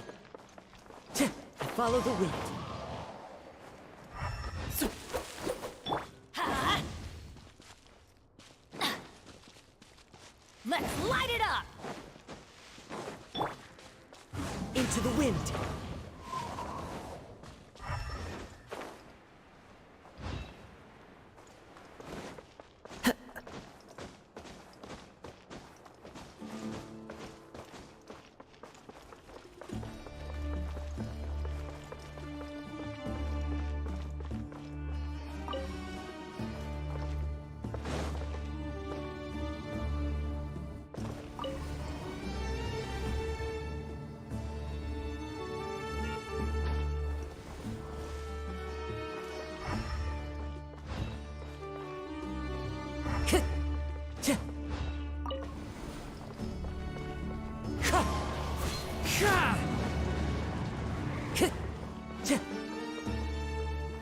One with nature.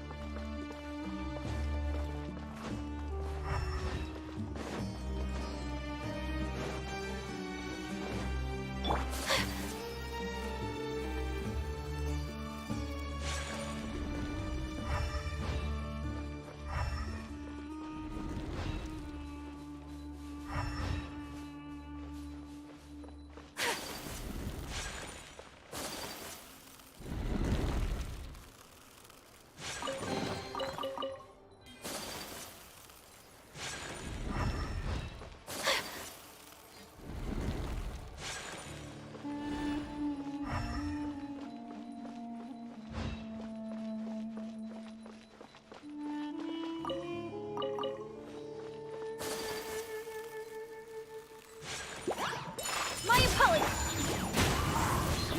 Illusion shattered!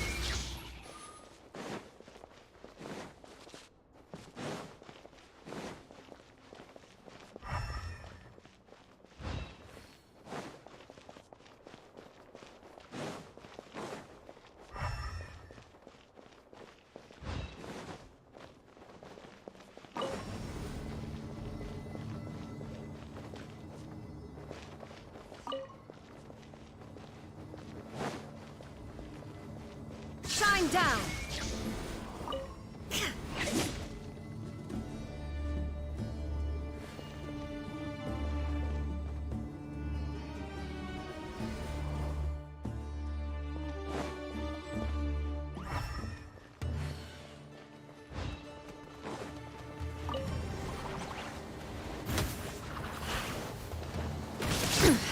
Insolence! Illusion shattered!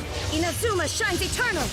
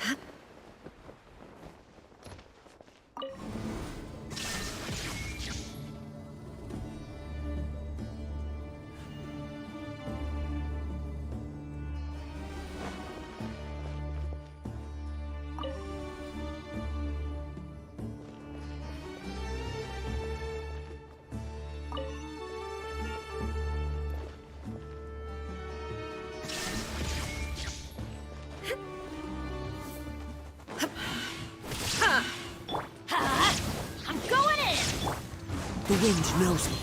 Falling leaves, adorn my night, one with nature. Whirling snow!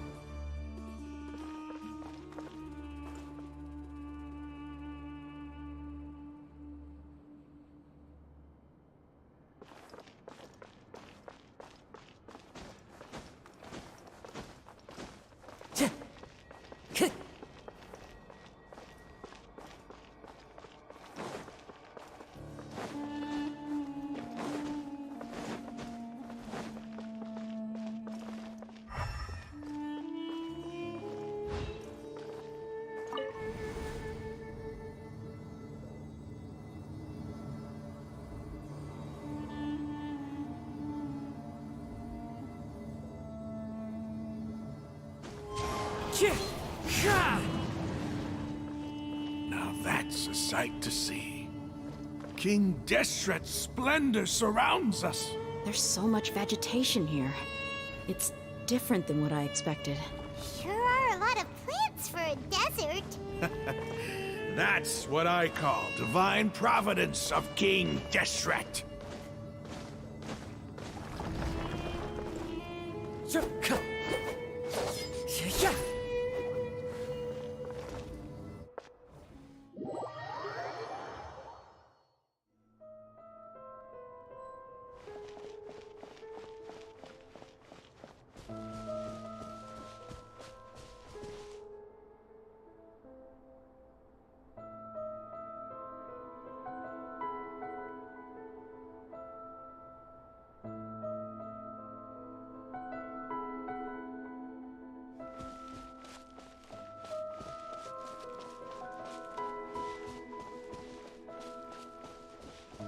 It's getting brighter! Oh, it looks so beautiful!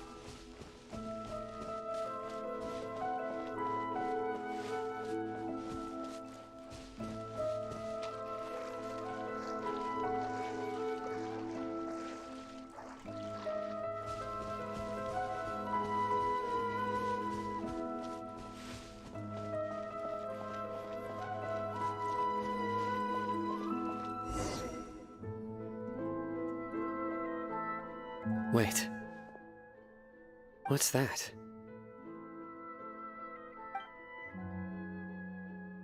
A load of flowers. And it looks like there's something among them. These are King Deshret runes. They left something behind. Yes. It's an elegy written in an ancient script. What does it say? Here lies our faithful priest Kasala. His wisdom is a miracle among the people, deserving of high praise and admiration. You can read ancient King Deshret script? Of course. Every student needs to master at least 20 languages before they graduate. He's not serious, right? There's still something off about this place.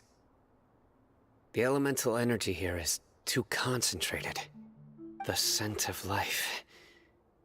Is it trying to tell us something? Is this it? Analyzing.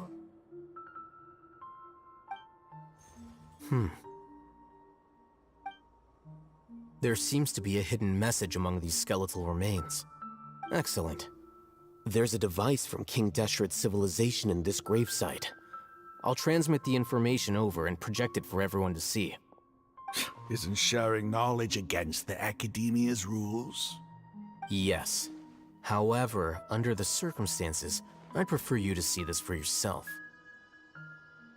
You'll understand after watching it.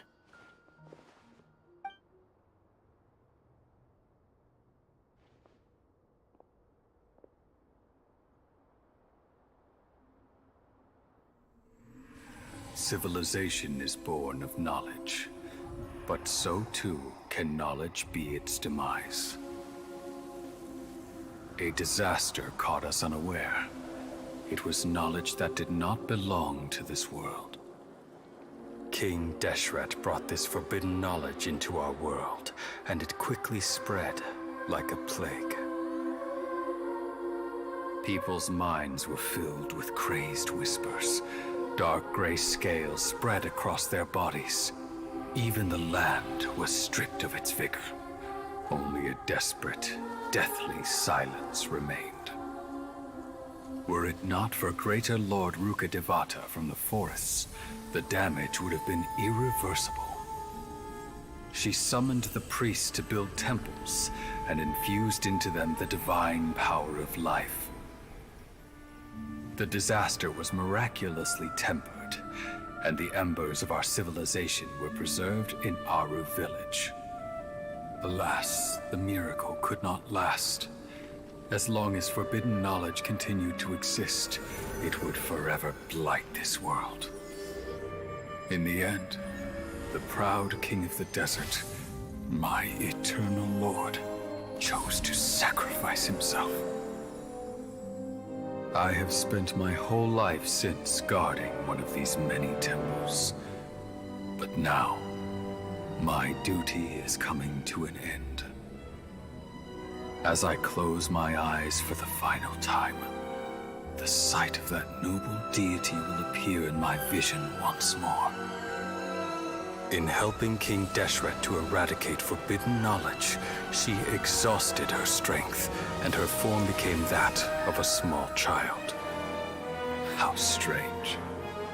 Now that I think of her, I no longer have any fear of death, for I sense that the spirit of life will abide with me during my eternal sleep.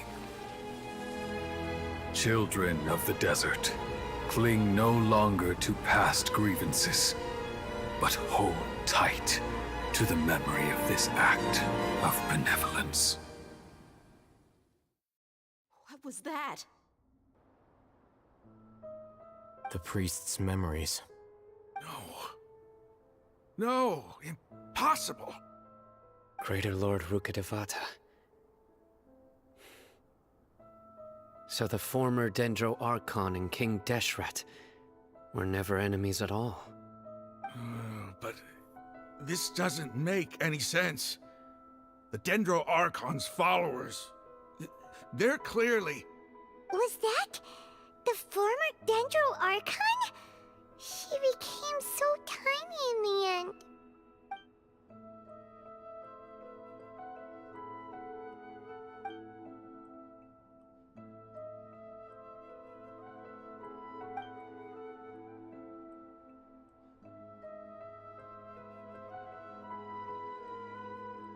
You might be distrustful of the Akasha, but there's no reason for you to doubt King Deshret's technology. You've just witnessed his priest's last words. I've never heard about any of this before. The surviving followers of King Deshret all gathered in Aru village. Our god did not make mistakes. We refuse to believe any of the rumors. King Deshret's death, the all but total annihilation of our civilization, it was all Greater Lord Rukkhadevata's doing. We saw her as nothing more than a traitor, who stabbed us in the back in our moment of crisis. Just like us humans, fighting, feuding, double-crossing each other to survive in the desert. You were blinded by your prejudice.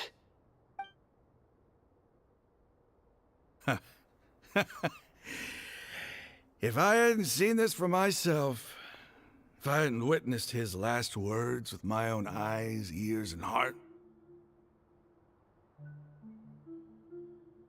how could I ever begin to accept this? The truth is so far from what I've always known. Am I really supposed to believe that after all these years, all this time seeking revenge, suddenly now my enemy is my savior? Rahman, that's enough. Give it a rest. You're starting to make a fool of yourself. Dia, tell me, my Aramites and I, what are we even fighting for?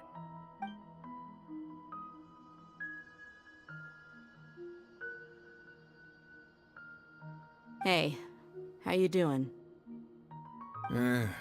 I'll live. Thanks. I should probably go. Can't just stay here forever. What's your next move gonna be? Oh, I know what you're going to ask. I feel deeply ashamed of everything I've done. You'll get everything you're asking for. But please, give me some time. After everything that's happened here today, somehow I need to explain it to the others. It's not gonna be easy. Well, I guess that's for me to deal with. Dia, this is where our camp's located. Make a note of it. When would be a good time for us to go? Tomorrow, I'll convince everyone that we're all on the same side. And I'll return every last one of your your village keepers. We'll share our other resources with you, too.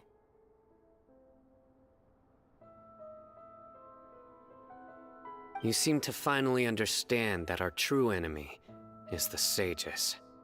Yes. The gods never gave up on anyone. It's the people responsible for all this that need to face the consequences of their actions.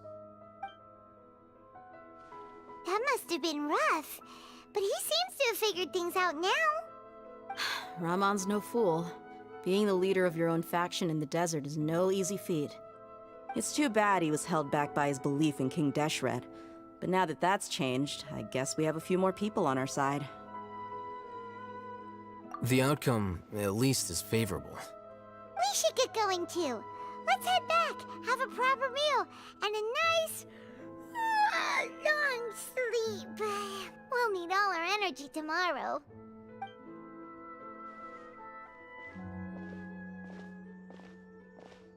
Sino, we're leaving! Stop yelling.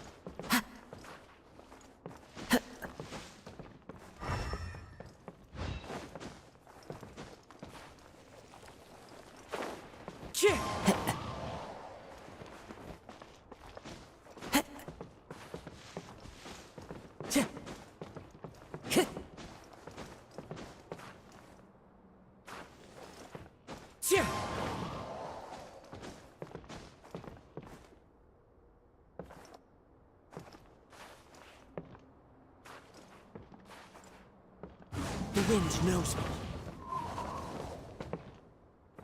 Shah!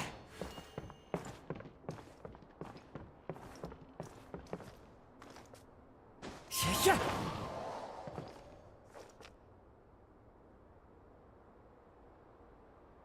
Into the wind.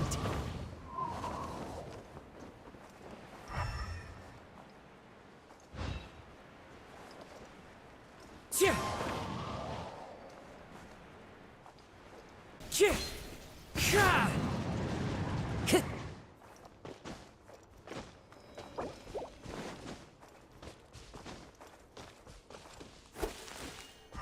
K! Chia!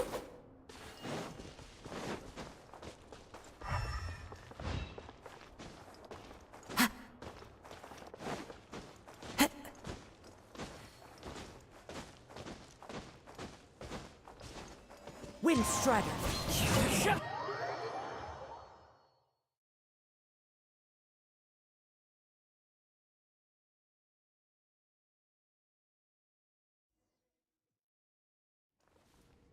Sure.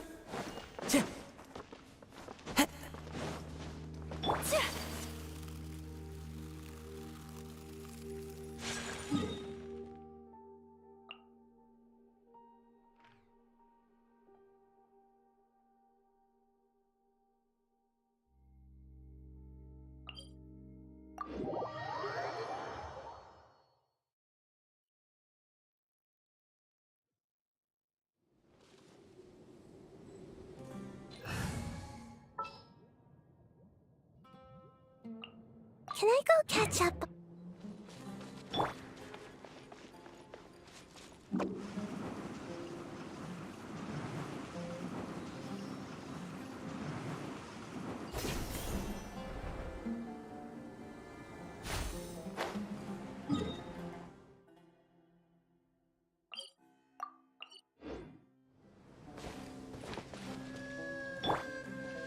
One with nature.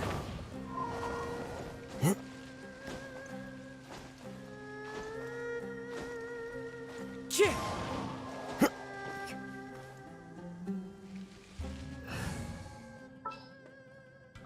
Don't disappoint me. Sure.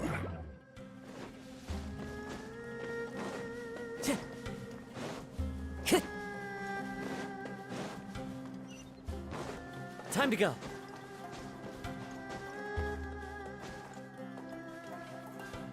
Into the wind. Time to go.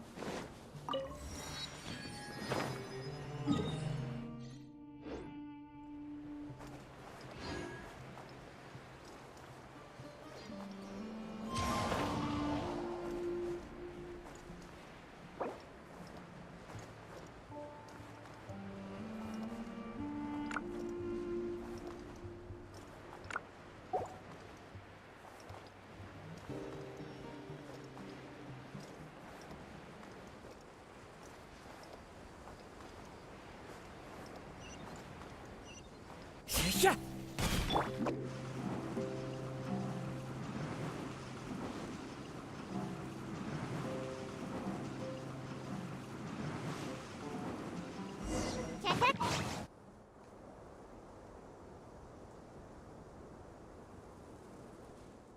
Raman, we're here.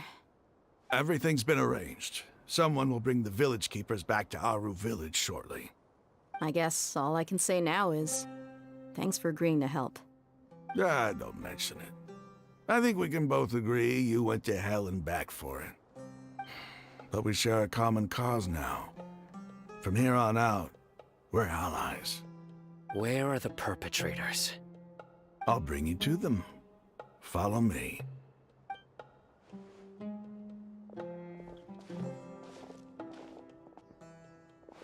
So these are the people who kidnapped the village keepers. Oh no, it's the scribe! There's no need to yell. No one can help you now. We've been all over the desert trying to find you! That's right.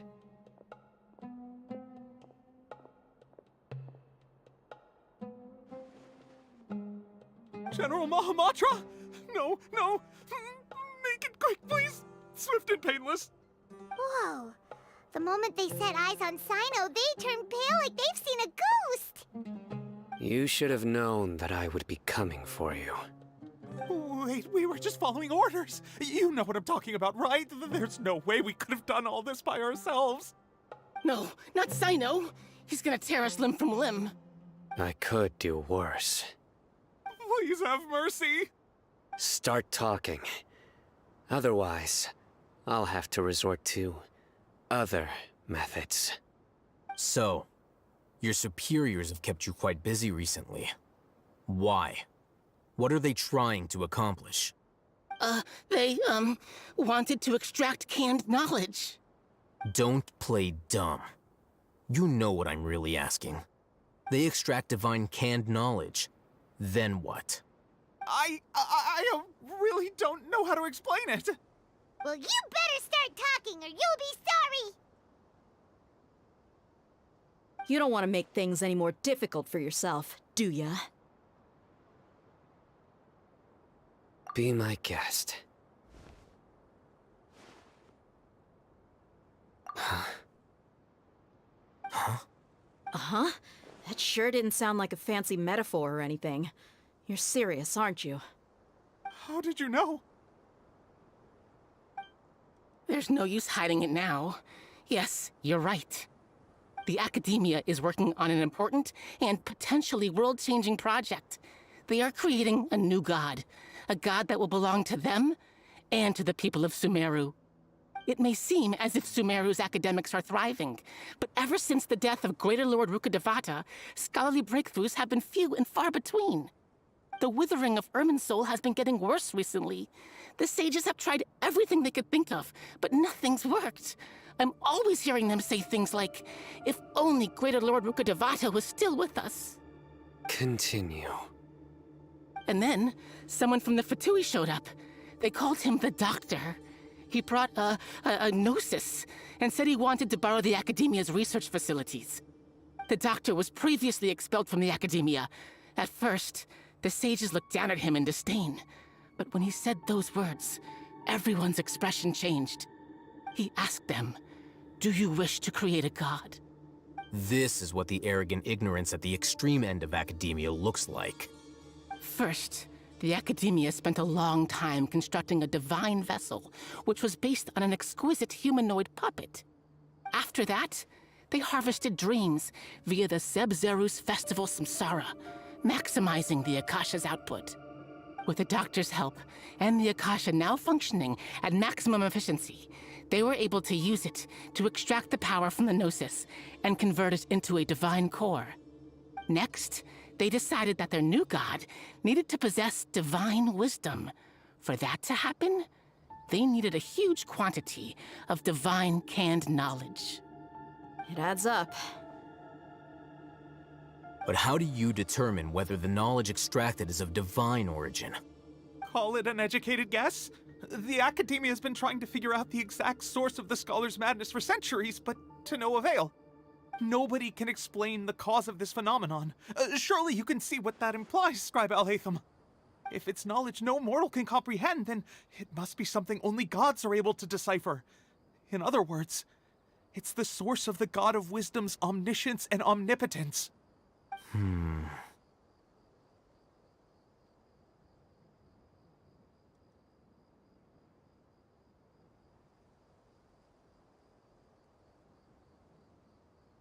You must have noticed by now. The Academia doesn't care about who their god is. It's the ability to exercise control over knowledge and wisdom that matters. It is as if they are cursed with a desire for omniscience and omnipotence that burns in their blood. Some organisms demonstrate phototaxis, and thus orient their entire lives in respect to sources of light. For the sages, their only source of hope is the existence of a deity who embodies the acme of wisdom. This is but a form of phototaxis. For many scholars, the absence of a god of wisdom means stumbling in the darkness for the duration of their lives. Then what does Lesser Lord Kusanali mean to you? Is she not a true god present in this world?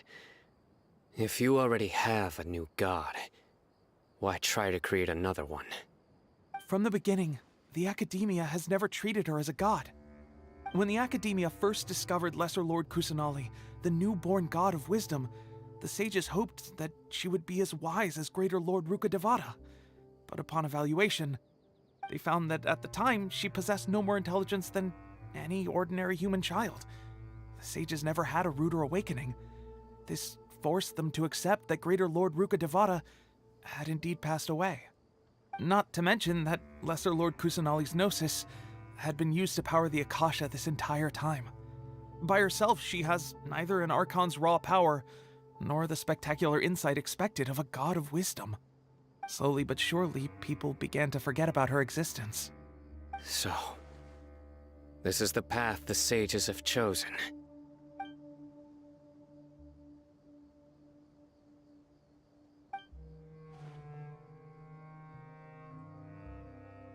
All right, let's try to keep our cool.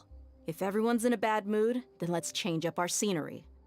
Raman, give me a few men to help us escort the village keepers back to the village.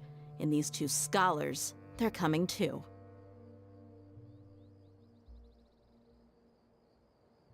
Sure, as you wish.